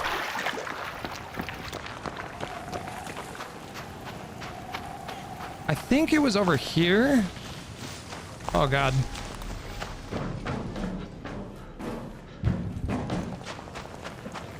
I don't remember. Oh no, wait, it was over here, I think. There's like a car over here.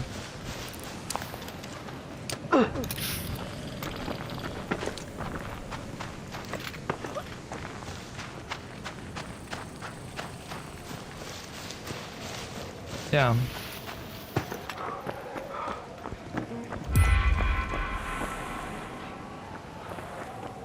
Oh, the performance is really bad right now. Holy crap. Is that it? Search the truck for any clues.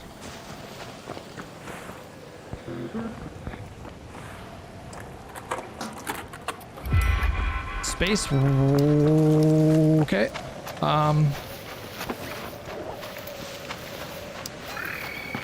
Leave me alone. Head home at the sunroof hatch.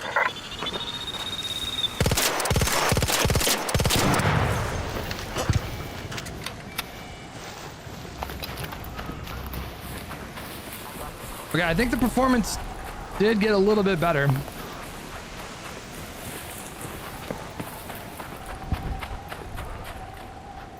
I really hate that developers do that, where like you're compiling the shaders when you're in game.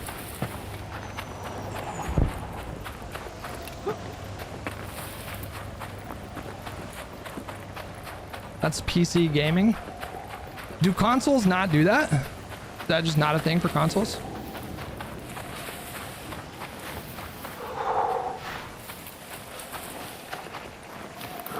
It got better when you left people and you got the yellow network icon. It could actually be a server issue. Oh, okay. That was bad. That was bad. We were dropping frames.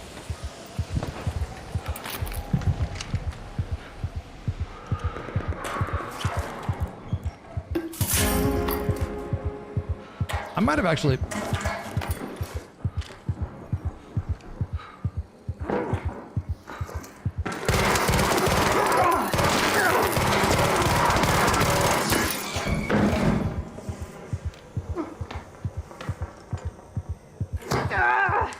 Oh my god, my health!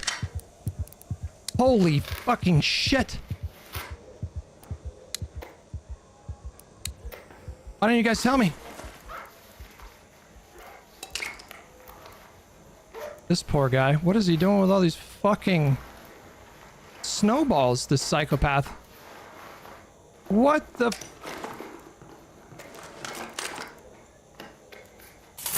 What in the fuck? Why does he have 50 snowballs?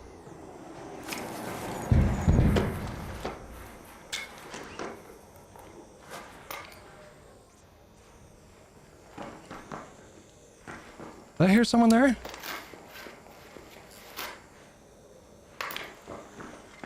You doing the Rocketeer challenge?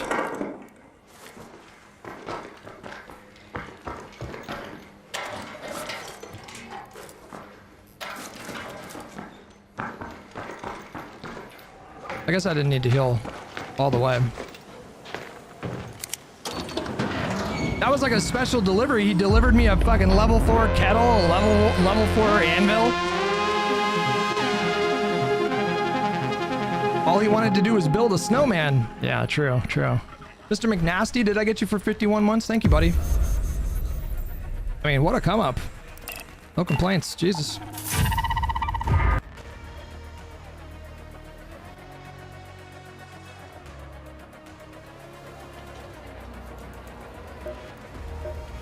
Complete that Job quest. completed? We left a key in the truck, huh?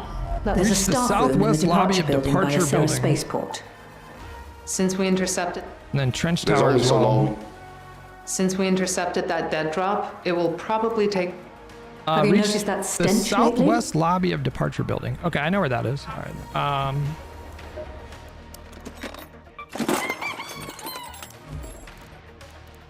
I might be, yeah, I'm out of Raider keys, and I don't know if I can make any more, because I need, actually, wait, hold on. Advanced electrical components. We can make one.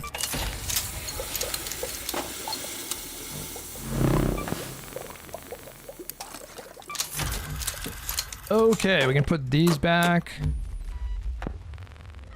Yeah, we can actually bring this. The warehouse key? Hold on. The shipping warehouse and spaceport. Which one is the warehouse?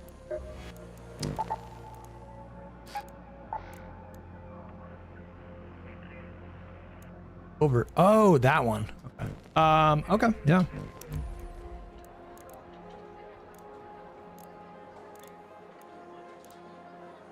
Spaceport trench tower key. Yes.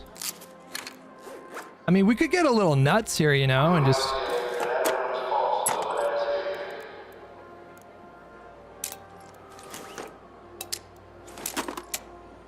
That there. That's gone. We definitely need some more stimmies. I mean, we could do a nighttime raid and just go in there with 3 keys, you know, like fuck it, right? But if we do nighttime, then we don't have a raider hatch.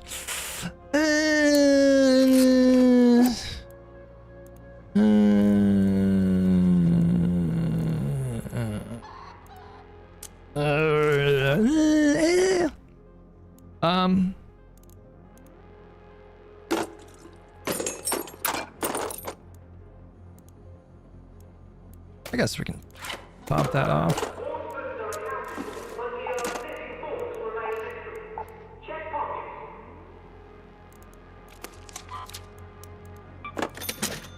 I don't know. Nighttime raids are so fucking stressful, you guys. I don't know. They're so stressful. Might as well give the people a show, though, you know?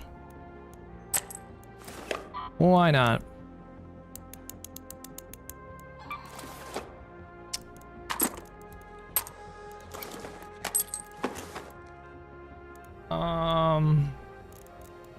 Fuck it, you know? Do we just commit nighttime raid? Do you guys? I'll let you guys decide. You guys can make me do a stressful nighttime raid, or we can do a more chill spaceport daytime raid. Either which way, I'm shooting on sight. Either which way.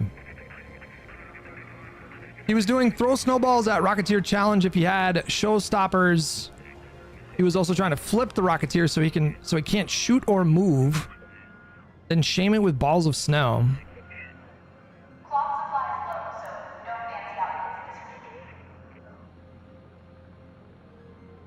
Whatever inflicts the most pain on you, nighttime raid for the chaos. Oof. They're so stressful. Nighttime raids are so stressful. Look at this collection of level 4 guns, though, you guys. Look at all this. Doesn't it make you feel powerful just looking at all this power? Okay, all right. Well, I guess we just commit. I guess we just commit. We just fucking do it. Just do it. We might need more ammo, to be honest. Nighttime raids get a little dodgy. Yeah, you know what? Let's just do that. All right, here we go. We're doing it.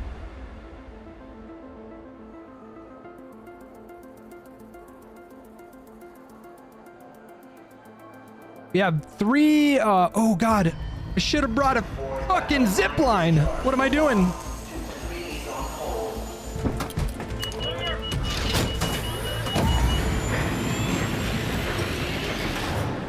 You can sell like 80% of those weapons, to be honest. They're easy as hell to make and upgrade. I don't know. I die a lot in the demon lobbies. I do die quite a bit in the demon lobbies. You got to play so much more carefully. Watch, it's gonna give me an ass spawn. Actually. All right. The fresh start. We need to go to the north tower. Have your eyes adjusted to the dark yet, Raider? Loot is ripe for the honestly, we got a pretty good spawn. Though my suppliers say that Ark is twice as vigilant after sunset. I don't like how loud that voice is in the beginning. I actually don't think you can go down that way. I think you have to go down this way.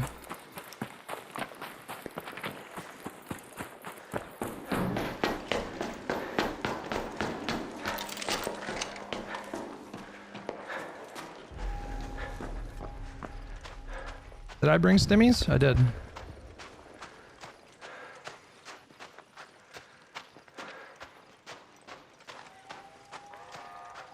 That is a gigantic Rocketeer over there.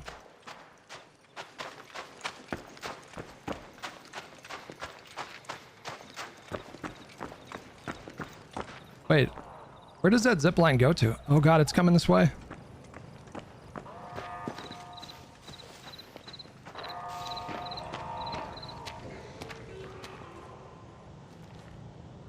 Be gone. It aggroed on someone over there.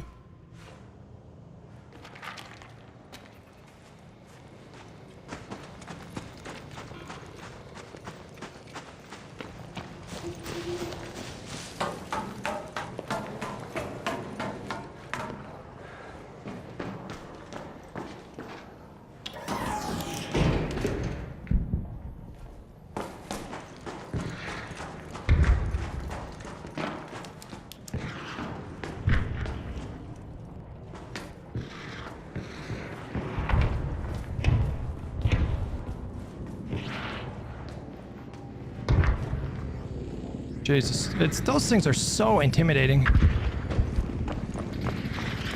We're just gonna swing around to the other side, make sure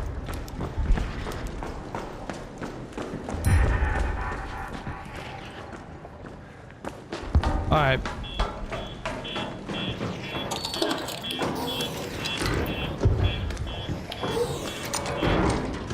Okay.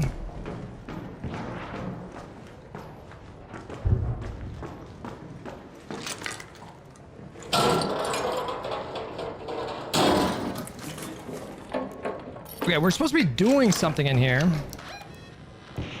Locate and upload the blackmail files.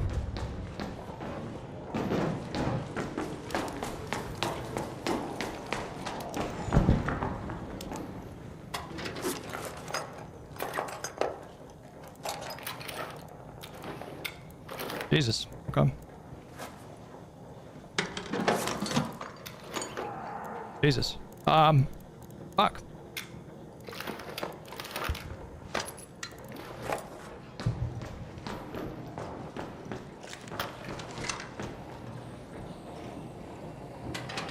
I hear somebody is... What was that? Rusted gears. DSP. Right here.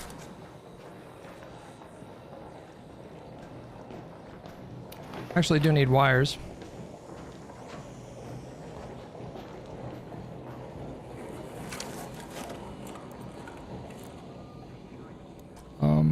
Don't need those. Actually, here. Do this. Is that good to go? Yeah.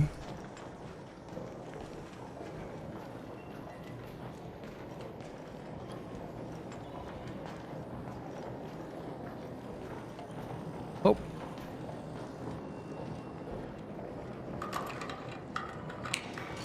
Is that it? That's it. All right. Do need batteries, processors.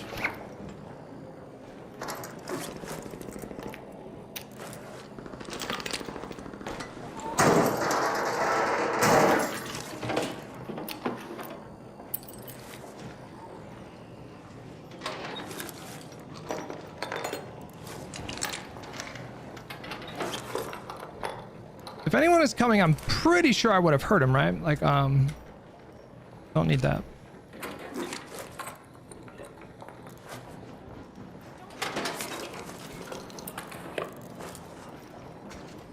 I heard that.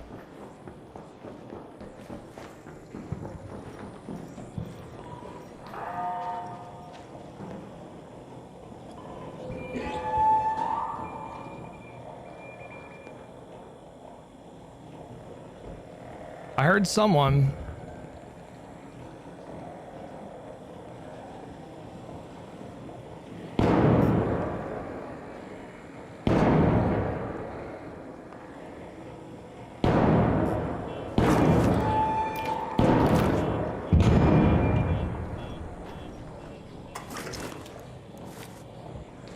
Okay, he just set off the thing.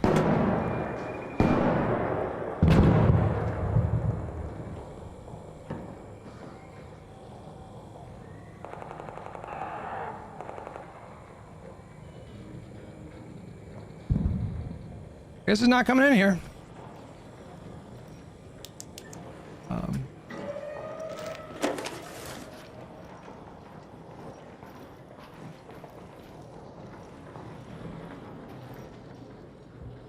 Right.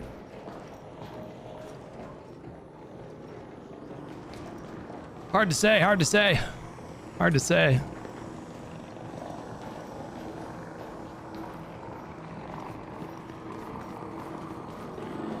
Does that take you up to the roof?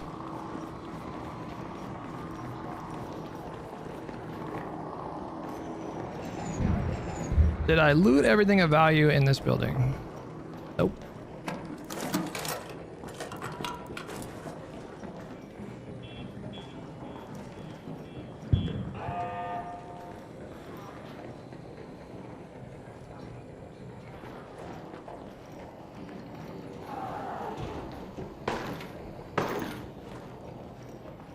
Someone's here.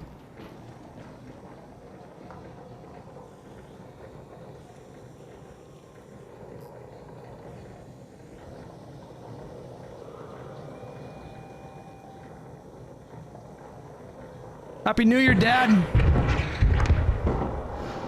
Uh-oh.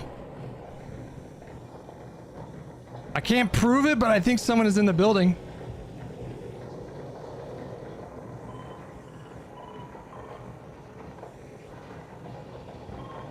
If they turn around this corner, they are fucked.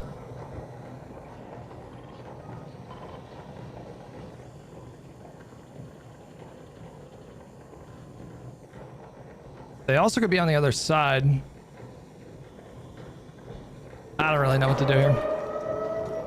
I think he's down there, but I don't know.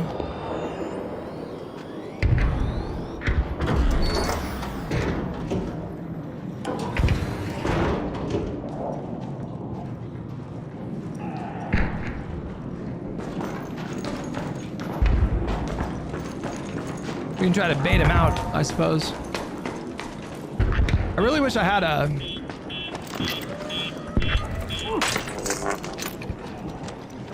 I really wish I had a zip line. That sure would be nice. Uh-oh, here he comes.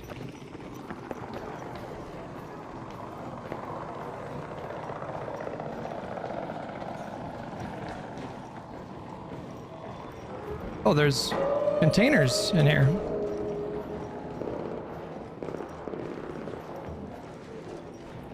No! Fucking hell. God damn it.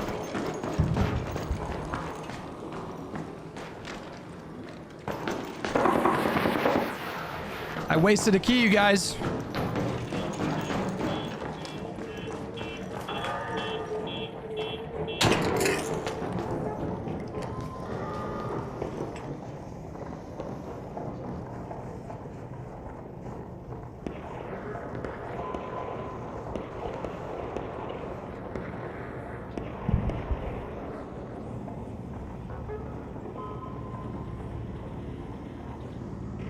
This little rat, he's right outside my door.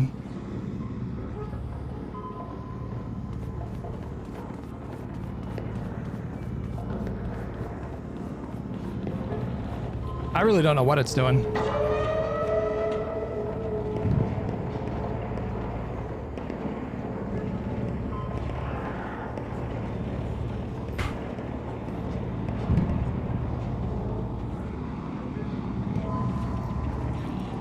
I don't know what he's doing, guys. Whoa.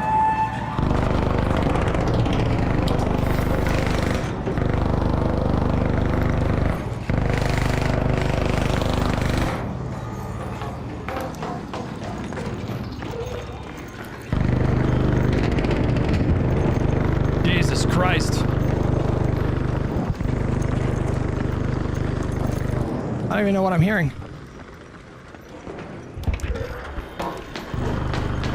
Okay, I have a warehouse key, which is like right here. Let's go to the shipping warehouse.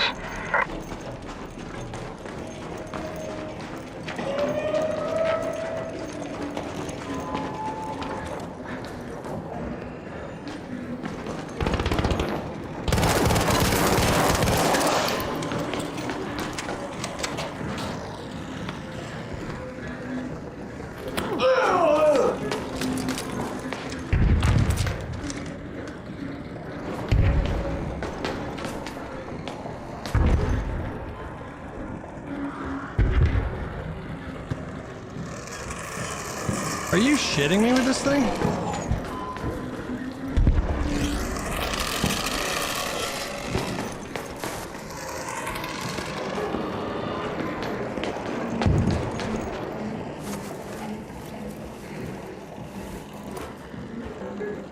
This guy was fully locked and loaded.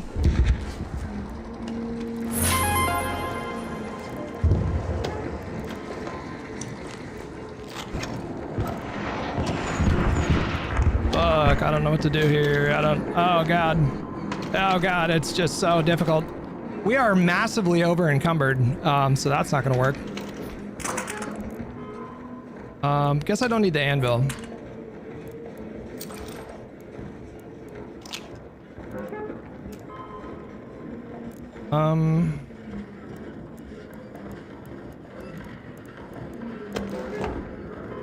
Alright, we just have to safely extract, I think, because the...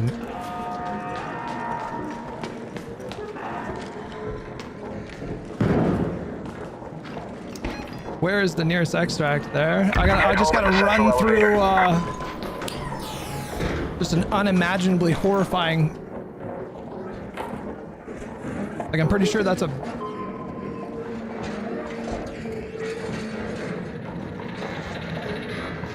Okay, is it damaged?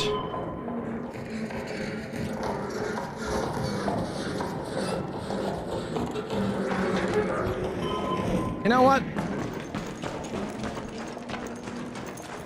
Easier, softer way. Nope.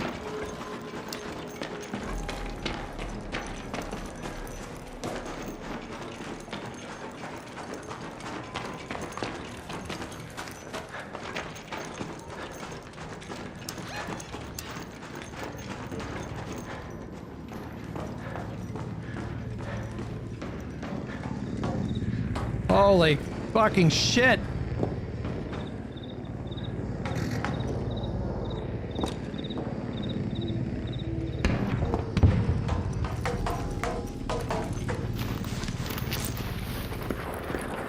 Nope.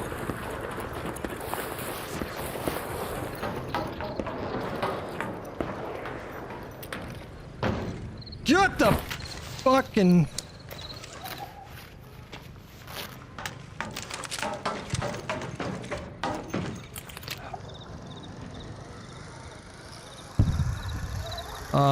I don't know where the sentinel is. Oh, Jesus, that's just...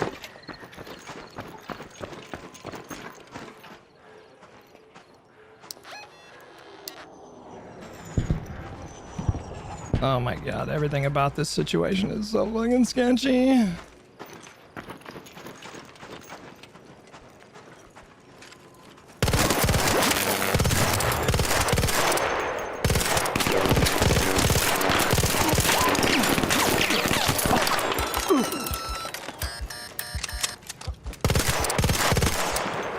Bro, what the fuck? He had a heavy shield.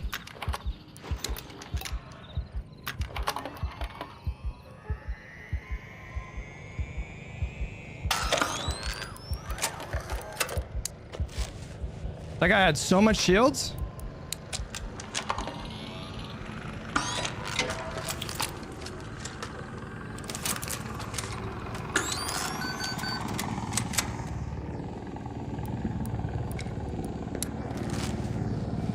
Oh my god.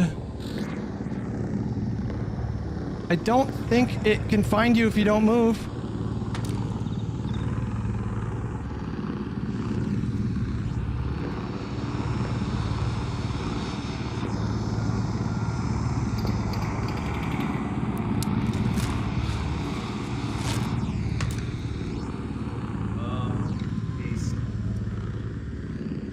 They're hunting me.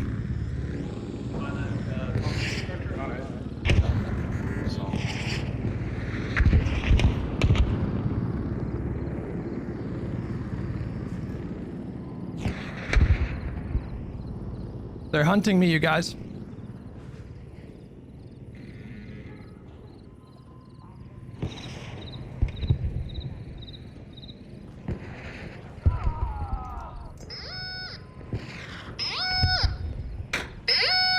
Oh my god.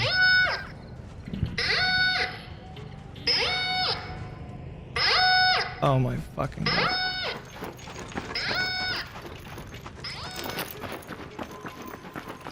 I think I saw him. Did?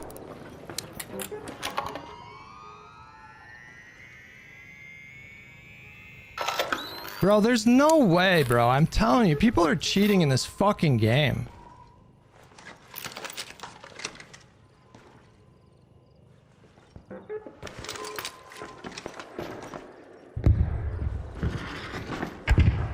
Where the fuck did he even shoot me from?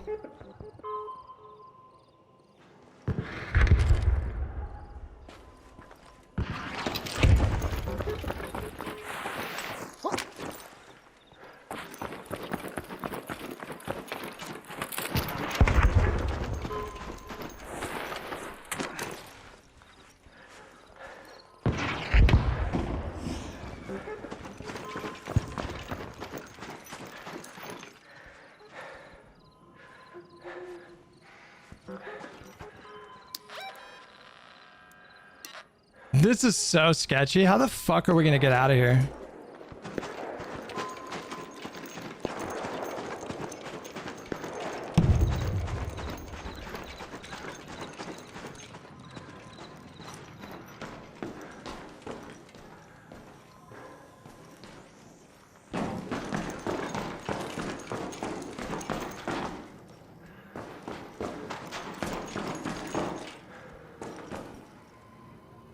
Who knows where that guy is?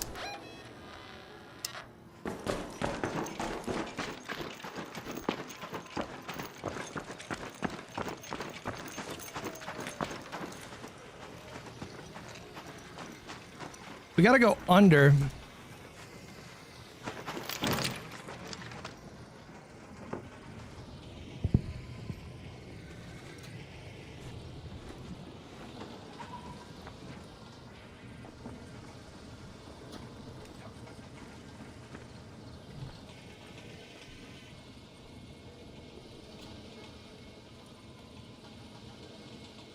I'm not moving.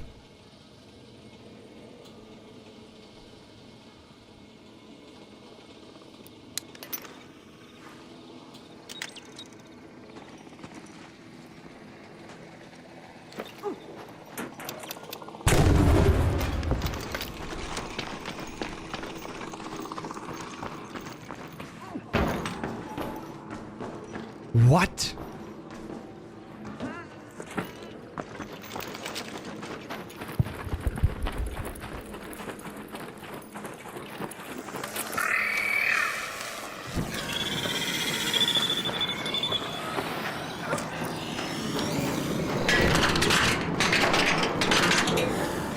Fucking hell.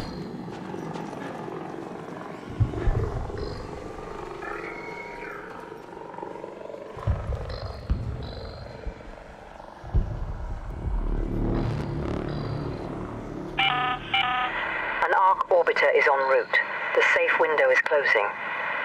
You have 10 Dude, minutes to night return raids to on this Esperanza. map are Repeat, so 10 minutes. intense because there's so many fucking arc, you guys.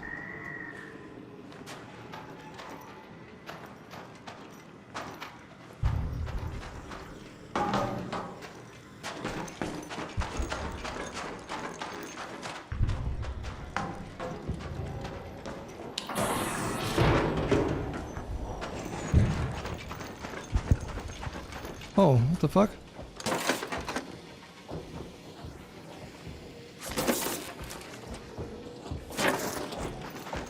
And there's a fucking leaper!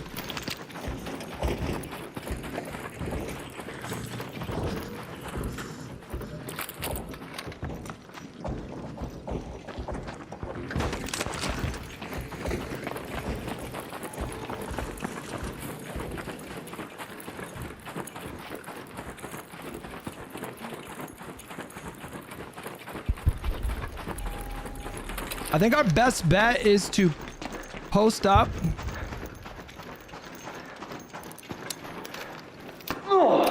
Wait for somebody else to hit it. And then we just sneak in.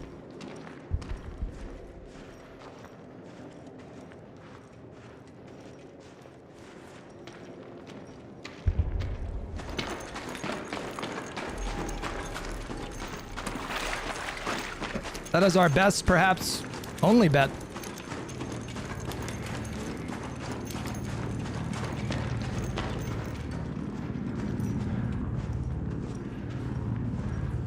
This must be so dark on your screens.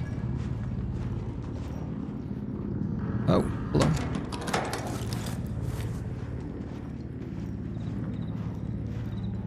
There's 1000% gonna be a rat. That's a dead body right there.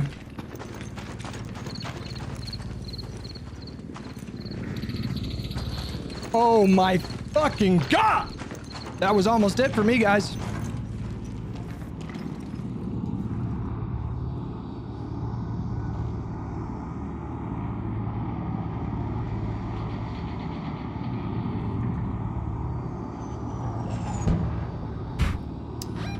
What do I have in my safe pocket? Can you put augments there? Yeah. I don't know. I guess.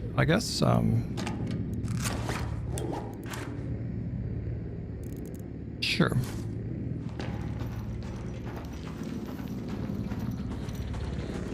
There are 2 Rocketeers.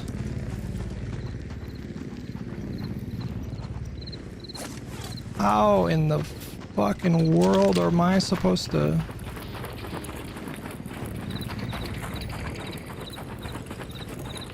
This is pretty fucking intense.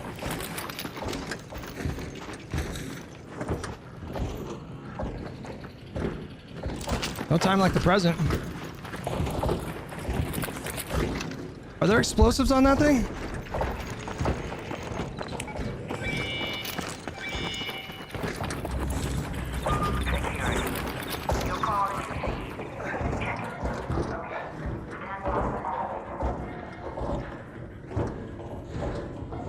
Oh, I need to regain my HP, or my energy.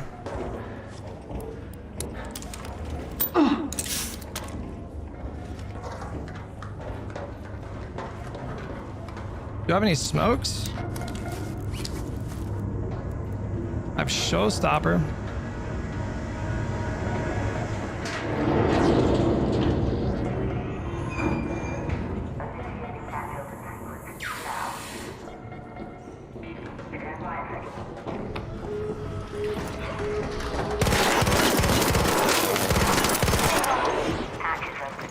Go ahead, Raider.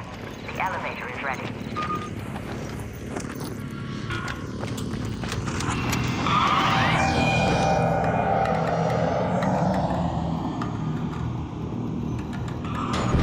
Holy moly! Wow! I cannot believe I had no faith. I had no faith that I was gonna make it out of there alive. Fucking 2 Rocketeers, Leaper. We still got Raiders. You see what I mean, man? It's just stressful. Night raids are the worst on my heart, my poor heart. Darkenzu, thank you so much for 16 months. Free loot? I mean, I don't really need loot, man. I'm good. I'm good. I'm just doing quests. Ay, ay, ay, man. It's so fucking stressful, this game. You are quickly becoming my favorite raider. I can't thank you. Have you noticed that stench lately? Reach the southwest lobby of departure building. There's only so long we then can we have buried city. All right. Okay, we don't need you. Oh, that is fine. I didn't even fire my Arpeggio. Did I not even fire my gun a single time? Is that true? I think we're out of night raids on buried. Wait, no, we're not. We're doing spaceport. So this is just regular. Okay. So let's save the key. In fact, I think we can switch the augment. So let's put all this shit in here for now. We're gonna switch it back to this one. We can top off on herbal bandages. Actually, you know what? We still have, we've got good stuff here. Let's just bring in that. That's fine. We have our built-in augment here. We'll bring in 2 of these. And I don't even think we need to bring in secondary shields. Maybe we'll bring 3. Like so. 1 trigger nade is fine. Bring in 1 set of those. And then are we good now? Are we kind of good here? We've got our escape. We've got our hatch key. Maybe 1 more trigger nade. And then, maybe a couple smokes. Can never be too safe. Should I go into a raid with 50 shields? Probably 50 shields is fine, right? And for spaceport, we need to go to the southwest lobby of departure building. To whoever And then after this, we need to go to Buried City. Departure building is over here. Southwest would be like over here. I think it's in that secret compartment area. Am I losing my voice? I have a sore throat right now. All right, let's just get in there. That's fine.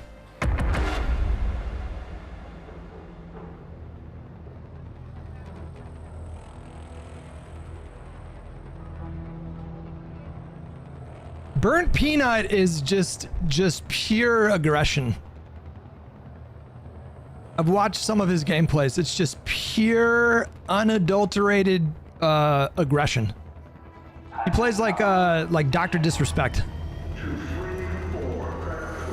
Just fucking charge in, guns blazing every time.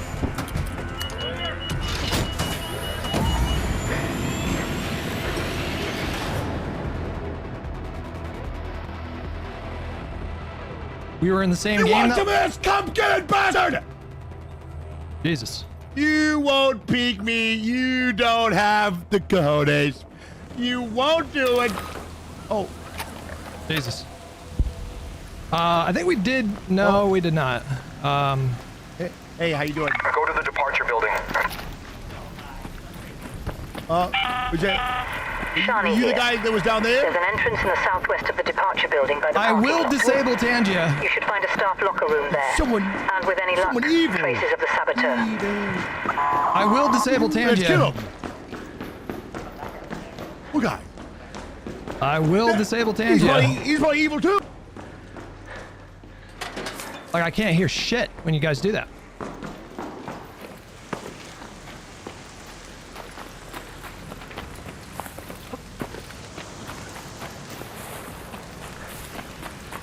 I'll do it.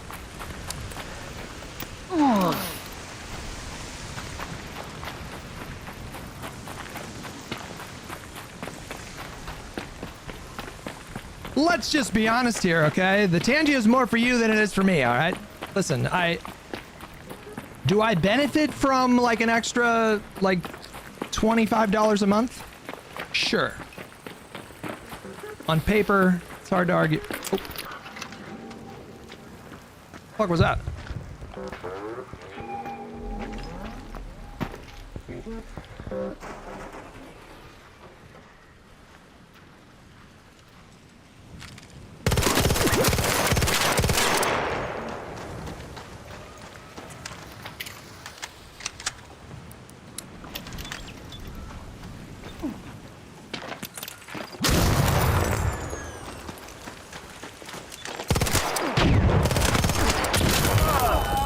That almost hurt.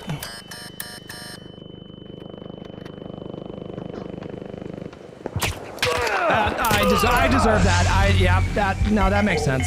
Yeah, that makes sense. Oh, no. That makes sense.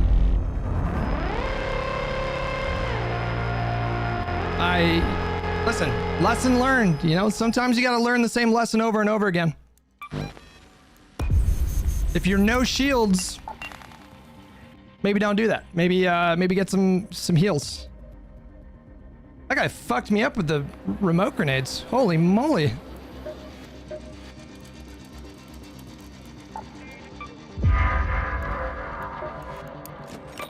I mean, he really fucked me up. Can I make another one of these? Yeah, I can, right? Is this the one that I want? Yeah. There was like no justification. just stand there and try to steal that kill. Okay, we're doing this one. Do I have anything for recoil? Or we could just do anvil. You know what? Why don't we just do an anvil?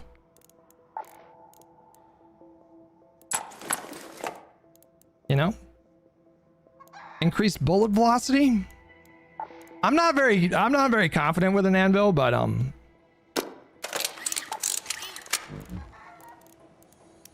you know, why not? We could do a heavy shield as well. You know what? Let's do a heavy shield.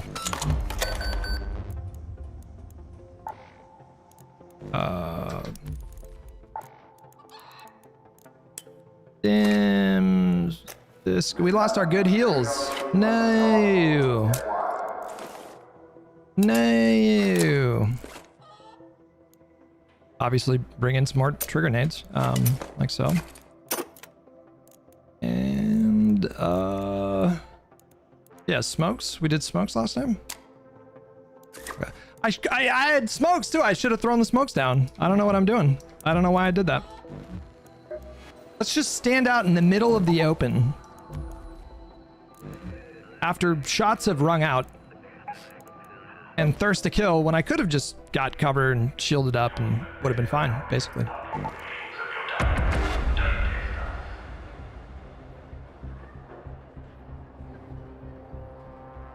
Can you shoot them to down them, or do you have to do the knock? No, you can shoot them when they're on the ground.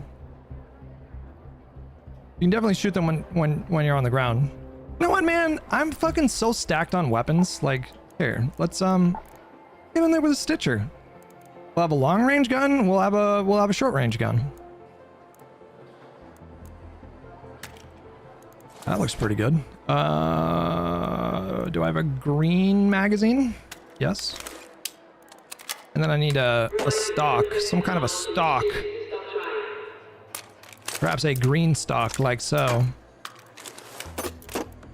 Oh, what did I just do? What am I doing? Weapon mods. There we go. Boom.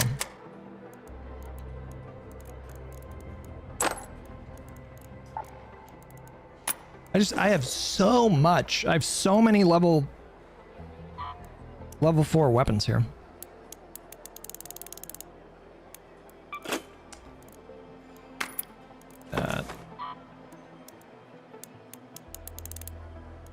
And that.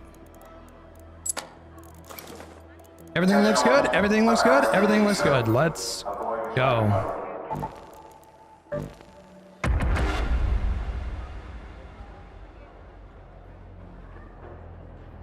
I'm not clicking on whatever that is. I'm good. I'm gonna pass. Finished watching Stranger Things with my parents. I really enjoyed that finale. Yeah, same. Didn't watch it with my parents, but yeah.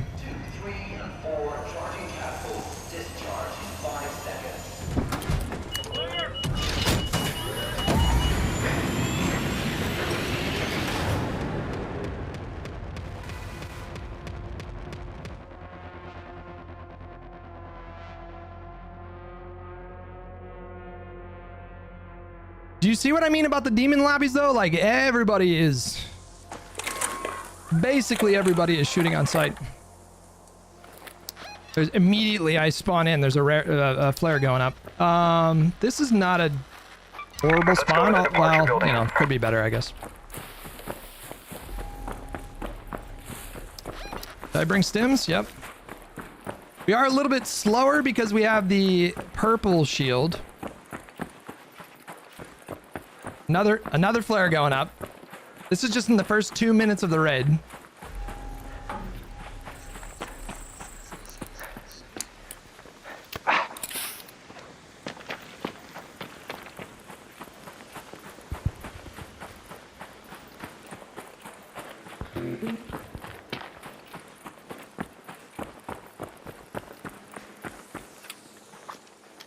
Thought I heard something.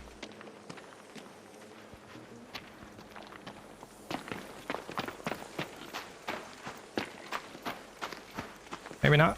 Oh, take these.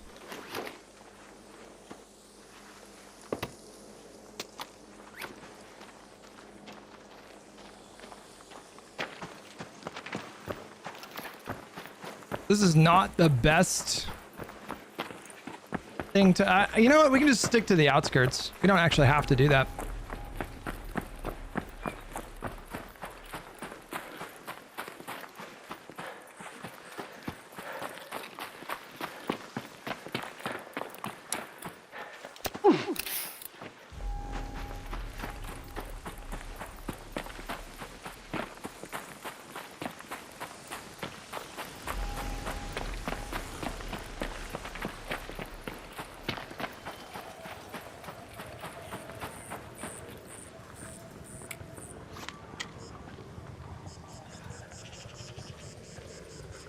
All right, doubt there's a raider in there.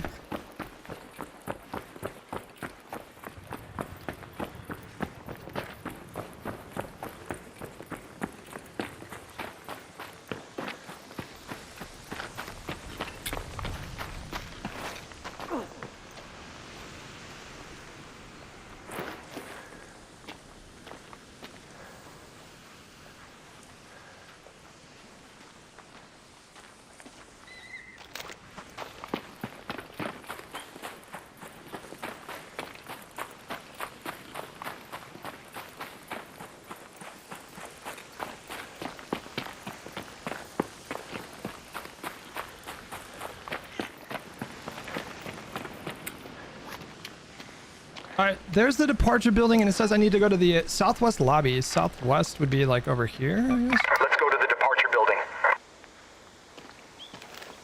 I don't 100% remember what I'm supposed to do with this quest.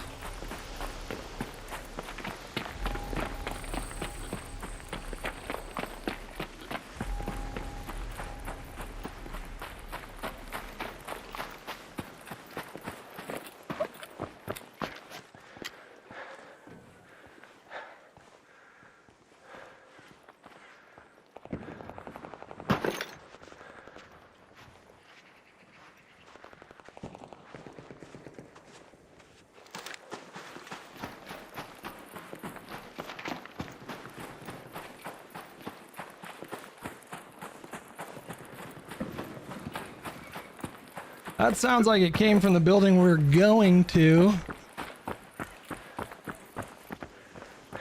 Is this too risky?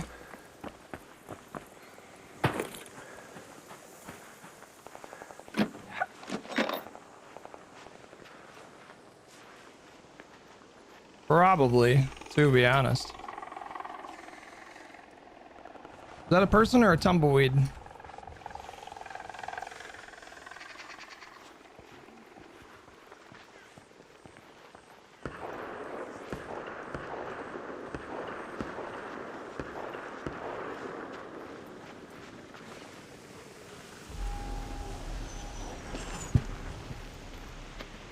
This is so unnecessary. You don't even get that great a loot for this.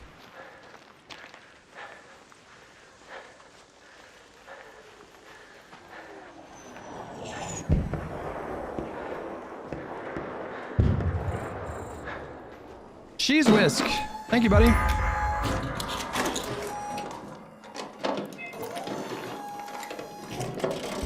Nothing. I got Jack Dick for that.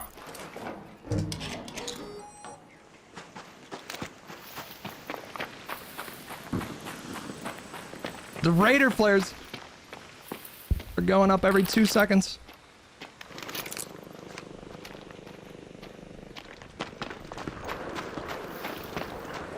All right, let's.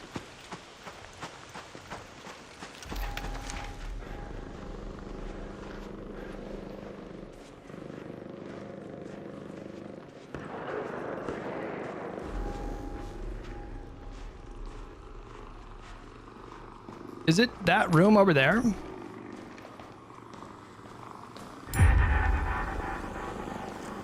Find the staff locker room. It is.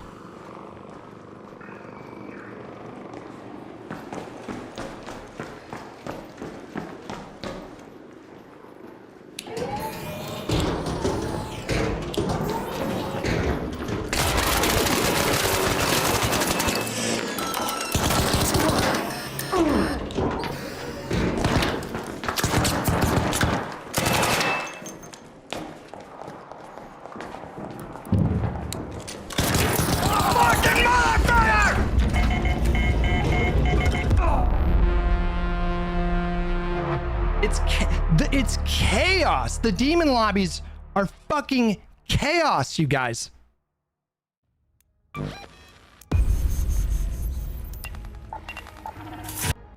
It's like so difficult to survive in these lobbies. How do people do it? Why pull your grenade so close? I mean, I don't know. It's just chaos. It's just absolute chaos. How do people survive in these lobbies? I mean, we still have so many Stitchers, man. We got to get through some of these Stitchers. Let's just get through them.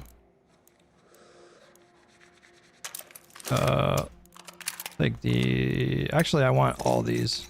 And then, do I have any more green? Well, I have a kinetic converter. Shit. Should we get a little crazy with it, guys? Why not? Can I buy a blue magazine? At least I know. No. But you know what? Actually, hang on. Yeah, you know what? Let's do it. We gotta repair this guy a little bit. Oh, 2 mechanical components.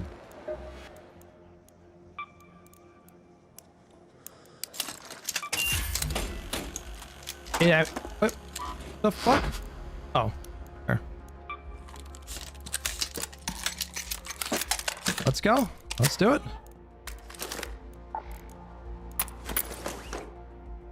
$30.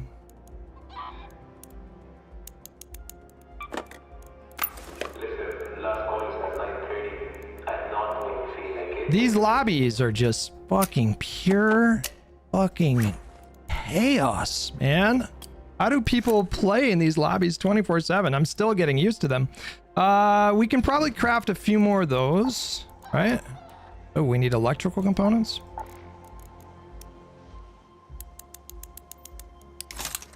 We can grab 10 of these.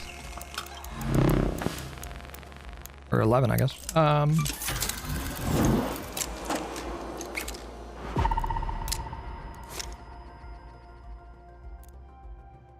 This is not the one with the built-in shield, so we should bring some extras. And then...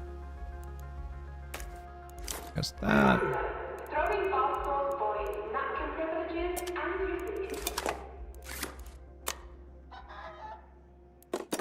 Ooh, no, that's what I'm trying to do. All right, is everything good here? Everything's good. All right. Or maybe I should save the kinetic converter for Buried City. Or maybe we just do Buried City right now, actually. Hang on. Go to the library in Buried City. Yeah, let's do that. Let's do that. Cold Snap? Let's do it. If it's Cold Snap, we'll bring in some extra stimmies. Like so. And then also, hold on. Do we have any keys for Buried City?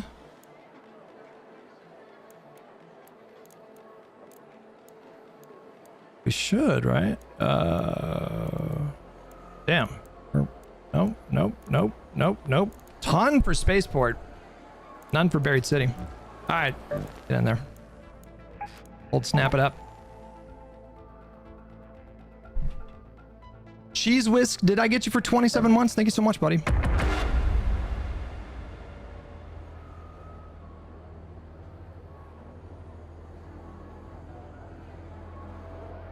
I don't know if you follow the meta or anything, but not dying is generally considered meta.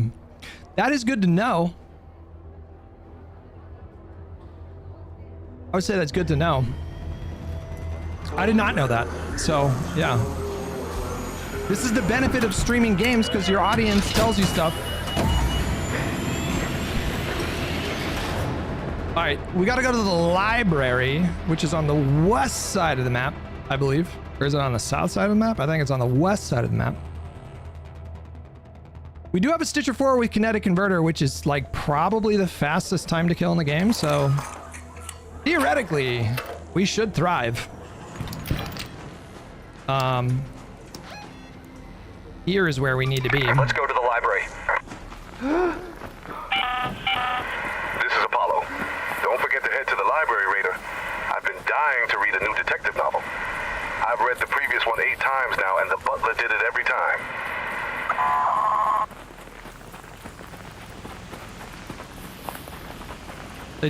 They are gonna come from this area.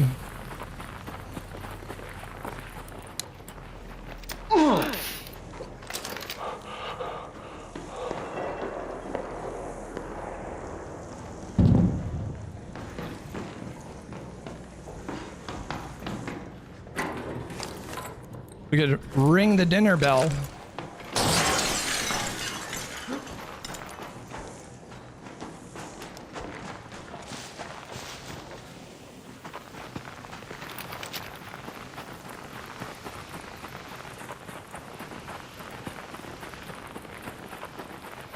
I don't know if I've actually used the Stitcher for the Kinetic Converter.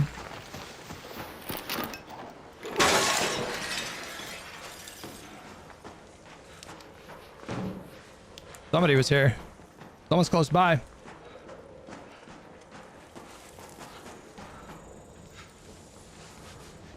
Am I not warming up? The fuck?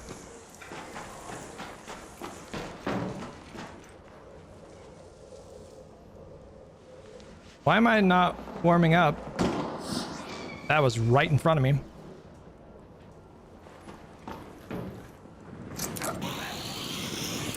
Surely I'll warm up down here, right?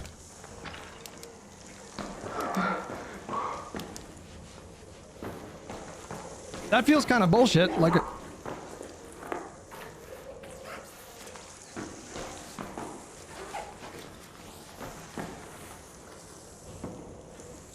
the fuck? Why am I not warming up, you guys? What is happening? Is this a bug? Is this a bug?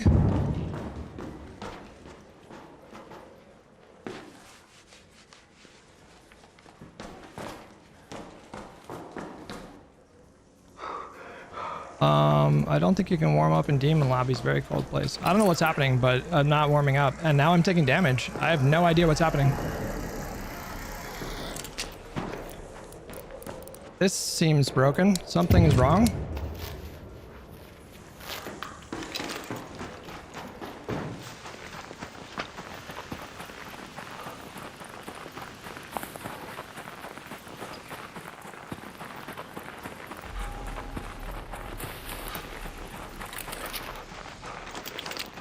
Can you not go in that building?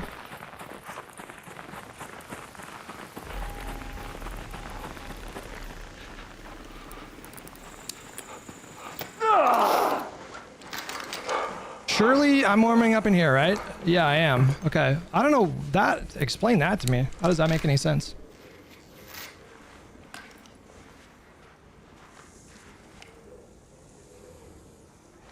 That was a spawn point, so I may not work in there. But how does that make sense? If I have cover, I should have cover. I mean, it's ridiculous. Fucking absurd. Some spots are glitched with the cold snap. It's broken. Okay, those spawned right next to me. I do need batteries. Actually, I think you get a battery for this, right? Nope. Never mind.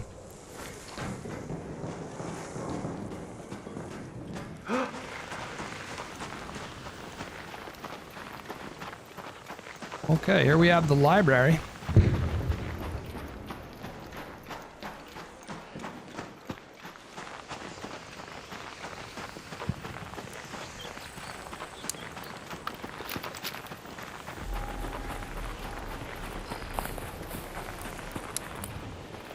Someone is in the library, it looks like.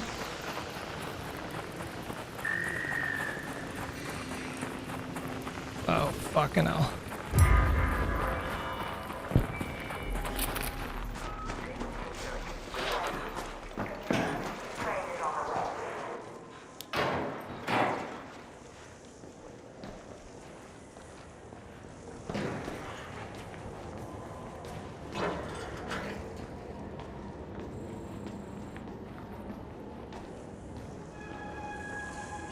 Don't know if he's upstairs.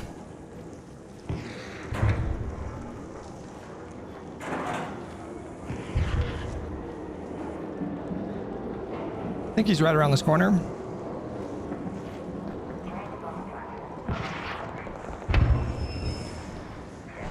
I guess he's upstairs.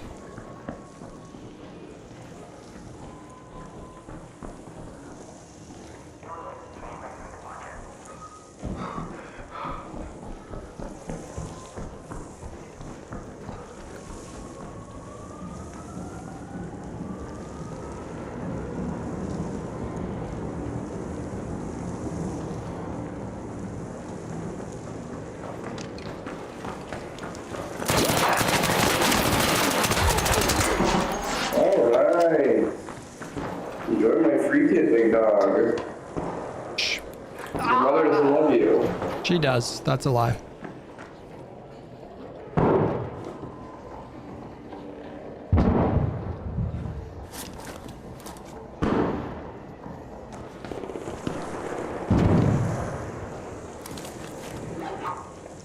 Free kit.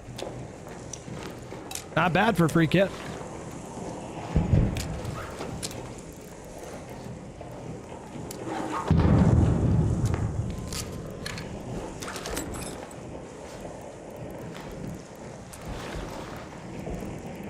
All right.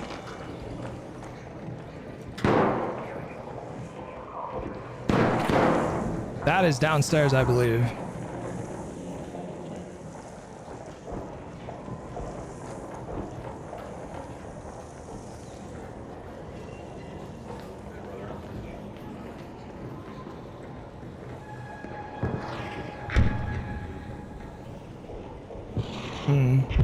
What am I supposed to do? Find one romance book?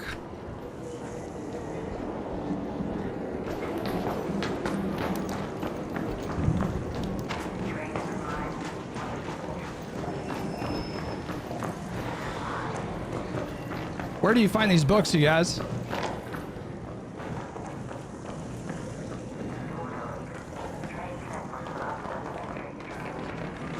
Where the fuck do you find these books?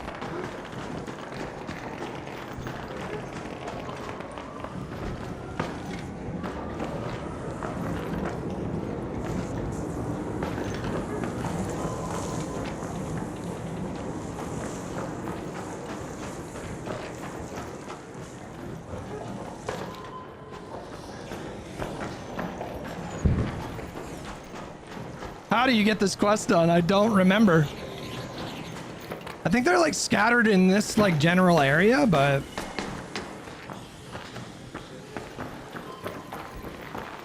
that looks promising. I mean, I'm shooting, buddy. I don't know what to tell you.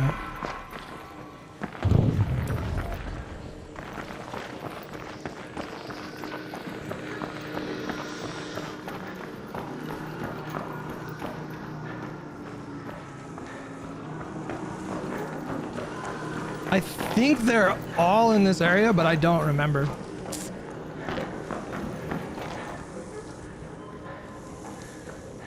Wait, there's one right there.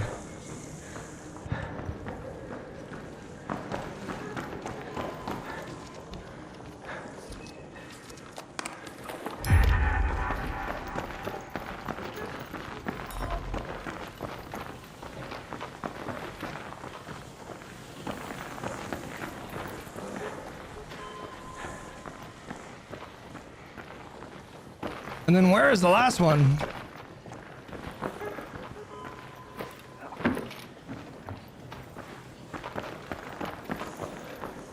Nope.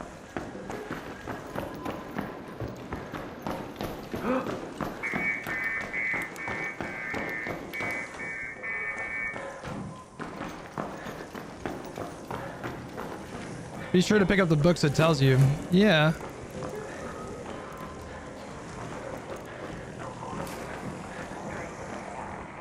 Oh, it's down there. It's got to be down there, yeah.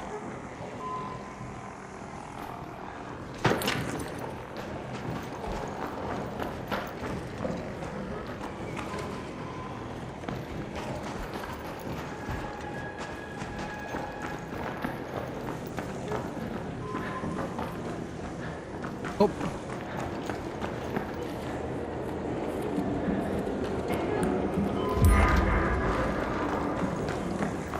Should be good to go.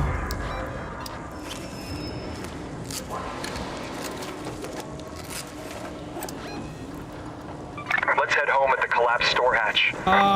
We could do a little looting. Just make sure everything's picked dry here.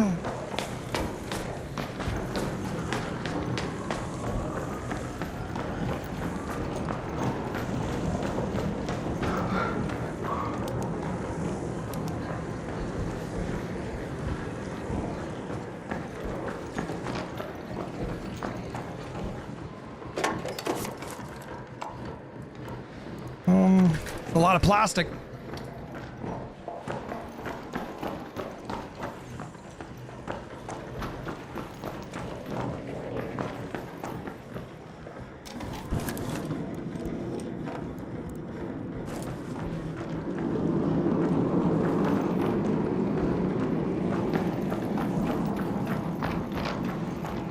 I'm not sure if everything on the... Well, I don't even know if I fully looted this guy. Magnets?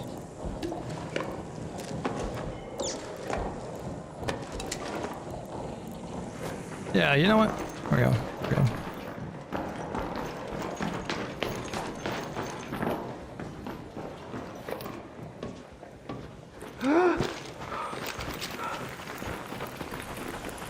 All right, this could be a little perilous.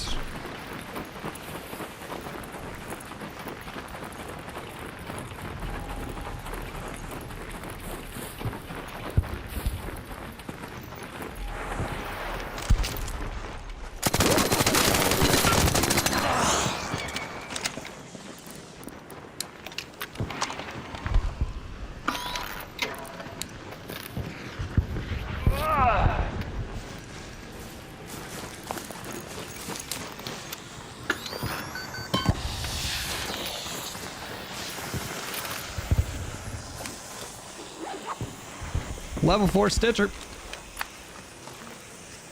One of these things.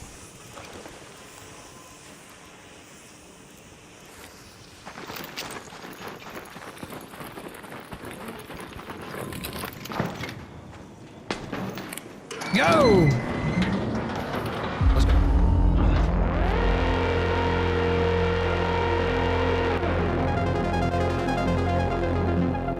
Didn't take the duck? Yeah, I did. I fucked up there. Yeah, I should have tried. Did I not take the duck? I think I did take the duck, right? Gaming Carpio set? What is this? The fuck are those? Wrist rests? Specifically designed with professionals to enhance accuracy? Interesting. Interesting. I'd try one of those out. Yeah, why not? Ooh, weird choice to put the extended barrel on that, but okay.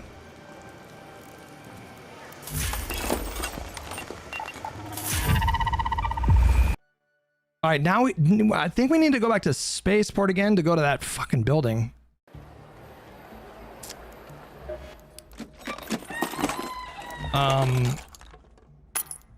Don't need that much ammo. We're gonna bring in an anvil and a stitcher for this. Put you back, and then everything else is fine. We need some more heals. Some herbile bandages. Pop off on those. Probably don't need all those because it's just got a regular one. And then are we out of... We are out of those things. You look like someone who just made it. Some scouts search for a new plant near the barren husk and old battleground. Spreading into the head out there into the damn battlegrounds and go get me a sample.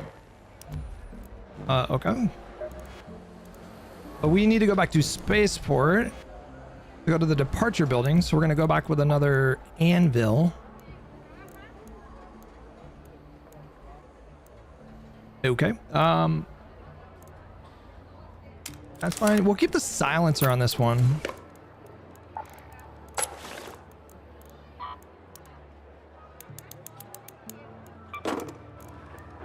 Like that. Merge. And then we're good to go. Spaceport. Okay. Should I bring a silencer for this guy? Probably, right? Yeah, let's do that.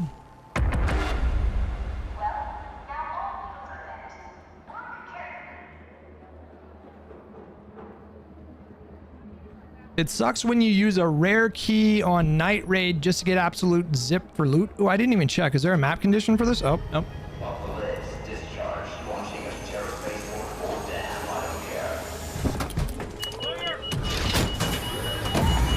Good luck on the demon lobby grind. It hurts so much losing kit after kit to the third, fourth, fifth party. The demon solos is like such a fucking, it's just such an unpredictable experience. There's danger around every corner. I kind of love it. I kind of love it, to be clear. I think we got a good spawn for that. Yeah, we did. Let's go to the departure building.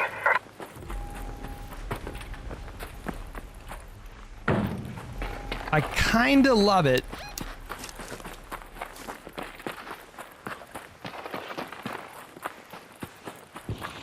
If you don't get attached to your loot, your life's gonna be a lot better.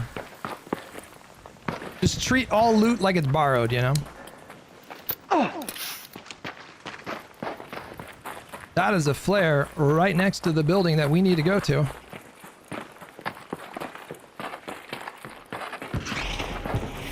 That is a rocket launcher. Another flare right away.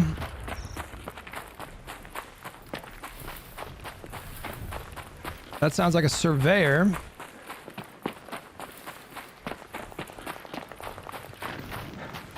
Another flare. Oh dear.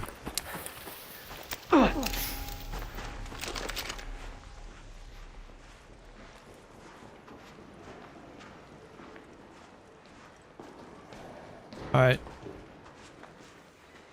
I think he just went in that building that we need to go to.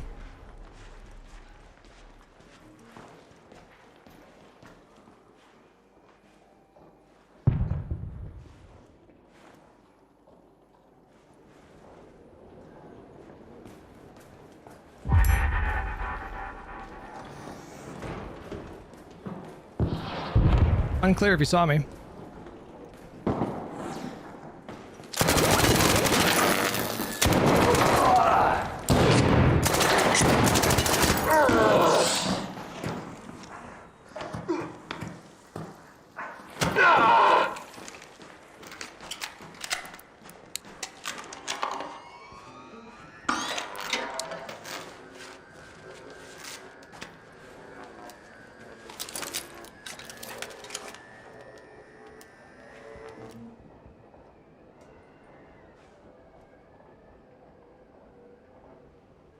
Hold.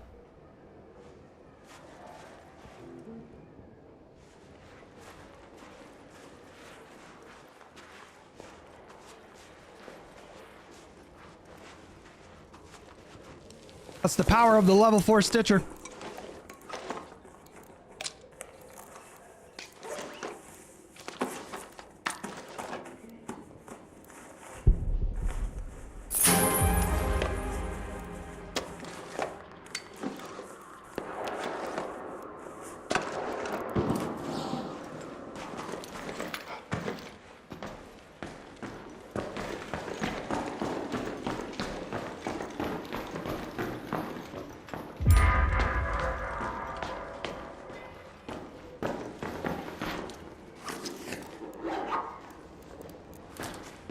Don't remember what I'm supposed to get in here.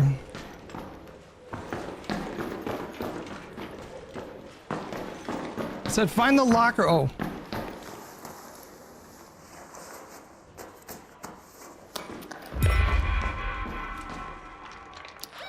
Now it says, oh, in one round, reach the tunnels below spaceport. Fucking hell.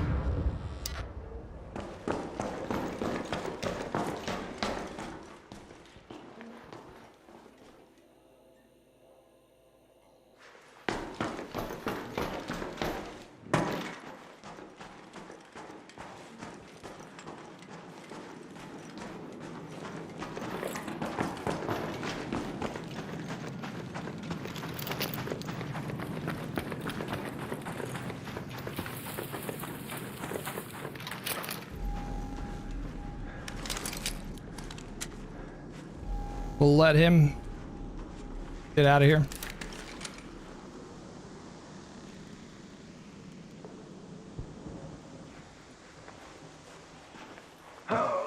Pretty sure I heard someone in there.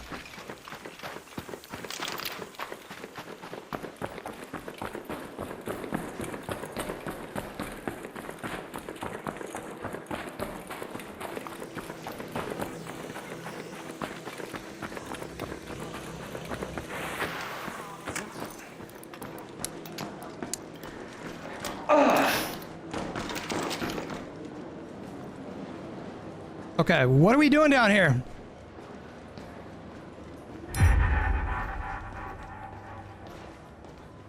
Use the key on the flushing terminal.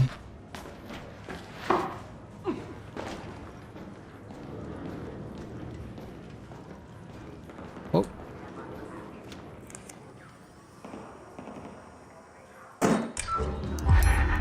And now we're good. Jesus.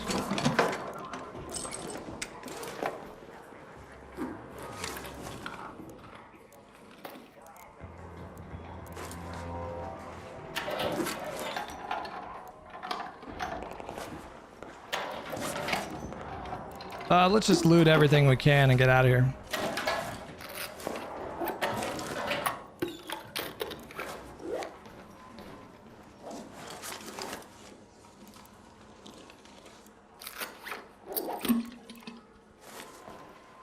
Am I overburdened? Nope.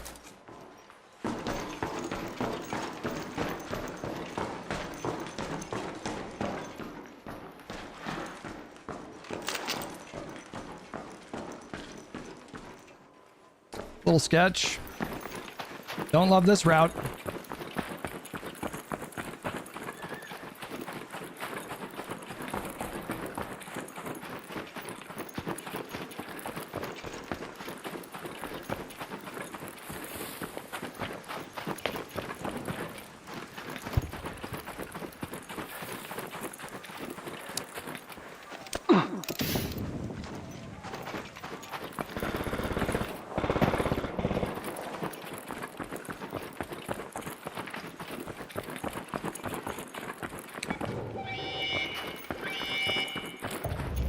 Okay, security here. I got your call. Stand by. I'm sending the elevator. And then we gotta go to Dam after this, right? How many quests have we done?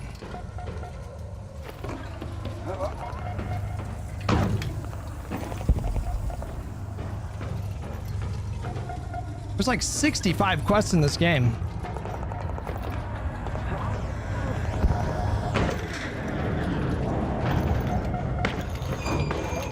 Initiating catch open sequence now. Don't Stand shoot! by a second. Don't shoot! Hey there. Catch open. I don't know, bro. I don't. All right. I don't normally do this. I don't normally. Oh, yeah, okay. You don't need to. No. Hey! Fuck my shield up. I should have done it to him. Safe pocket that globe, dude. Yeah, that's true. I didn't think about that. All right. You know what? Honestly, decent haul. Decent haul. Not horrible. Not horrible. Not horrible. Kind of fucked my shield up a little bit there, but it's fine.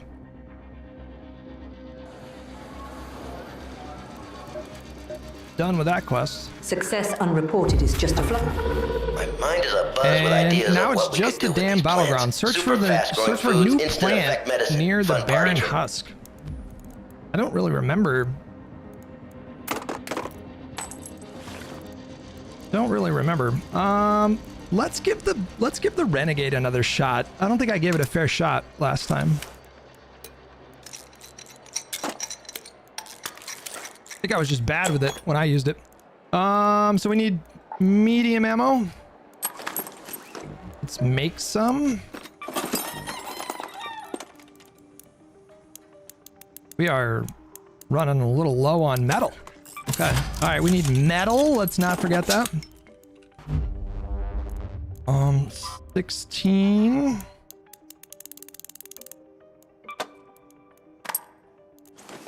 We just need stimmies.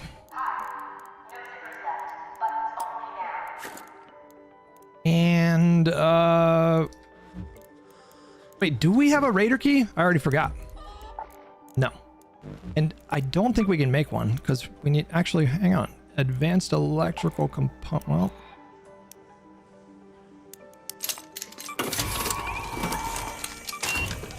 okay, we can make one.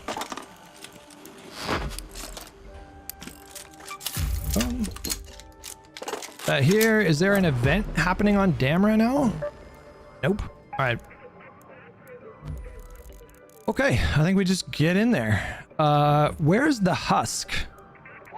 Are they talking about? I think that, so there's one here. One here. I assume they're talking about here, right? Search for the new plant near the barren husk in old battleground. Okay.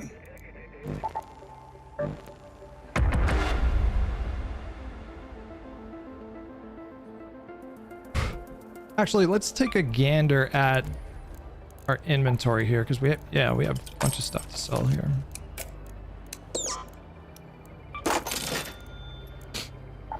And then crafting materials, we can break you down. I almost want to bring some of these in, guys, and set. Let's do it. Let's do it. Yeah, we're gonna set a trap. This is gonna be incredible because where we need to go. Yeah, we're gonna listen. We're gonna do some funny shit this round.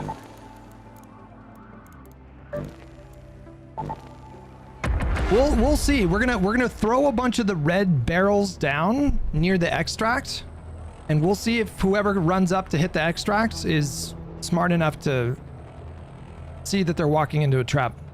Most people just run right up and they just don't really think about it.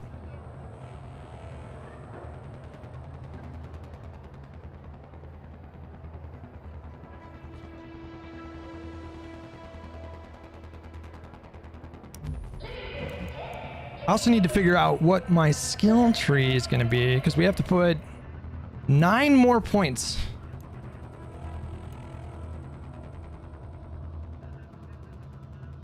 I guess we can do this, Calming Stroll, and I don't know which of these I want to do. Because some of these really don't work that well.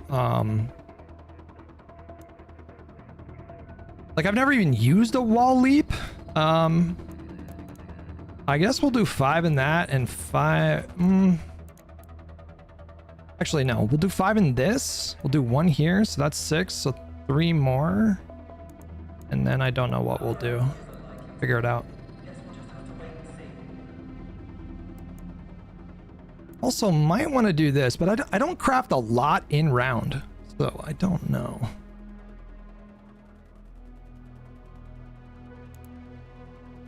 And then we have a bunch of greens that we want to do.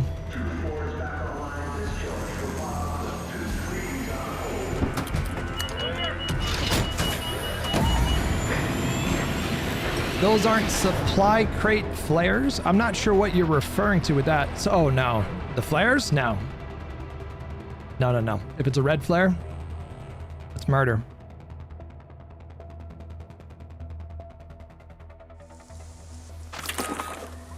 Okay, we have to find a plant. Not the worst spawn, I suppose. Am I allowed to go over there? Yeah, so we need to go over here. Go to the old battleground. We did get a fresh spawn. Someone will have spawned over here. A little birdie told me they saw the plants growing on the barren husk out by the old battleground. Might be just the place to collect a sample. Let's keep a lookout for this guy.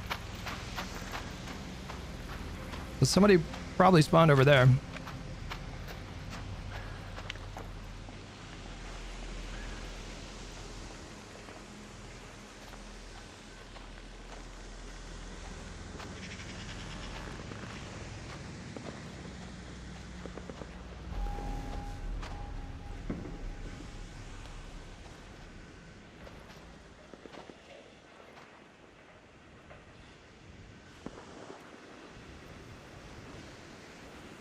Thought I heard something, maybe not.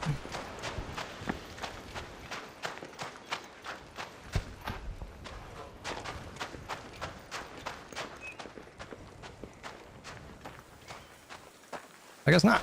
All right. Is it not a guaranteed spawn over there for a fresh raid?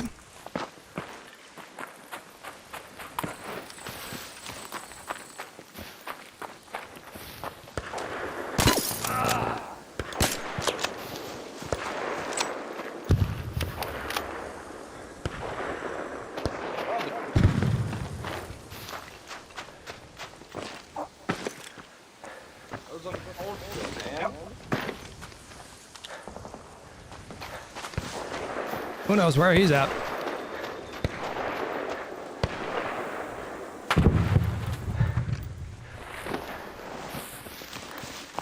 Let's just give up high ground, right?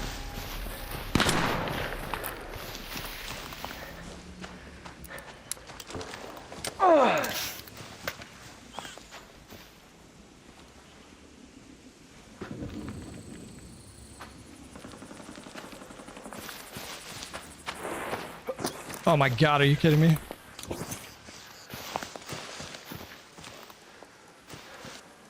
He might have bounced. We'll find out.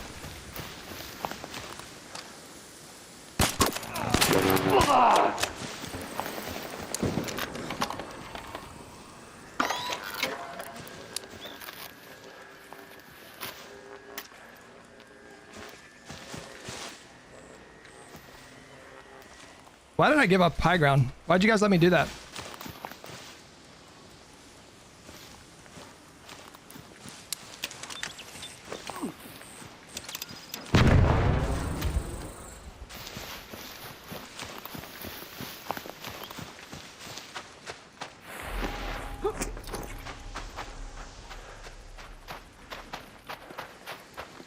I think he bounced.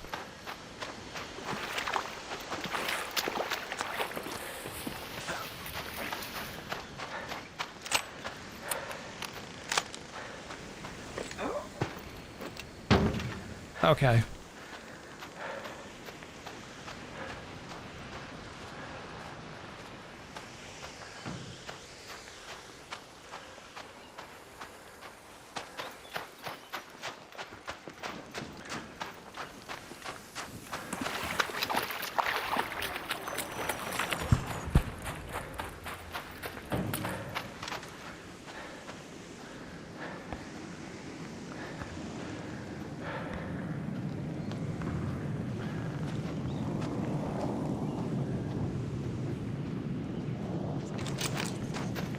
Okay, we need to find a plant. Does he mean like a organic plant or like a building?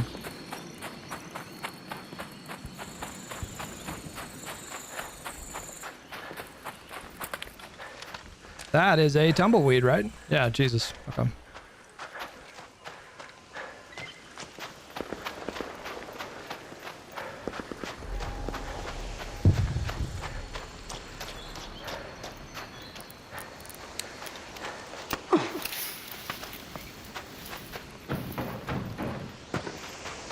I don't know what plant they mean, and it sounds like there's a bad hombre over here.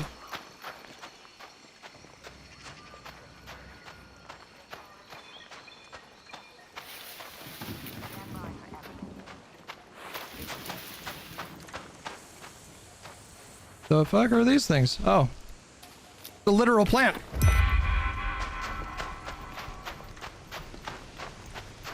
Is that it? That's it. All right. So here, we're gonna do it. We're gonna do the thing. Can I take this too? No. We're gonna set up a little trap. We'll let that guy go.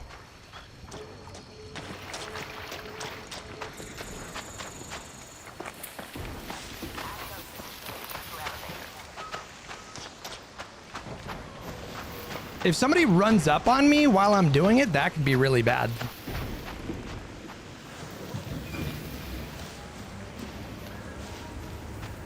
Like, how far can you throw those things?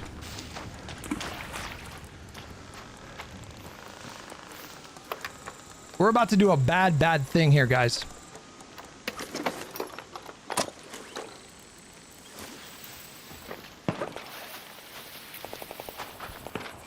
Where's the switch? I think it's on this side.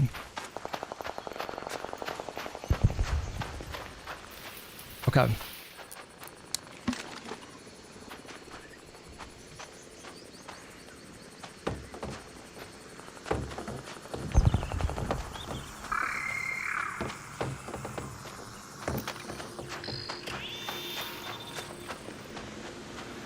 Is this thing silenced or no?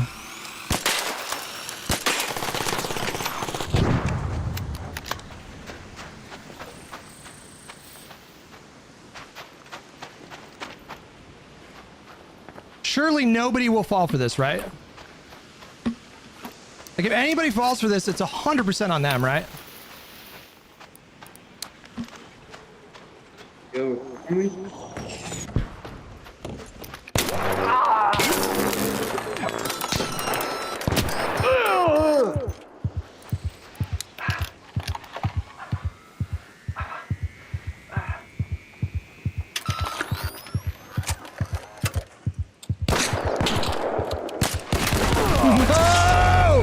No, it's karma. Okay, all right, he caught me. He's like asking me if I'm friendly as I'm throwing red barrels at the extract. It's like, well, I think you answered your own question there. He had a Renegade and a Venator too, man. That was just the worst timing. All right.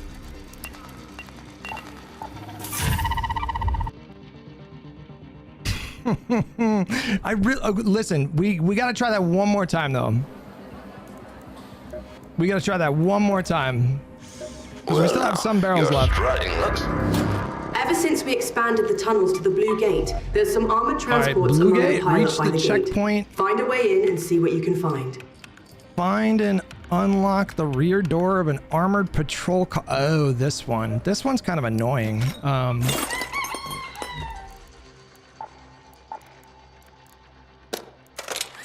We can we make, what do we need? Electrical components. We might need some wires too, actually, yeah.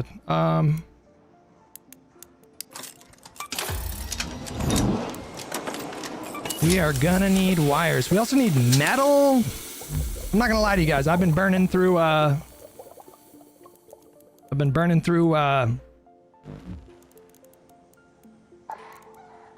some shit. All right. This is the one that I want. Let's do that. There.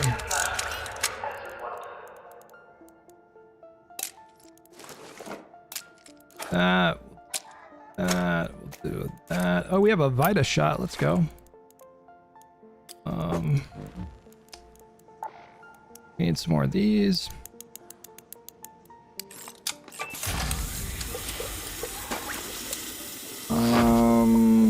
Guess we'll leave that.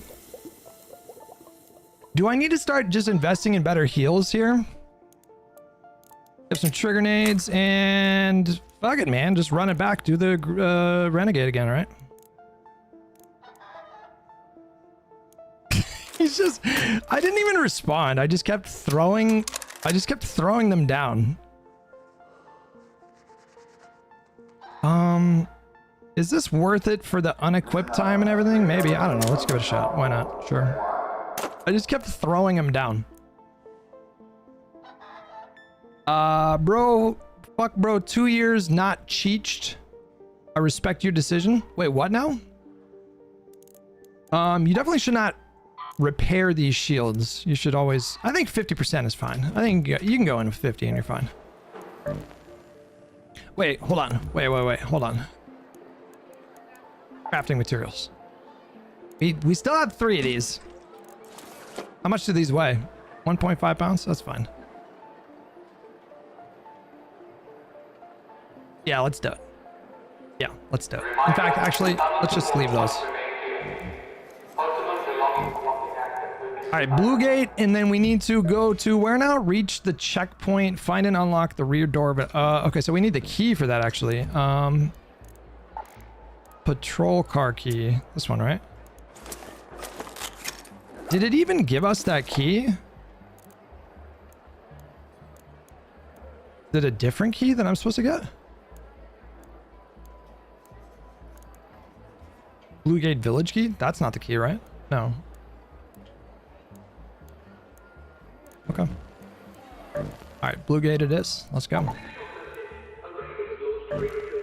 Whoops. No ammo. That should be plenty of ammo with that gun, right?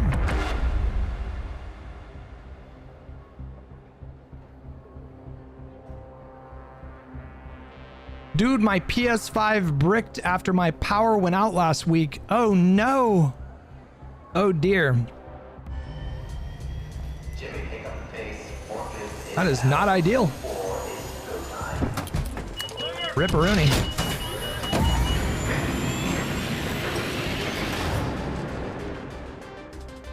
That's why you invest in a UPS.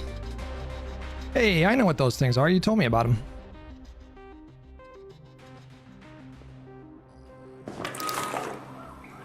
All right, we'll see where it spawns me. We need to go to pretty not tight spot. Let's go to checkpoint. Semi-fresh spawn. Tianwen here. The armored transports are in the car pile up by the gate, but they seem to be locked with a key card of sorts. You'll find a way in, I'm sure.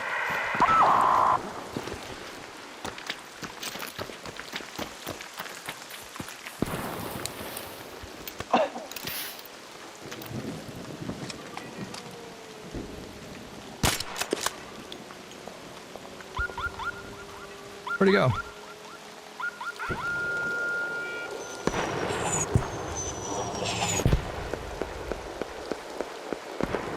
Oh boy, he's fighting humans and machines.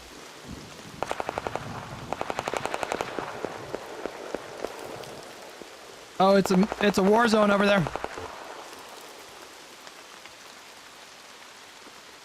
Watch, he's gonna take cover around this rock, and when he does, okay, he's dead.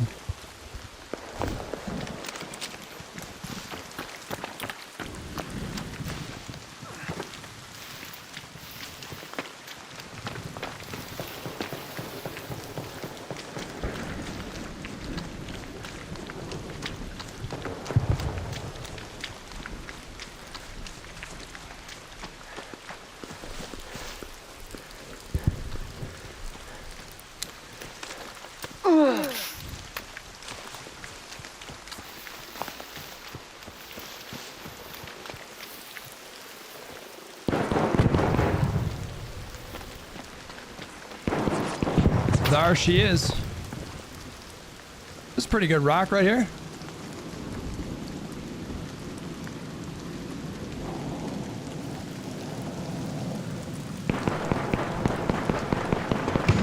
That's a Venator, man. I need to be careful. Those things are fucking nasty. I don't even see a body either. You know what? Sometimes it's about the fights that you don't pick, you know?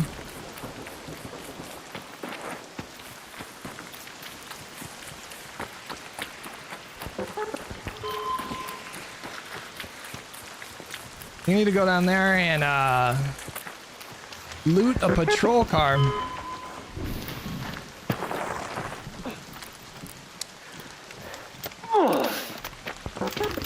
That might be a little tricky. There's a fucking bombardier over there.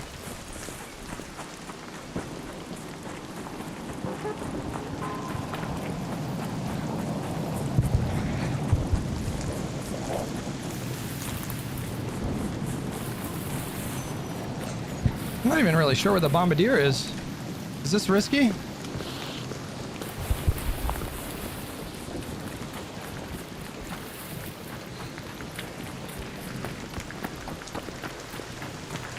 And a rocketeer.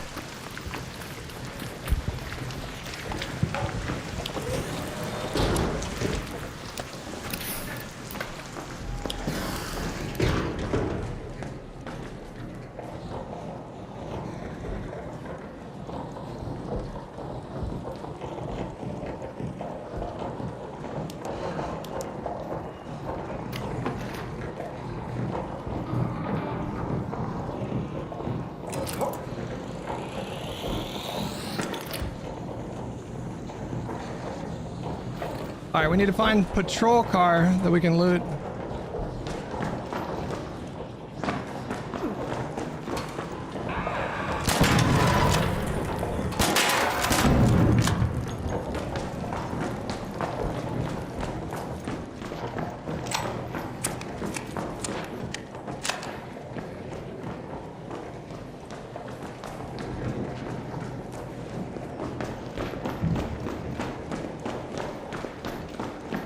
Patrol car that we can loot.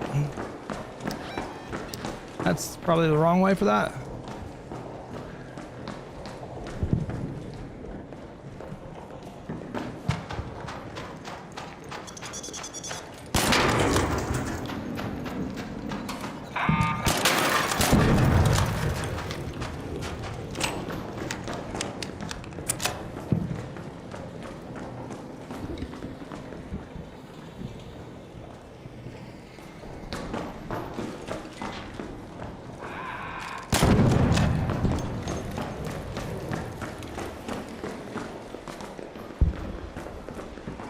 How do I get to where the patrol cars are?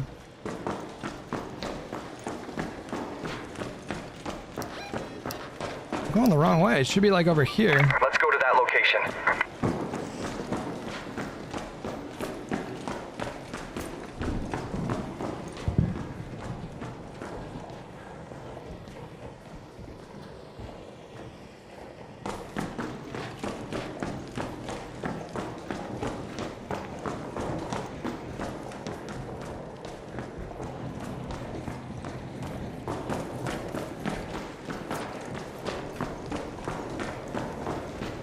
I'm just doubling back to where I just came from.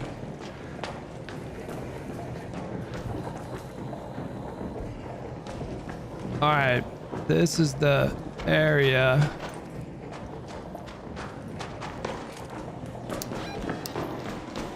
Like past there.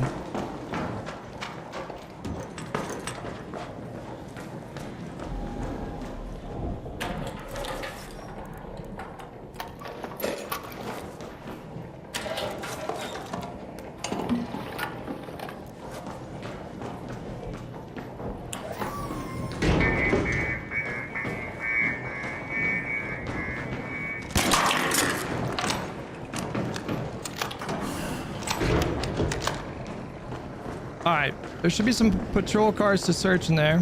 I think that's one right there.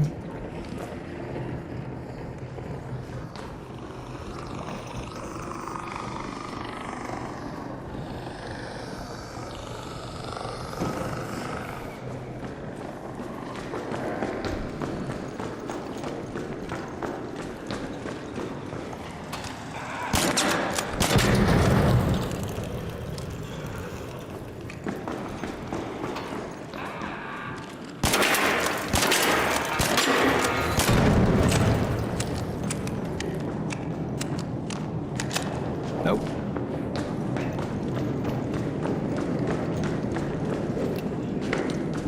That sounds like a rocketeer up there. There's a sentry gun up there. Okay. Nope.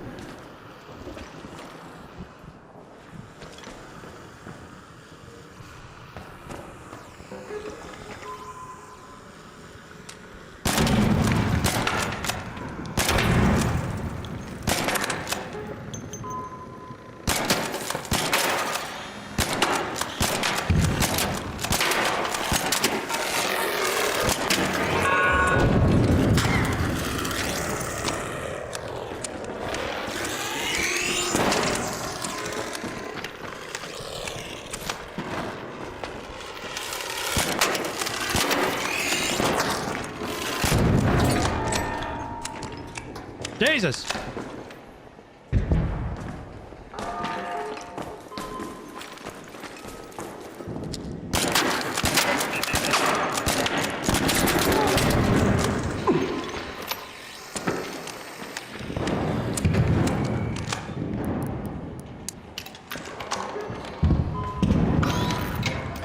We've got company.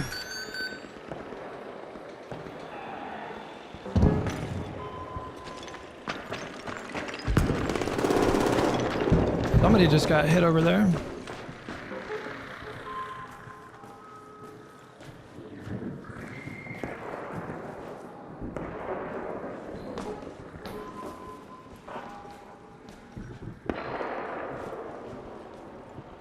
Something got triggered over there.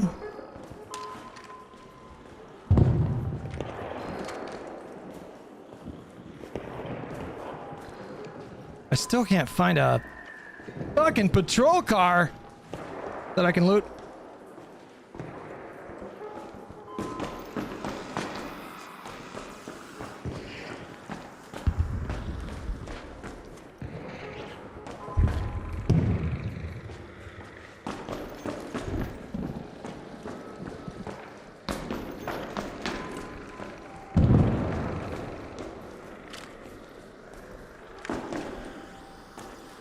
Might be actually in the patrol car.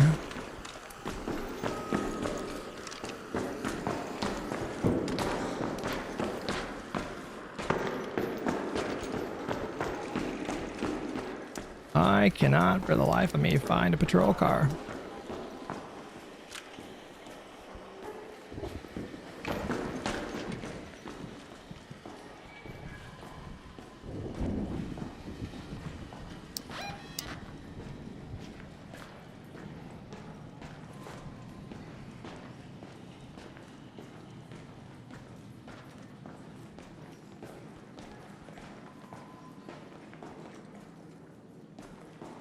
Or is it?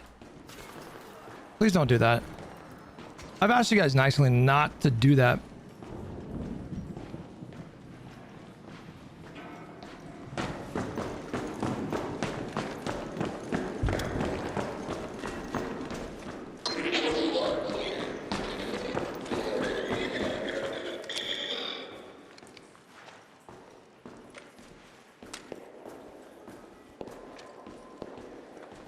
Like I've asked you so many times not to do that.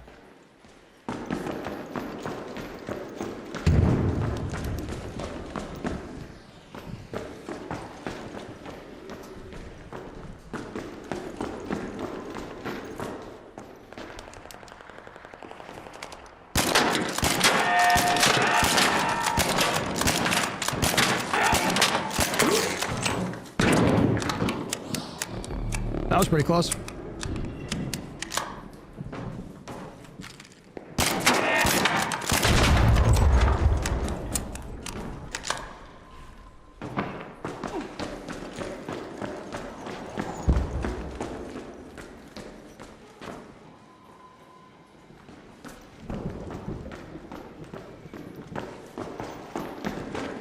Yeah, man, I can't find a...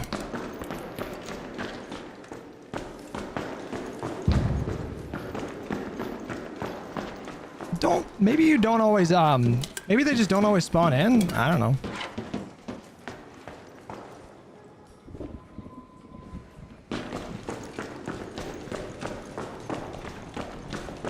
Pretty sure we already went on that side, right?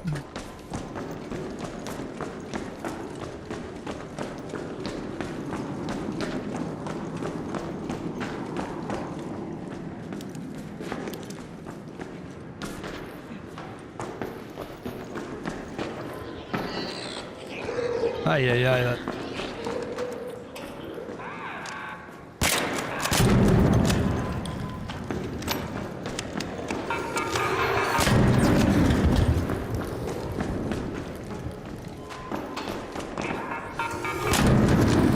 Did those just spawn in?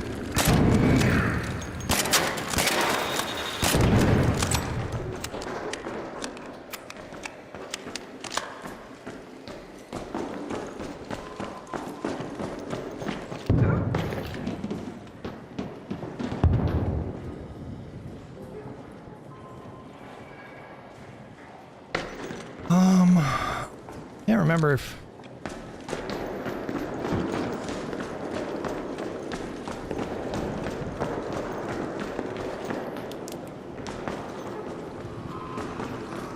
Whoa.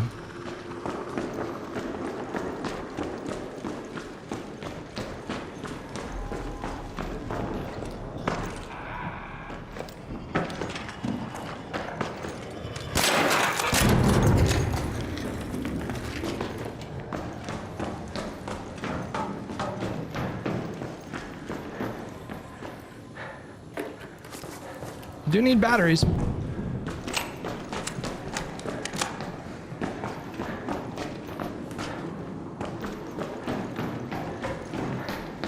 I feel like sometimes you can get the... Jesus.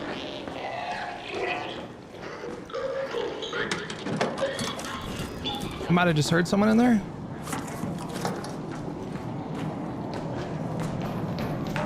Might have just heard someone in there. Like you can find the security cars like in the outside area, but it's pretty fucking sketchy.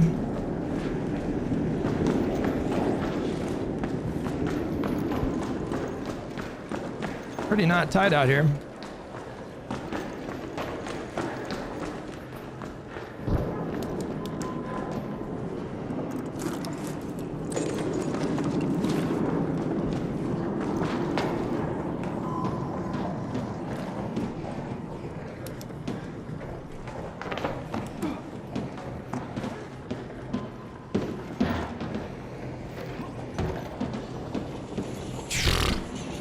I mean...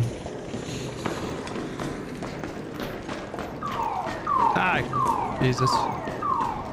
Do we just give up and go for a fresh spawn, maybe? I don't know if it's worth it to try out there. There's a fucking bastion out there. There's...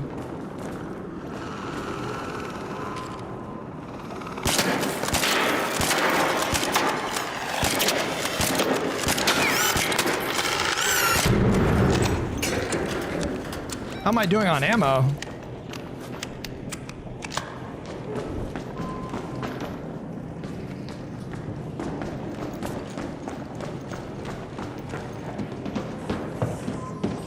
We might have a little opening right here.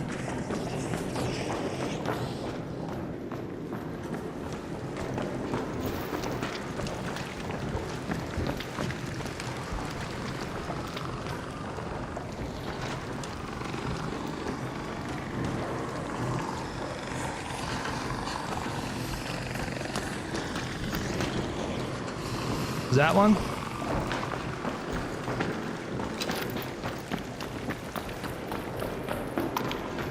Yes. Let's go.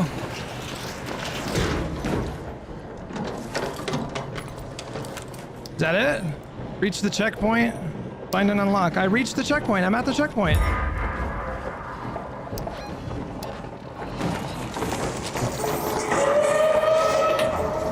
Oh my god.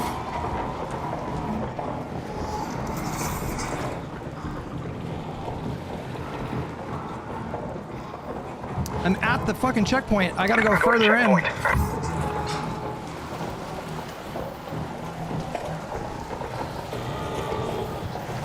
Did it de-aggro?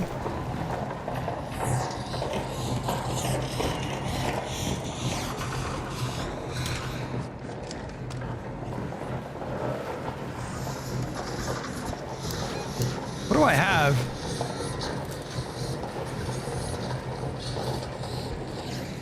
I guess we can go on this side.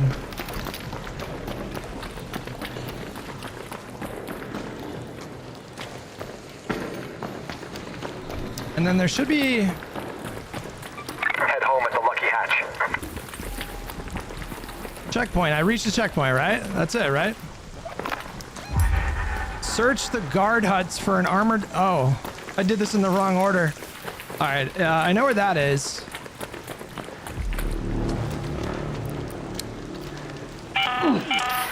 An arc orbiter is en route. The safe window is closing. 10 minutes to get out of there. I repeat, 10 minutes.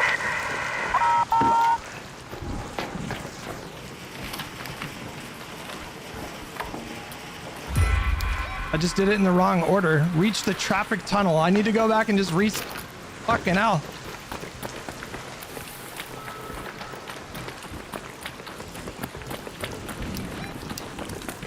I'm out of stimmies.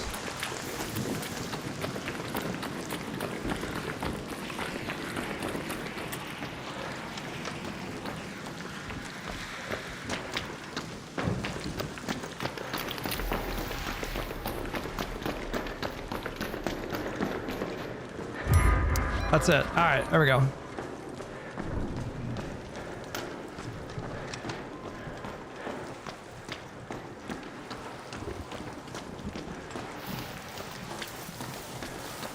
Should I take that? I don't know where the Rocketeer is.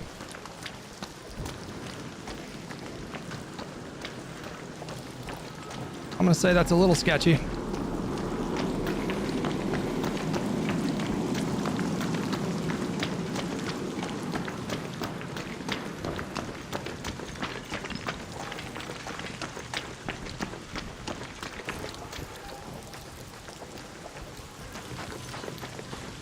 Rocketeer over there.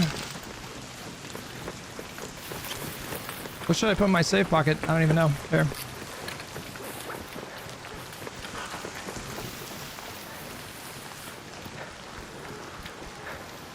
Is the rocket's turning around, but ever so slowly.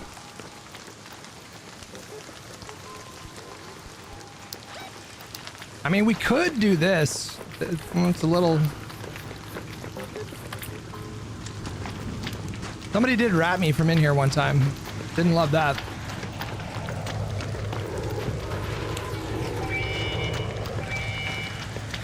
Signal received. System override. Clearance pending.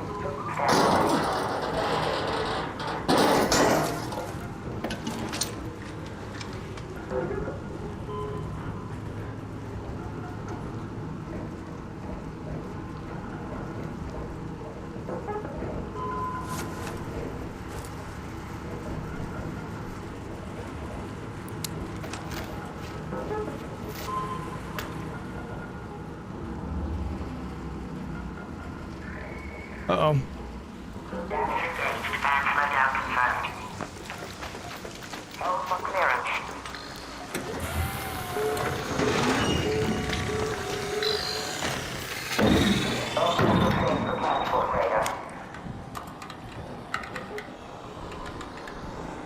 We good. Yeah, oh, did that? Am I taking it with me?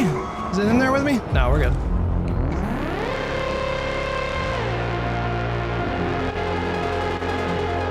And are we done with our questing yet?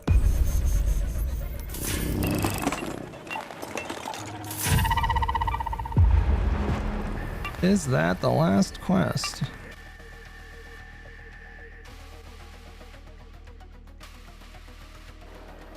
Found myself in the Care Bear lobbies, not quite as fun of raids, but I'm progressing so much faster. I think that's the play, like when you're doing... Always standing there like you want a medal. Managed to crack open an armored transport, Am I done? I'm done. I'm done with... I'm done. I am done. The only thing left to do is to save up 5 million. Done with my quest, done with my workshops. Done with my expedition. We're just waiting on the next departure date. When is that going to be? Do we even know? How long was the last season? 2 months?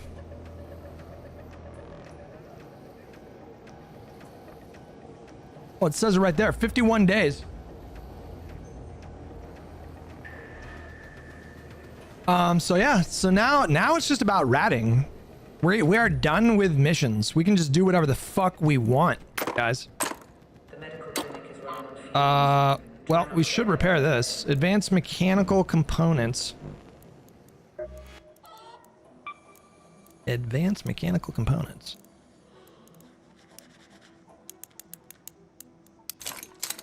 We need metal.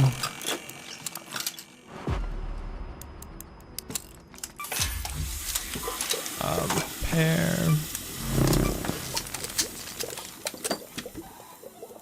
All right, here's what we're gonna do. We're gonna figure out which map has the cold snap. Buried City. Fuck. Okay. All right. Buried City. Actually, didn't we establish I don't have a single Buried City key?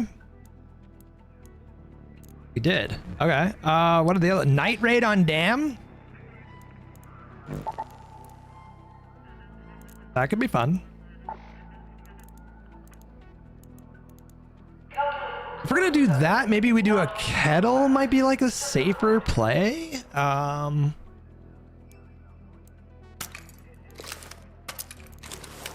that's not the one. The one. Actually, wait. Do I not have a green stock anywhere?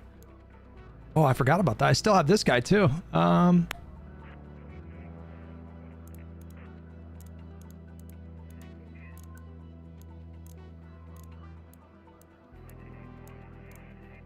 A blue stock, but what is this doing again? Yeah, you know what? Do it. 49 shield is a little sketchy, but manageable. It's 30 rounds.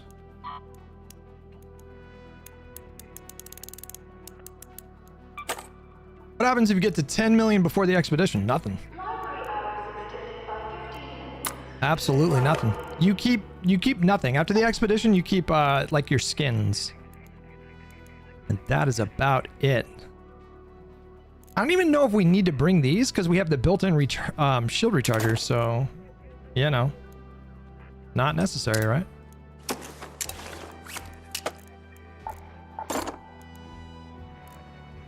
Stash is a little effed right now. Recycle these. Recycle those. Actually, we can recycle a bunch of stuff. Hold on. If you're waiting for freshly squeezed juice, keep waiting.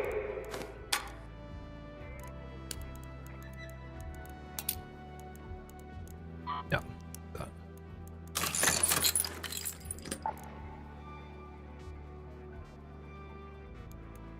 sell these. I don't know why I'm saving up my seeds. I've never had this many seeds before. We could just buy a bunch of metal, but we don't really need to do that. Stocked up on batteries. Probably don't need this moss. Don't need these. We're gonna need to hunt for advanced arc power cells for these shield rechargers. And then for the dam, we have 2 annex keys. We have surveillance keys for the water treatment, but that's pretty sketchy. Do we have any other dam keys? Bunch of spaceport keys. Ooh, the annex keys are kind of sketchy. Might want to bring in the other one. Hold on. Can I make? Just the one. This one. What do I need? Advanced electrical components. Fuck. Can you buy those from Celeste or no?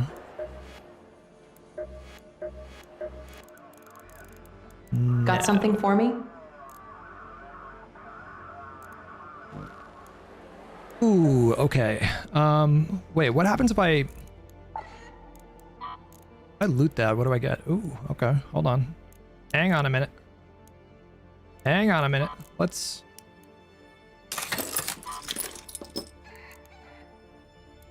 Which one's the better one? Adrenaline shot? This one is... it doesn't really matter. Who cares? What do you get for this, actually? No, you don't get those. Okay. So now I think we can make the other augment. The one with 3... Wait, no. This one. The one we want. Okay. Let's switch that out. We'll go in there with 2 annex keys, but we'll put them in the safe pocket. And we'll hope we just get a good spot.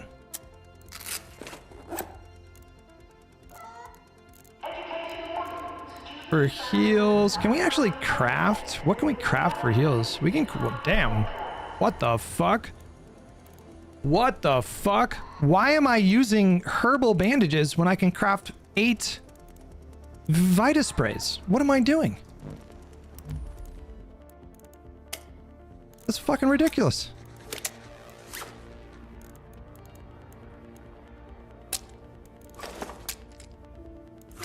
Because you're you?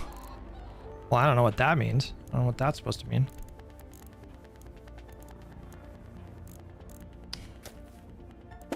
Do that. Do I need anything else? Maybe some mines? Do I have any other trigger grenades? No, but I have flame grenades. Okay, I think we just get in there. Level 4 Stitcher, don't need to repair that just yet. Beefy ass compensator on this thing. Let's go. You know, we could. Just cause, right? Just in case. I'm going in there with a ton of utility, but whatever. Let's just do it.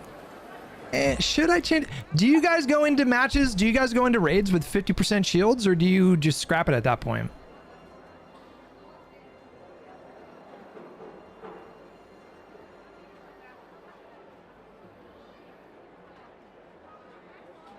That is my question for you guys. Bandages you can use, then move as it heals. 50 is fine if I'm just doing looting. Well, we're not. Okay, we're fighting. We're fighting people. You say it's not enough? Say scrap at 50%? We'll just do a test. We'll just do a test. If I have a bad experience, we won't do that in the future. We'll go in there with 50. 49 technically, but yeah. Ooh, this is a night raid too. Fucking shit. No, okay, hang on. For a night raid, we should go in with the Stitcher. In the Annex, we should go in with the Stitcher for sure, right? I mean, we could do both, I suppose. I mean, fuck it, right? We have nothing but level 4 guns. Like, fuck it, right? Nah, we don't need it. We'll just do the Stitcher. We'll just do the Stitcher. And we'll bring in some extra ammo just in case here. All right.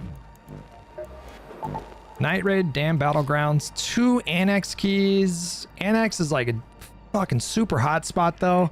I don't know, man. This is sketchy. This is sketchy. This is pretty sketchy. I don't love this, but do it. No, you know what? No, I don't. Yeah, I don't like it. Let's build another shield. We'll save that shield for a different time.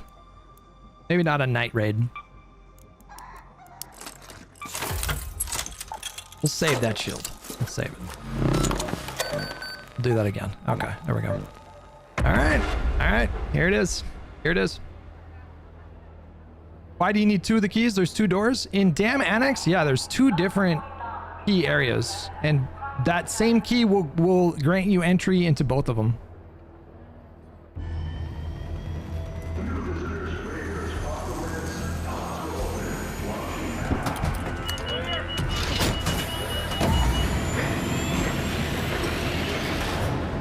On Tuesday after global nuclear war. Well, since nothing's really happening lately. No, Martok, we did politics. We did politics for 4.5 hours, mate. We're gonna do politics on Sunday as well. We still gotta get through the Jack Smith deposition. Annex. Ooh, did I get a horrible spawn for it? I got a horrible spawn for it. Why did I bring a key? What am I doing? Have your eyes adjusted to the dark yet, Raider?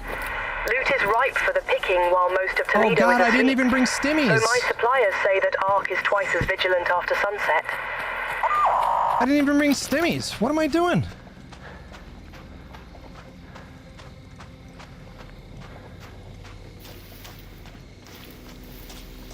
I brought in a horrible loadout. Yeah.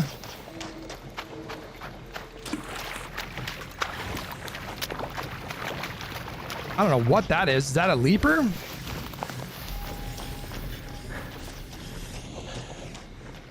What is a leaper doing out here?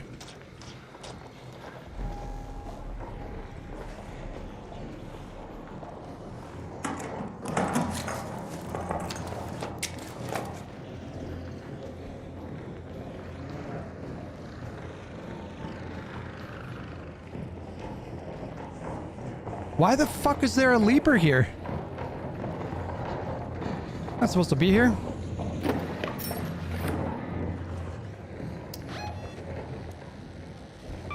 Go to the domes.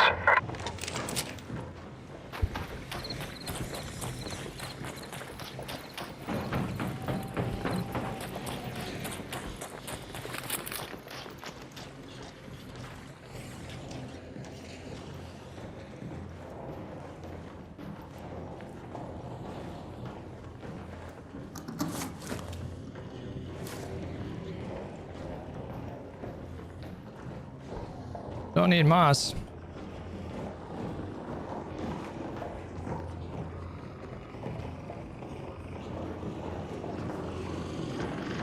There's no way it's there, right?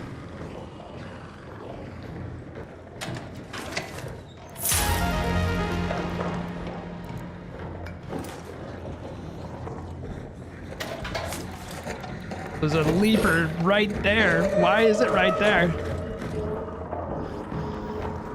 Somebody just got triggered over there.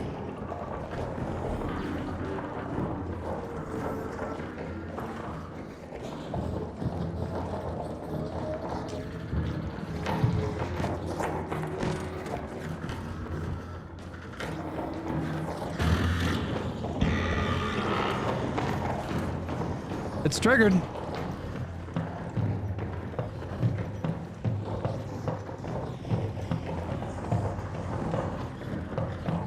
I thought it was triggered. And then the other one's over here. Let's go to the domes.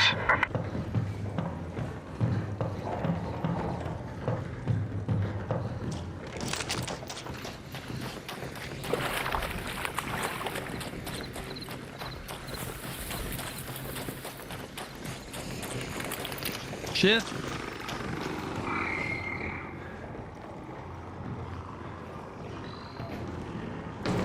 A little too quiet over here.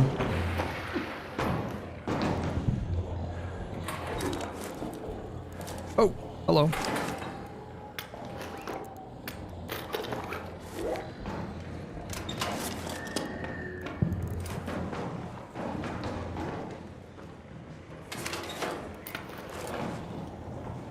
Kind of weird that it's so quiet over here, guys. I don't trust it.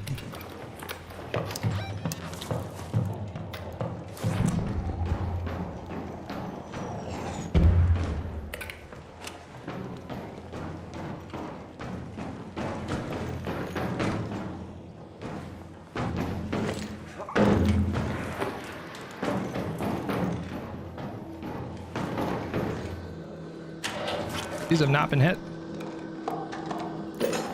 A hairpin, why not?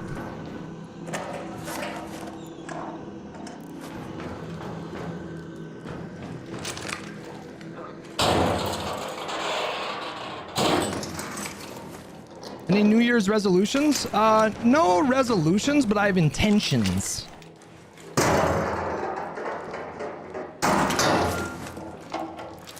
Does that count?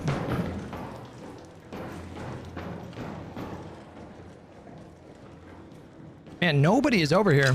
I just don't trust this at all.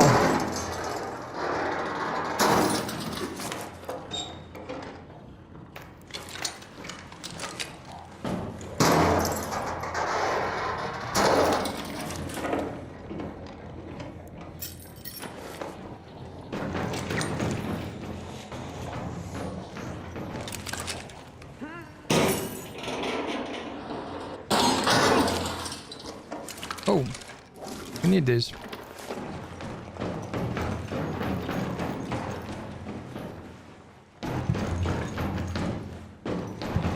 Oh, there's a fucking...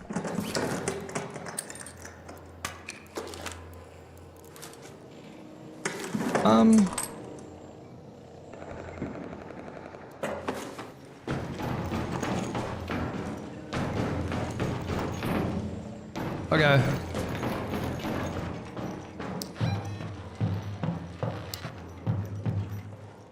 Okay, the nearest one, the safest one might be to go over there. Elevator.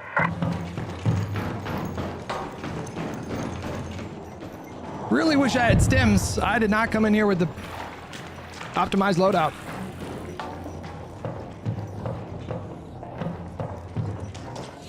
Oh god, that thing's over there now.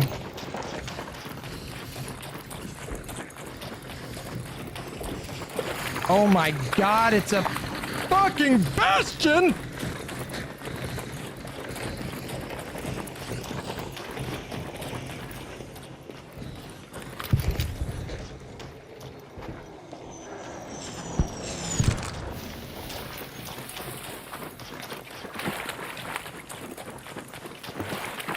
I didn't even know the bastion could spawn there.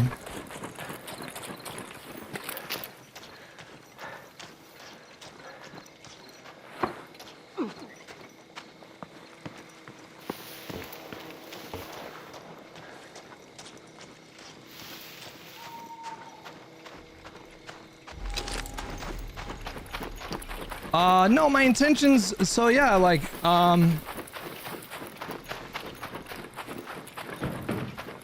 on kind of a good streak, like the last like 2.5 months of not wasting a ton of time like arguing with people on Twitter, which has historically been an issue for me from time to time.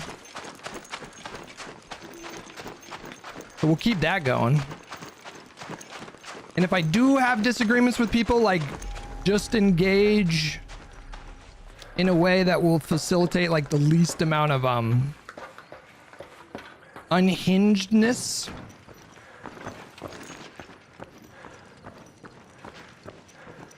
I wanna pick up marksmanship. Like, we'll probably get another. Oh god, the fucking right there. We'll probably get another handgun.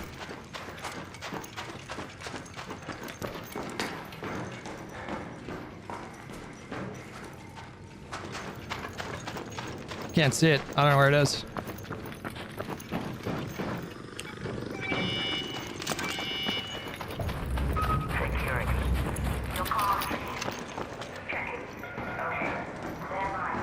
We'll get another handgun and take up marksmanship. That'll be fun.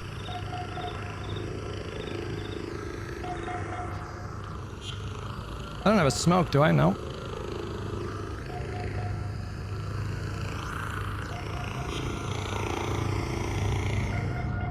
Oh, it's searching.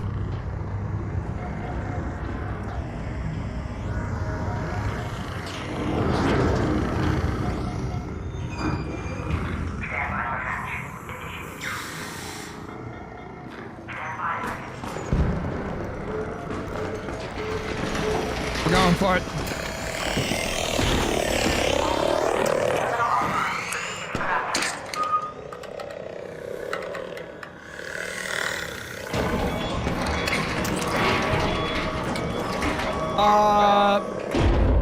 Take up marksmanship.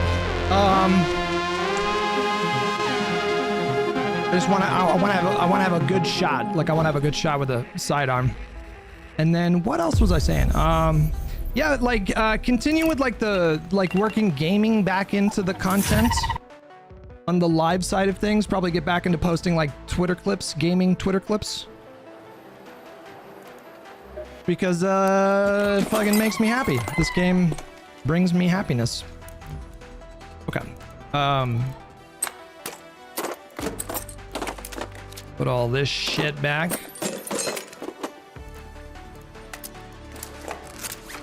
I don't even think I used any heals or anything, did I? No.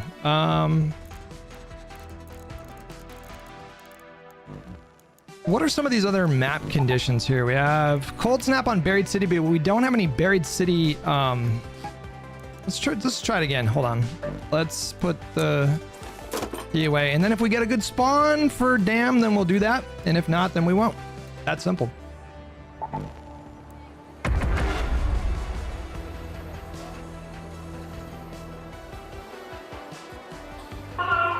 Interview James Tallarico. Nice. I'm down. Send him an email.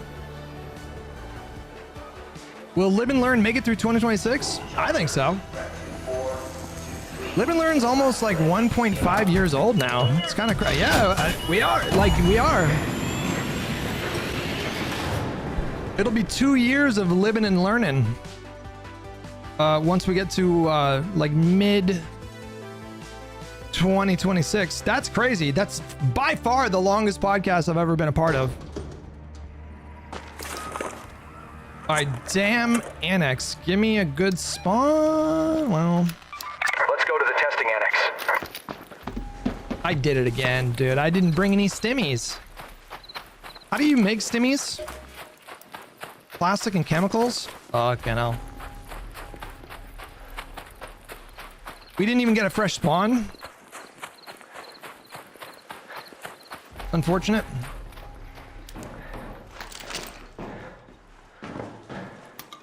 Can you break this down for chemicals? Yeah, you can. Okay.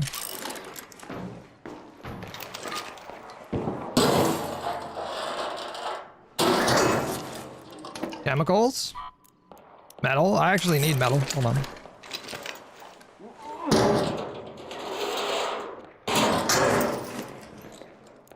What am I? I'm not, I swear to you, I'm not ignoring what's happening.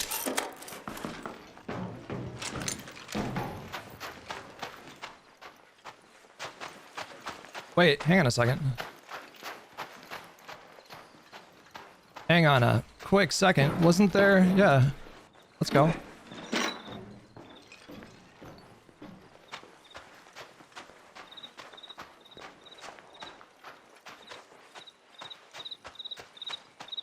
Sham wants your attention. Love how about for 2026 you hop on Discord call with your mods, tell how much we suck. That's tempting.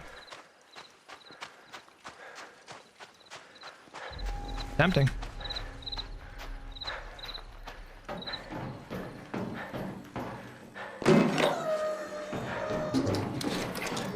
I don't know if we still need batteries. Maybe not.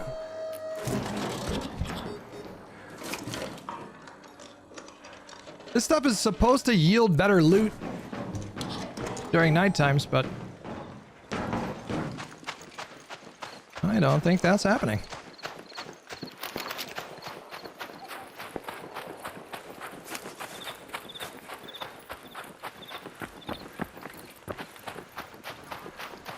All right, we can see what's cracking at Annex, but it's probably super sketchy right now.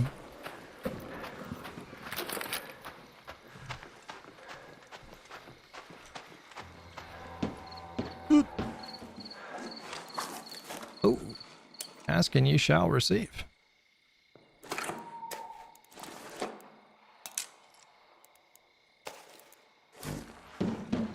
We got a single stimmy. Let's go.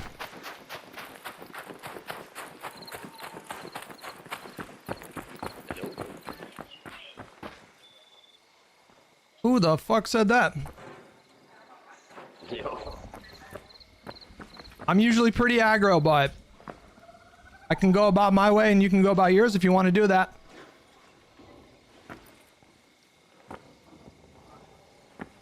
Hello?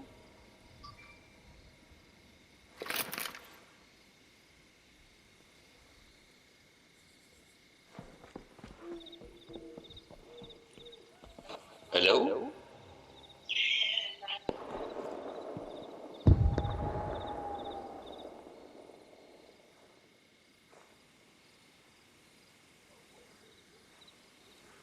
Where the fuck did he go?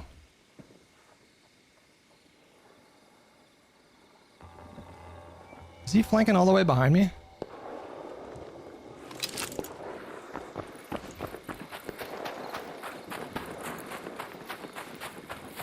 He had the high ground. We gotta go.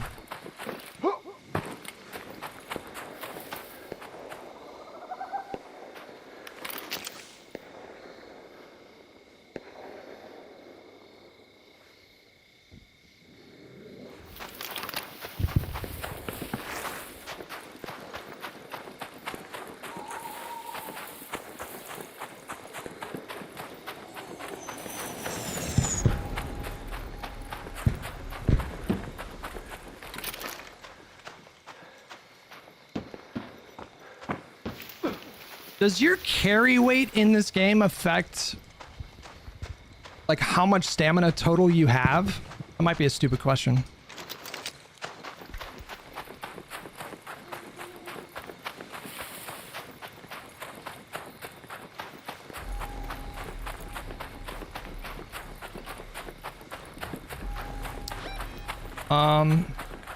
Okay.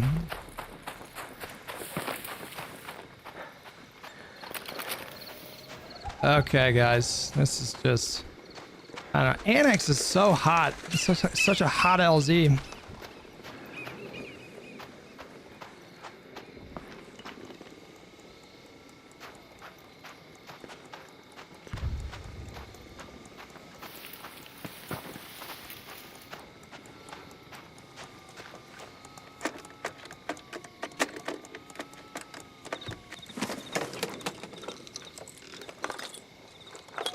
What a fucking horrible case.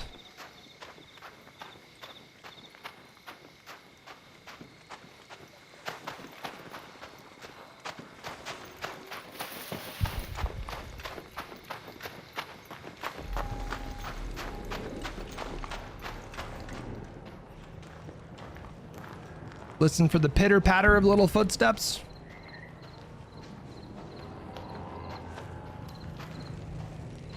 Oh my god.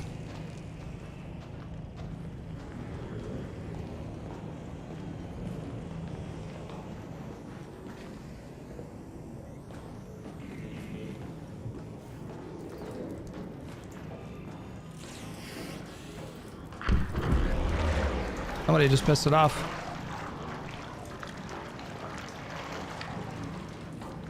They've been hit. I repeat.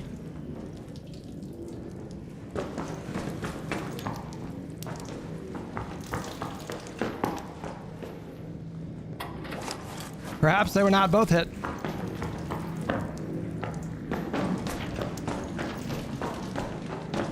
They were both hit.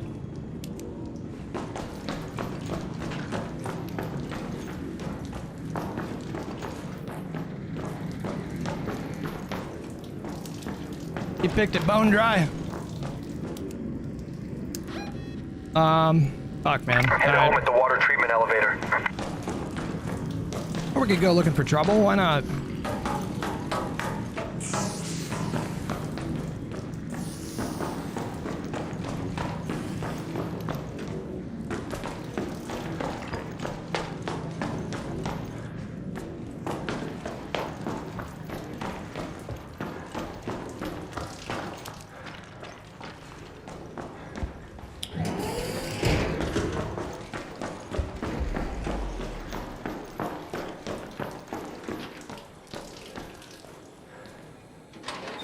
Everything's been hit, bro.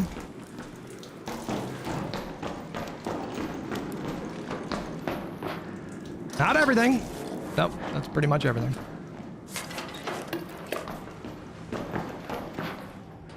Nope, that's been hit too. They picked it clean, guys.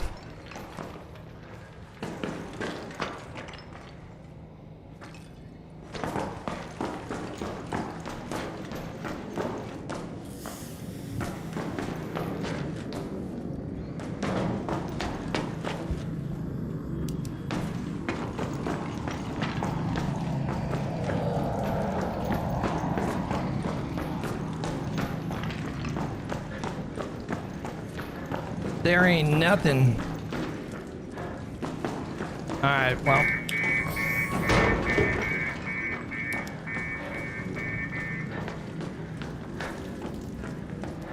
We got here just a little too late.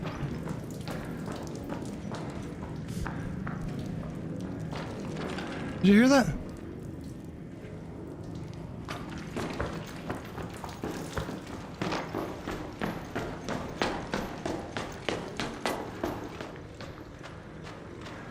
Careful, careful. Bryce bat? I'd say like today's like half and half. I don't know. I have it. Oh god, man, the fucking Rocketeer.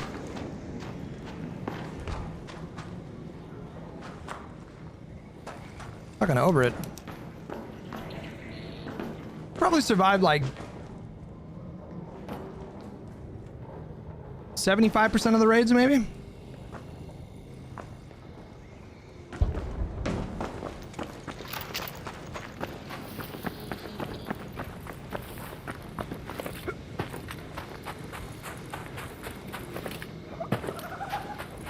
It's circling back.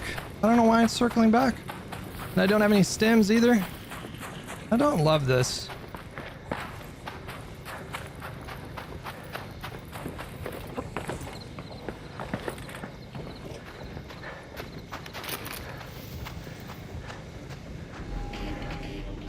Look at that thing. It's just charging right at me.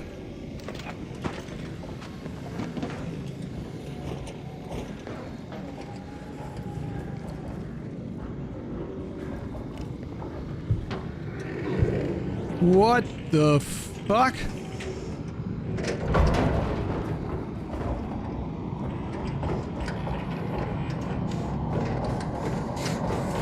Where's the guy?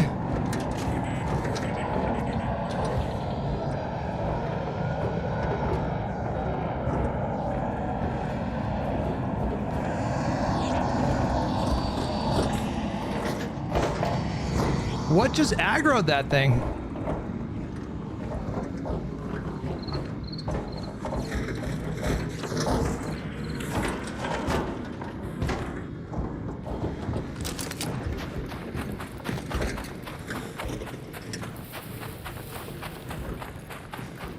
I honestly fucking hate night raids, bro. I really do. They are so stressful.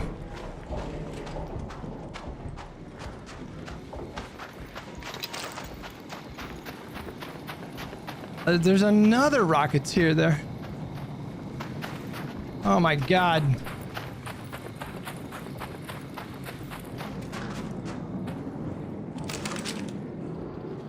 Like, how do you traverse the map in this game with the night raids? Look at how many Ark there are.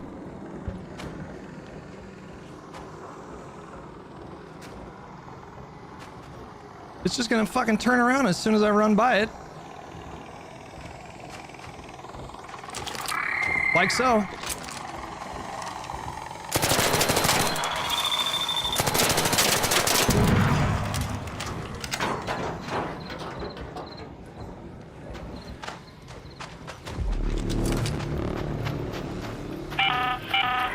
arc orbiter is en route. The safe window is closing. There's You have no 10 way it minutes to saw return me. to Speranza. I repeat, 10 minutes. Whoa.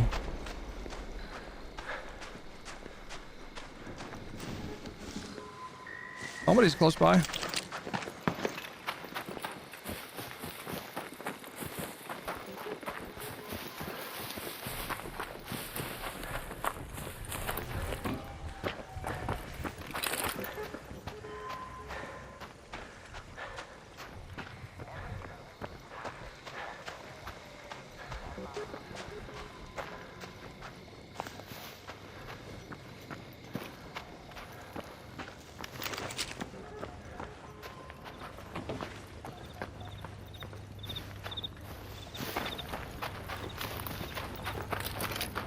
I mean, we do have some nades. We could do some ratting.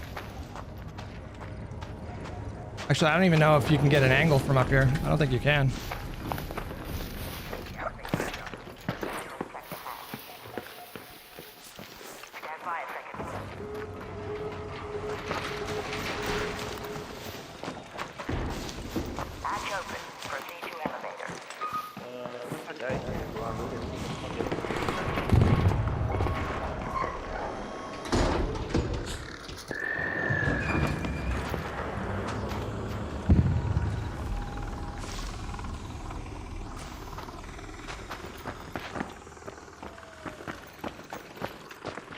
Go away.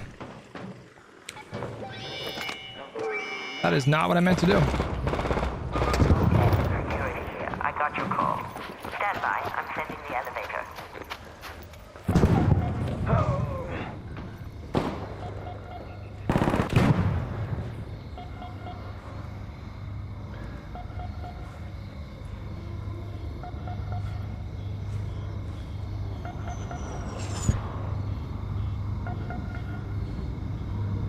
Breaking news. Wait, what? Huh.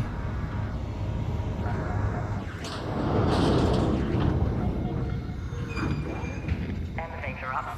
Access good. Opening. Stand by.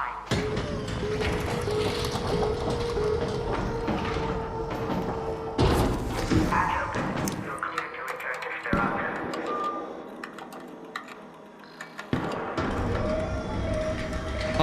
Breaking news, you say? Thoughts? Question mark? I'm trying to work on my small talk, so could you pretend you're a person and I'll give you a first impression and you let me know what you think.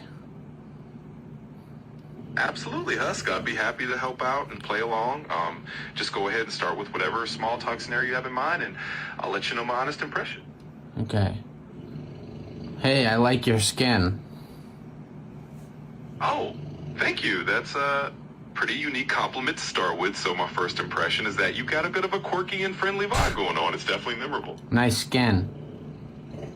Well, thanks again. I can definitely say you're consistent with your compliments. So, yeah, my impression You take good care of your skin. Well, you are certainly making me feel like I'm glowing here. I'd say my impression is that you've got a fine... I wish I could have that skin. You know, I really like how you're leaning into the humor and making it a bit playful. I'm not kidding. I'm serious. I want it.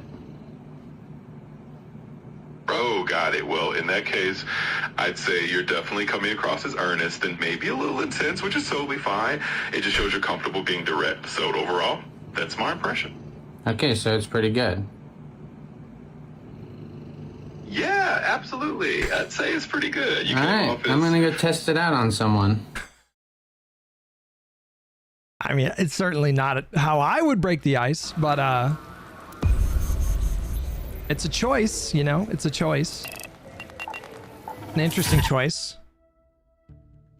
It puts the lotion on its skin or else it gets the hose again. Ooh, all right. Ooh, what do we want to... Yeah, I guess we can You know what? Yeah, let's get Calming Stroll.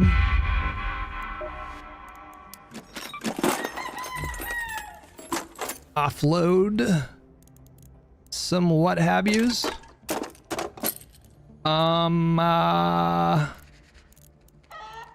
Do we have any more stimmies? We do. Nice. No, I feel like I don't need that. And we still have that key. What are the map conditions right now? There's a storm coming up here. Blue Gate, Cold Snap. I think I have some Blue Gate keys, right? Don't I?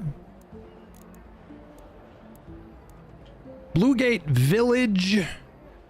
Old village buildings near Blue Gate. I think I know where that is. Blue Gate Village key.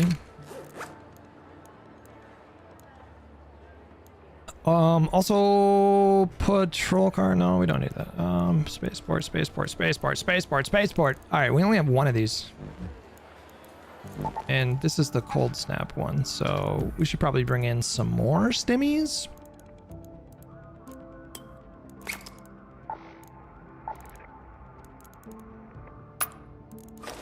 And should we also bring in a anvil on this map? Silenced anvil? Yeah, let's do that.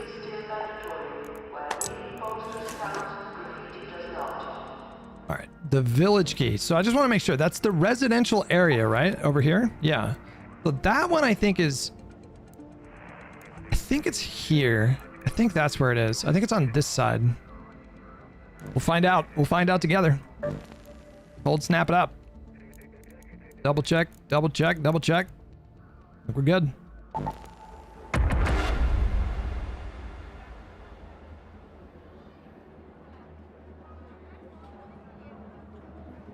Just got back, but does Hutch know you have to hold on, you have to have the walk keybind to set. Yeah, I know that. Yeah. It's the super slow walk, yeah.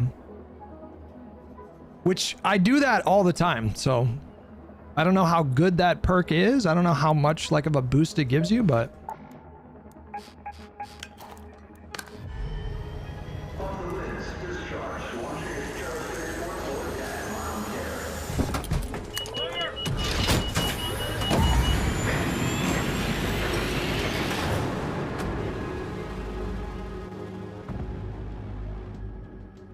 okay. Is the slow walk faster than crouching? Ooh, I don't know. This is a good question. I do not know. Decent spawn. Let's go to the village. Decent spawn. We spawned late, but... Hope you're closed for the season, Raider. It's a good day for picking candleberries, but do beware of frostbite.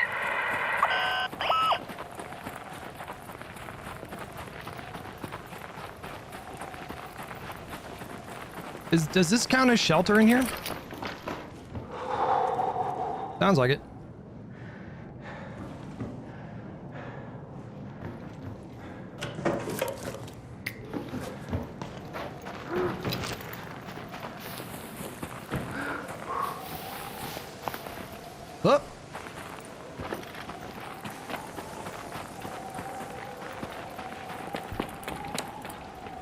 Oh.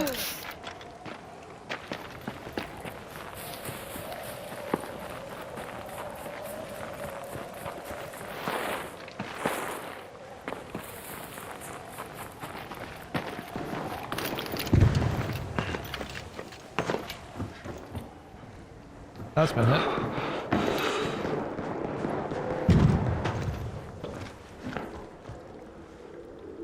Warm up a little bit.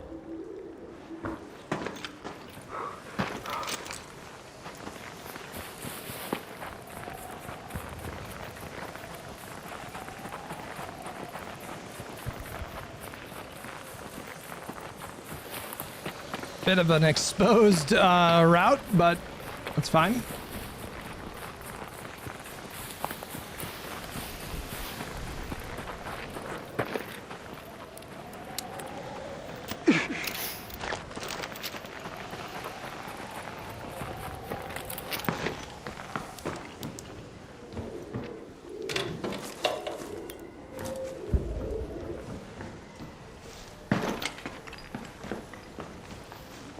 don't know if this counts as warm. I think it does. Oh.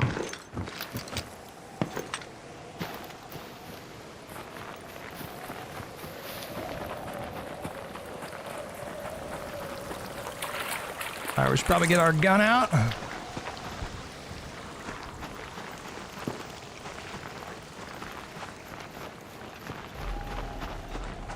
Ooh, does that mean this has been hit?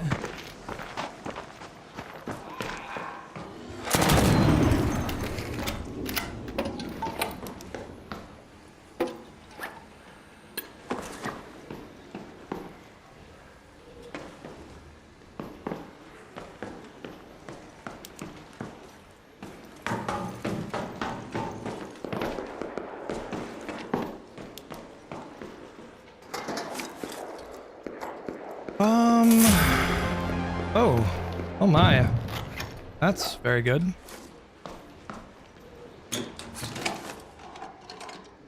It is possible that none of this was hit on this side of the residential spot.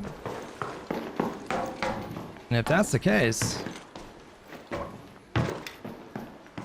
this could be a lucrative raid. Find out.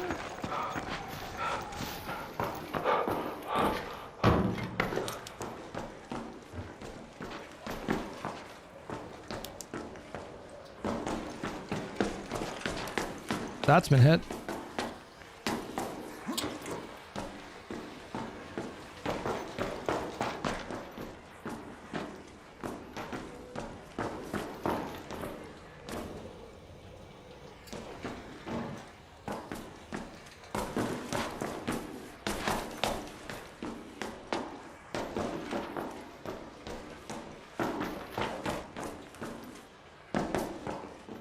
Up.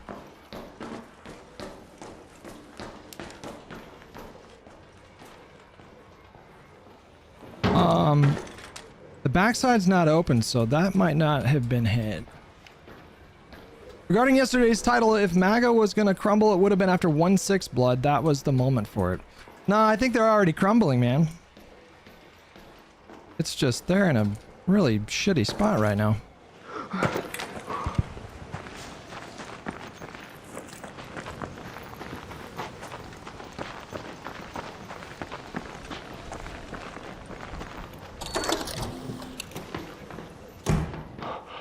Okay. All right. Let's see what we got. I guess do it like that.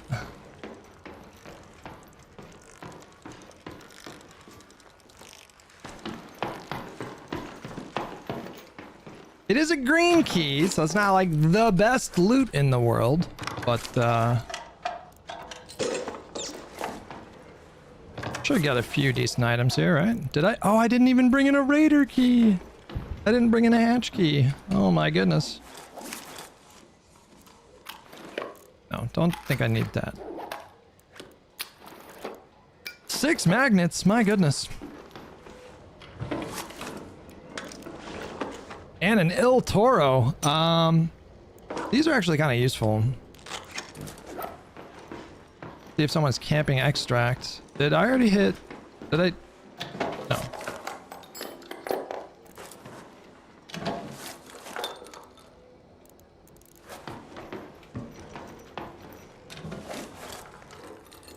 I mean, pretty decent haul, you know. Anvil, a Il Toro.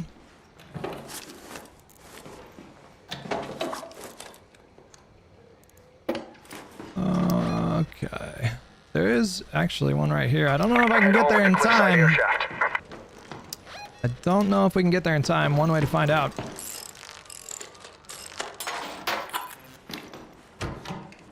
Ow.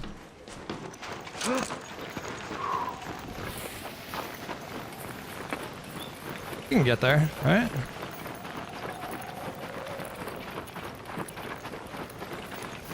Oh, plenty of time.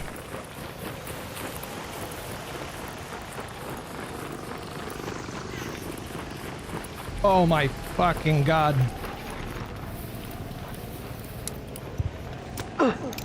Oh my god.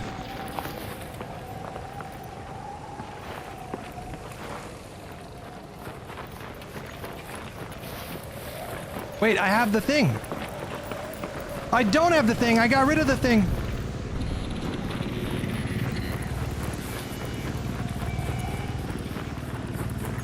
Oh, this is my nightmare.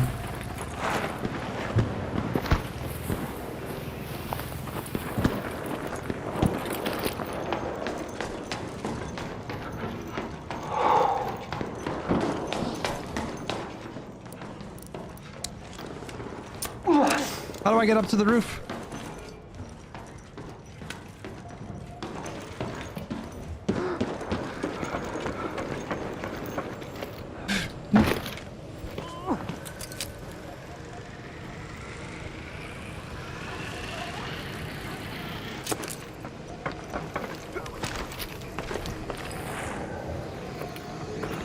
Are you fucking shitting me right now?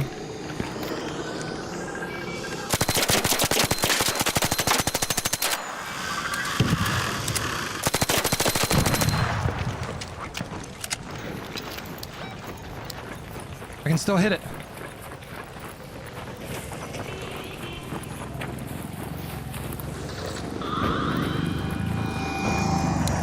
Hey, don't shoot!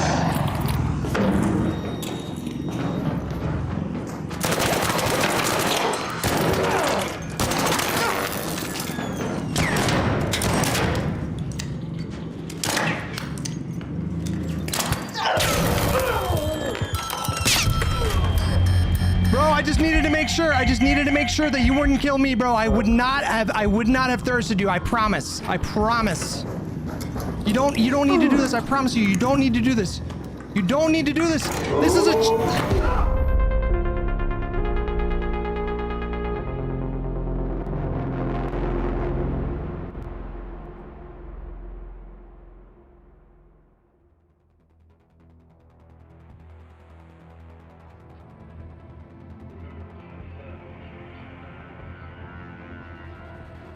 Okay, well.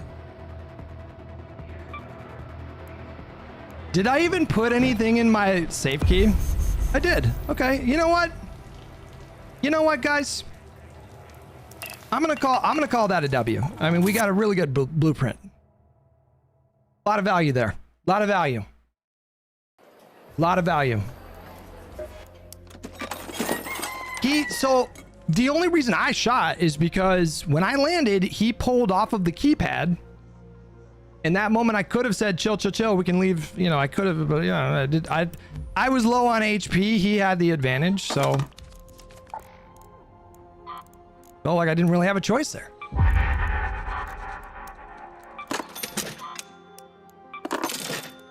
Not ideal. Not ideal. But that's fine. That's fine.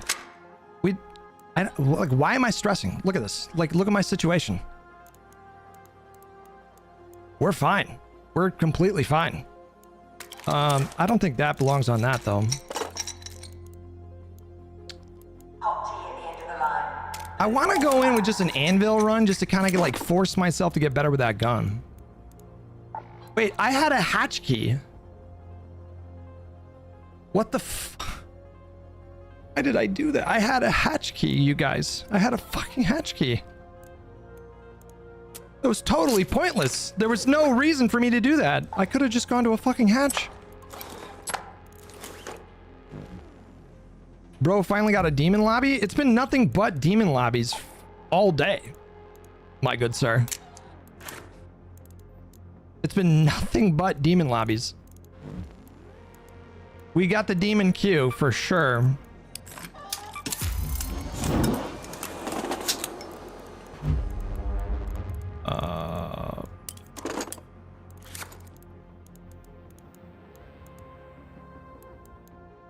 Let's get in there with some showstoppers, you know? Why not?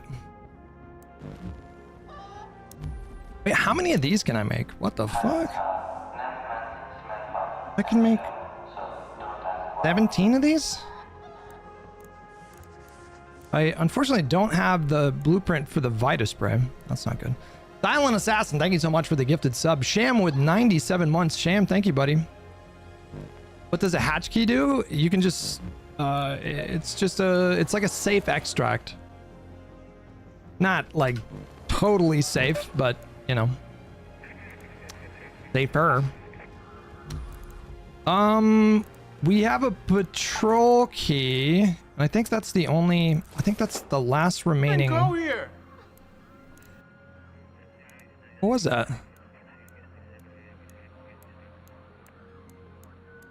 We have a bunch of spaceport keys, and then I'm just working through the keys at this point. There's a storm in an hour and a half.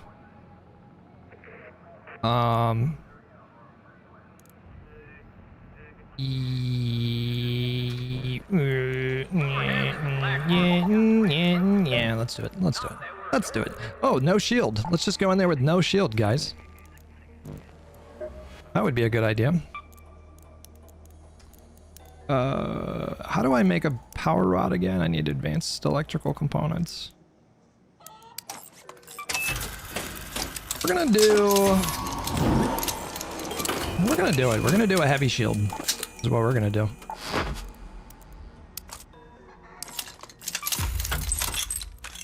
Wait, does this one even let you? Yeah, it does. Okay. I'm gonna do it. I'm gonna do a heavy shield. Silent Assassin with $4.20. I've been appreciating your gaming streams lately. Hey, cheers, buddy. Thank you. I'm excited. I'm excited because I'm like really into this game. Marathon's coming out in a couple of months, and that looks like really fucking good.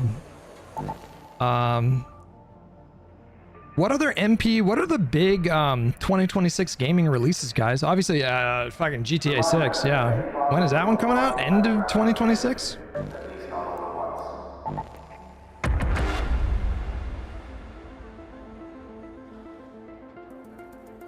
You have the Vita spray. No, not the Vita. I didn't mean the Vita spray. I meant the what's this one called?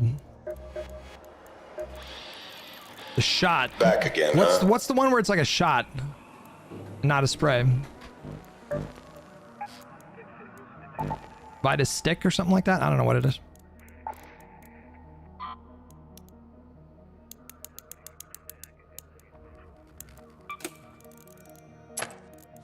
How many deaths is that today? That's quite a few. Quite a few deaths today.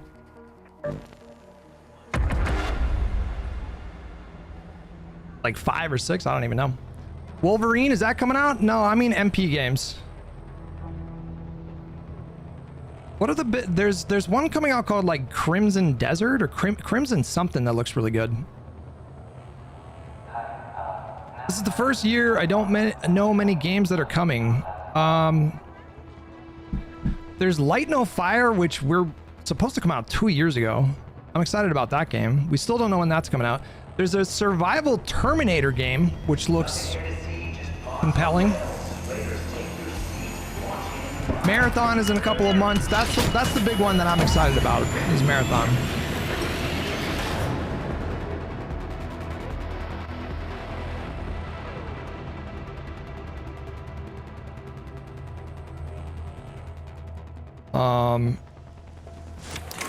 Yeah, I don't know off the top of my head, actually.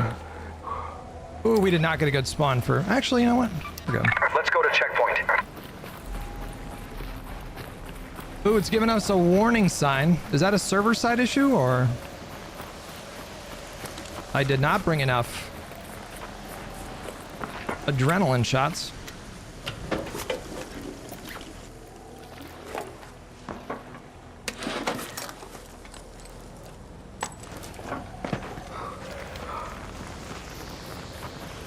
We did get a fresh spawn.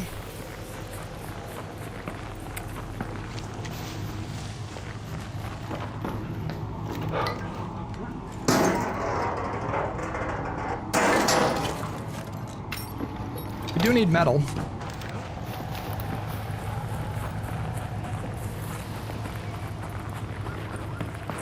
Somebody's already fucking dead over there.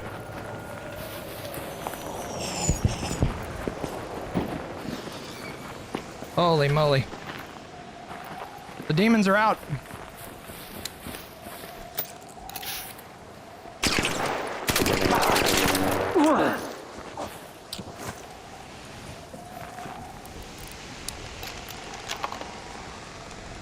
They're gonna throw native. He is.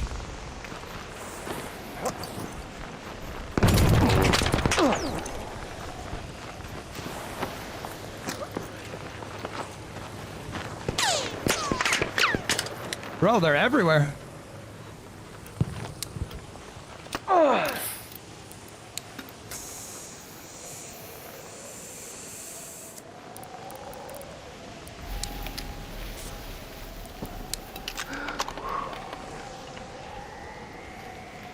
Not ideal to burn that. Oh my god. That moss? What is that?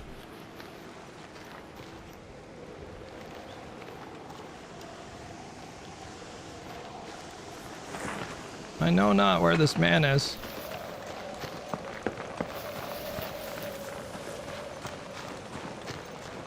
We need shelter.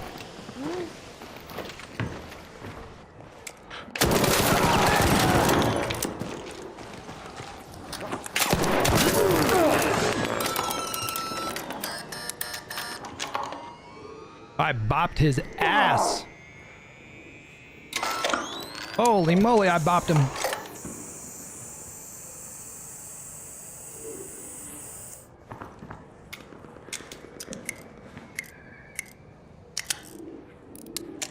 Can I use this yet? Nope. Heavy shield might have helped me out a bit there.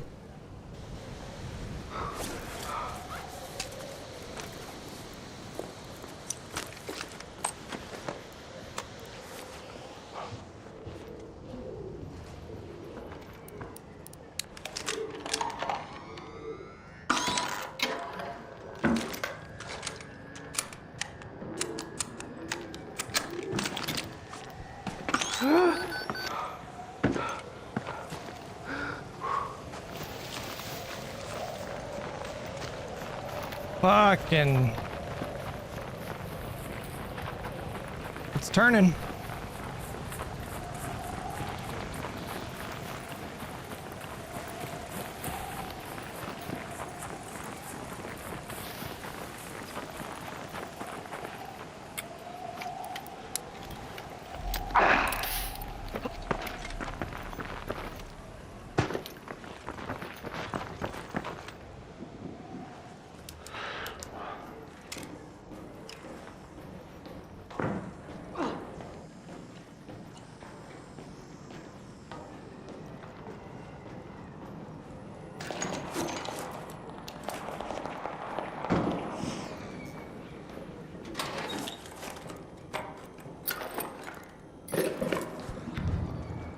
There's... I think I hear footsteps, Rude.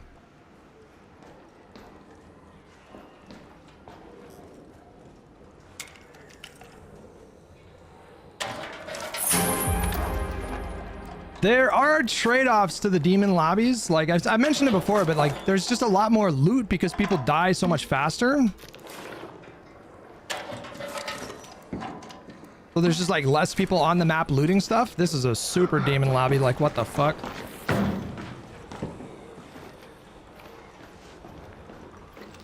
I just heard like 5 flares go up. Bop, bop, bop, bop.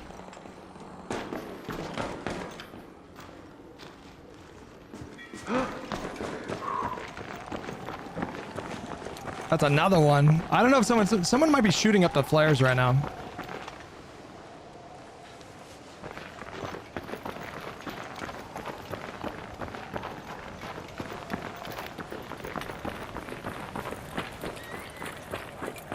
Esme right now is playing the altars.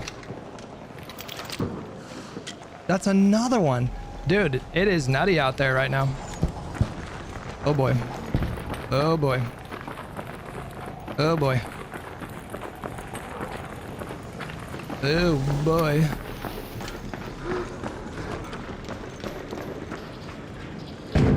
Oh boy.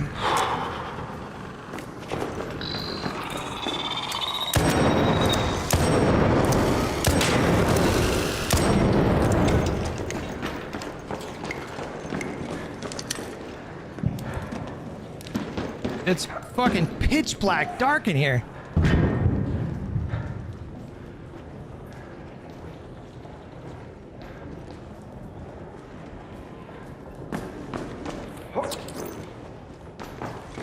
I'm seeing things. Bro, this is such a violent lobby. This is like...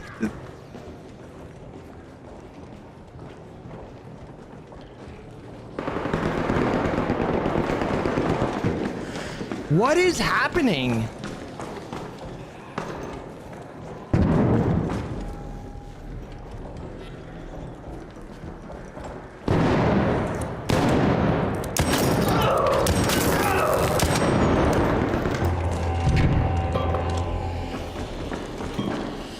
All right. That guy was trying to sneak up on me.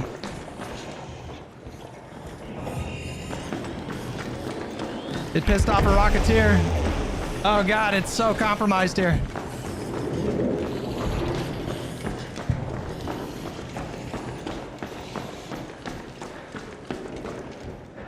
I should have brought a silencer.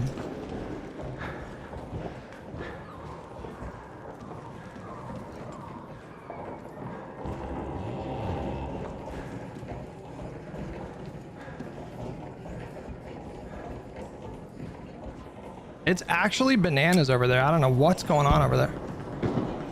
Another one. That's like 7 deaths right there.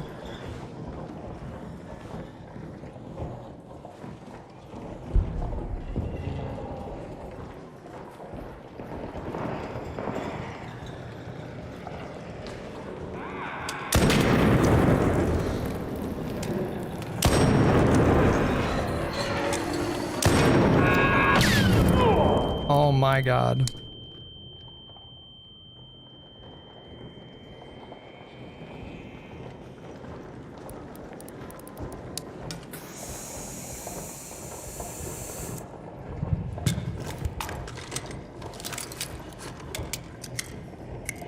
How did that not hit, by the way? That's fucking bullshit.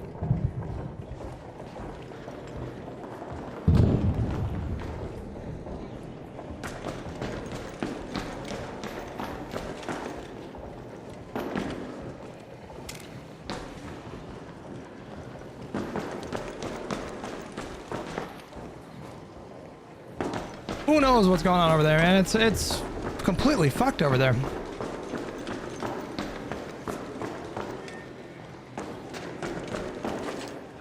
I'm just looking for a patrol car, you know?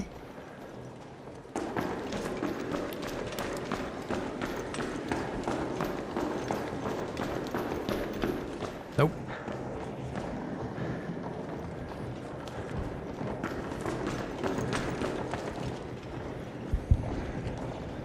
Wait, if you walk, you regen health or regen stamina faster.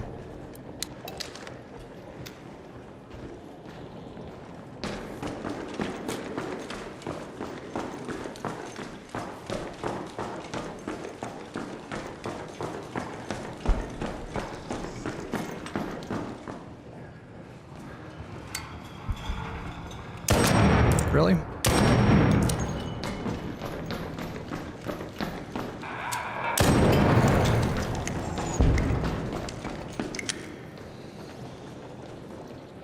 Oh. I don't even know what these give you. Oh, it gives you a weapon. A Torrente? Sure.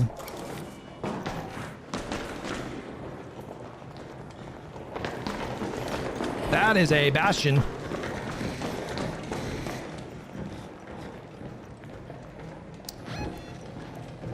Let's head home at the Lucky Hatch.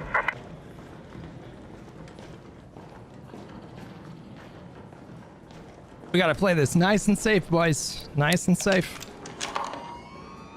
Get a free little recharge.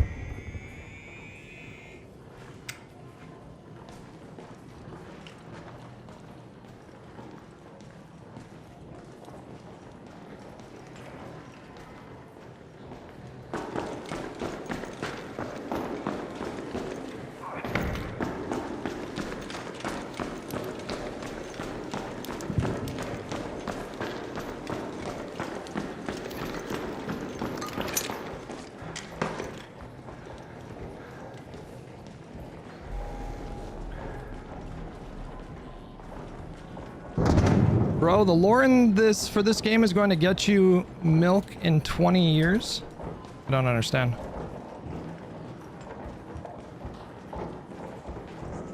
I hear somebody over there.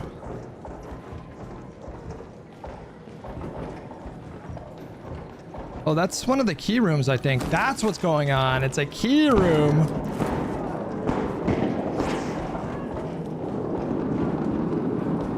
I mean, we have a Torrente.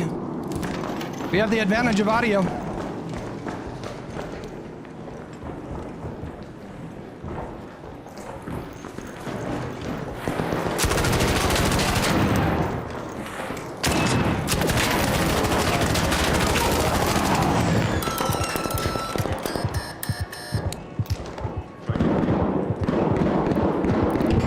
Where are my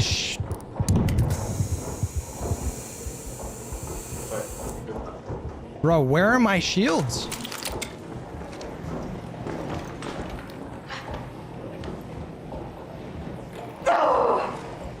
How am I out of shields?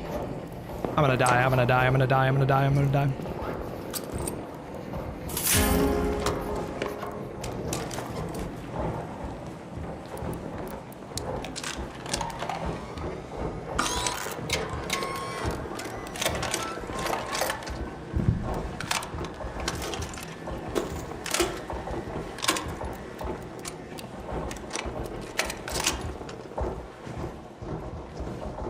I'm out of heals too, man. What the fuck?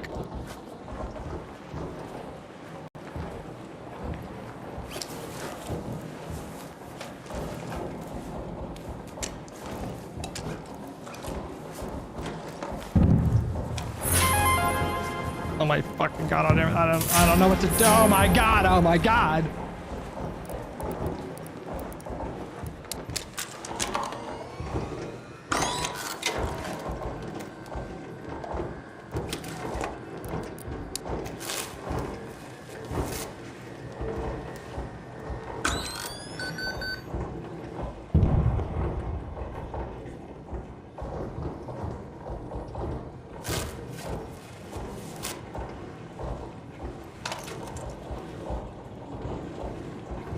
Thought I heard something right there.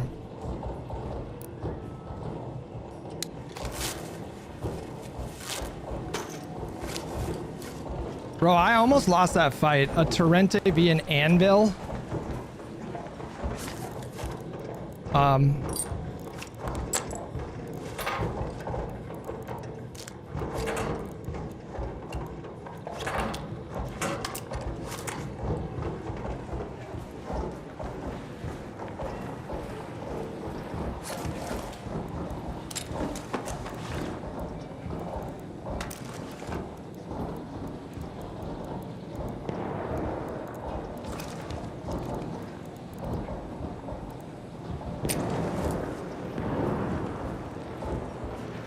I think we just... Oh my god, bro.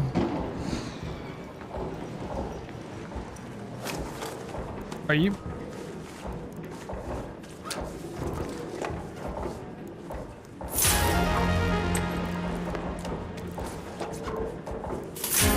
Oh my... Oh...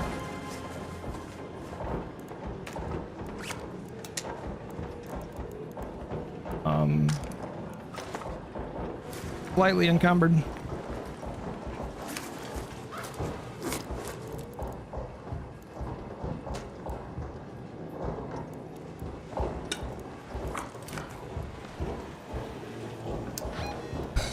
This is a mess, dude. I hate it here. I actually hate it here.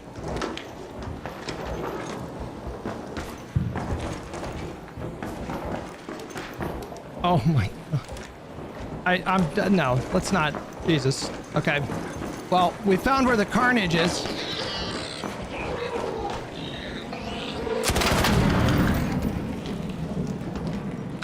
Did not need to reload, but okay.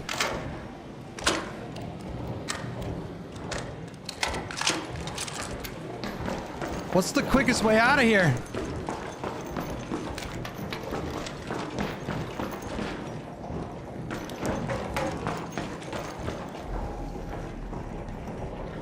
No, there's got to be a better way, right?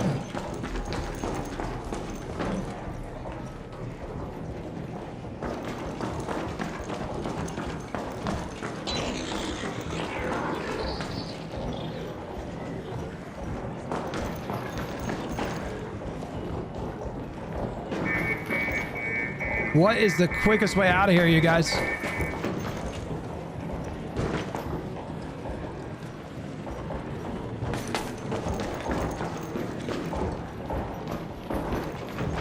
Okay, hold on. This looks promising. What a fucking... What an absolute...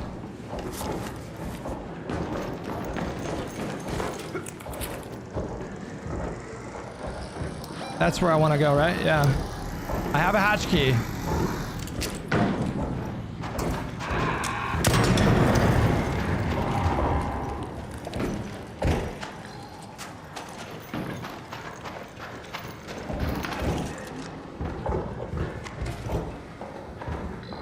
And there's a leaper right there.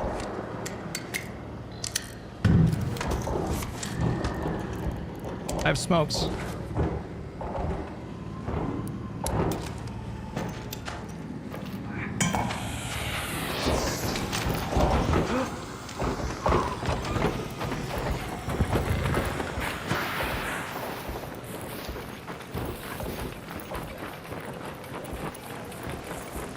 Please, Lord, I've been so good. I've been such a good boy. I deserve this.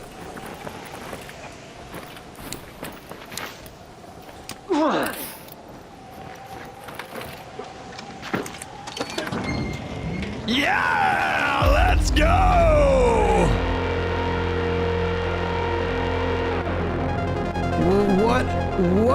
What a unbelievable haul. There were fucking 9 bodies in that area, man. That was nuts, you guys. What did we get out of this? Level 4 kettle, let's go. Level 4 anvil, let's with a blue compensator. Osprey blueprint, I'll never make one of those, but nice to have. We got we got purple key, a wolf pack. I mean, very successful run. Very successful. I could have been better with the loot there. I just freaked out and I was like, I just got to get out of here.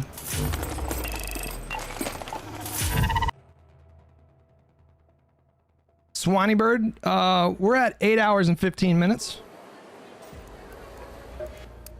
That's what happens. That's what happens when you like the game. That's what happens when you like the game that you're playing. You just want to keep playing it. All right. Pocket the rest of this shit. Then how many of these did I make? I made, we'll bring in 3. Put that there. Boom, boom. We can make another. Oh, we have 2 of these now. We can make another, one of these guys. These things are actually not terribly difficult to, craft. I thought for some reason they'd be a little bit more difficult to craft, but not really. Workshop will make 15 of these. All right, that's good. And then we can learn you, sell you. And then can we break stuff down? We can break this down here. Break these down. What do you get for these big old batteries? I still want to troll somebody with these. We'll hang on to those. Don't need that.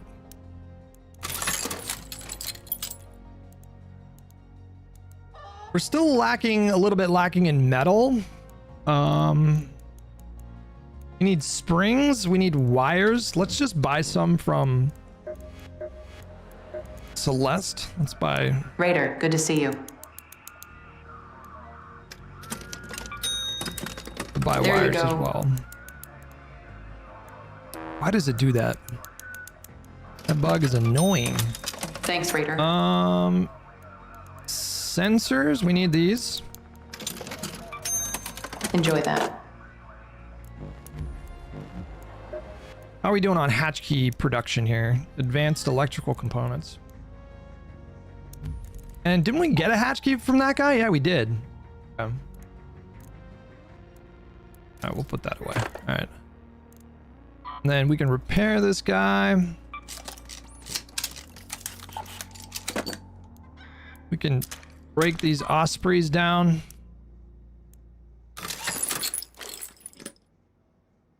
We have a level 4 Torrente. Wait, where did we get that from? I don't even remember that. We could break down the broken, I don't know. I mean, do you just repair? Do you guys just repair level 4 stuff? How much is it to repair?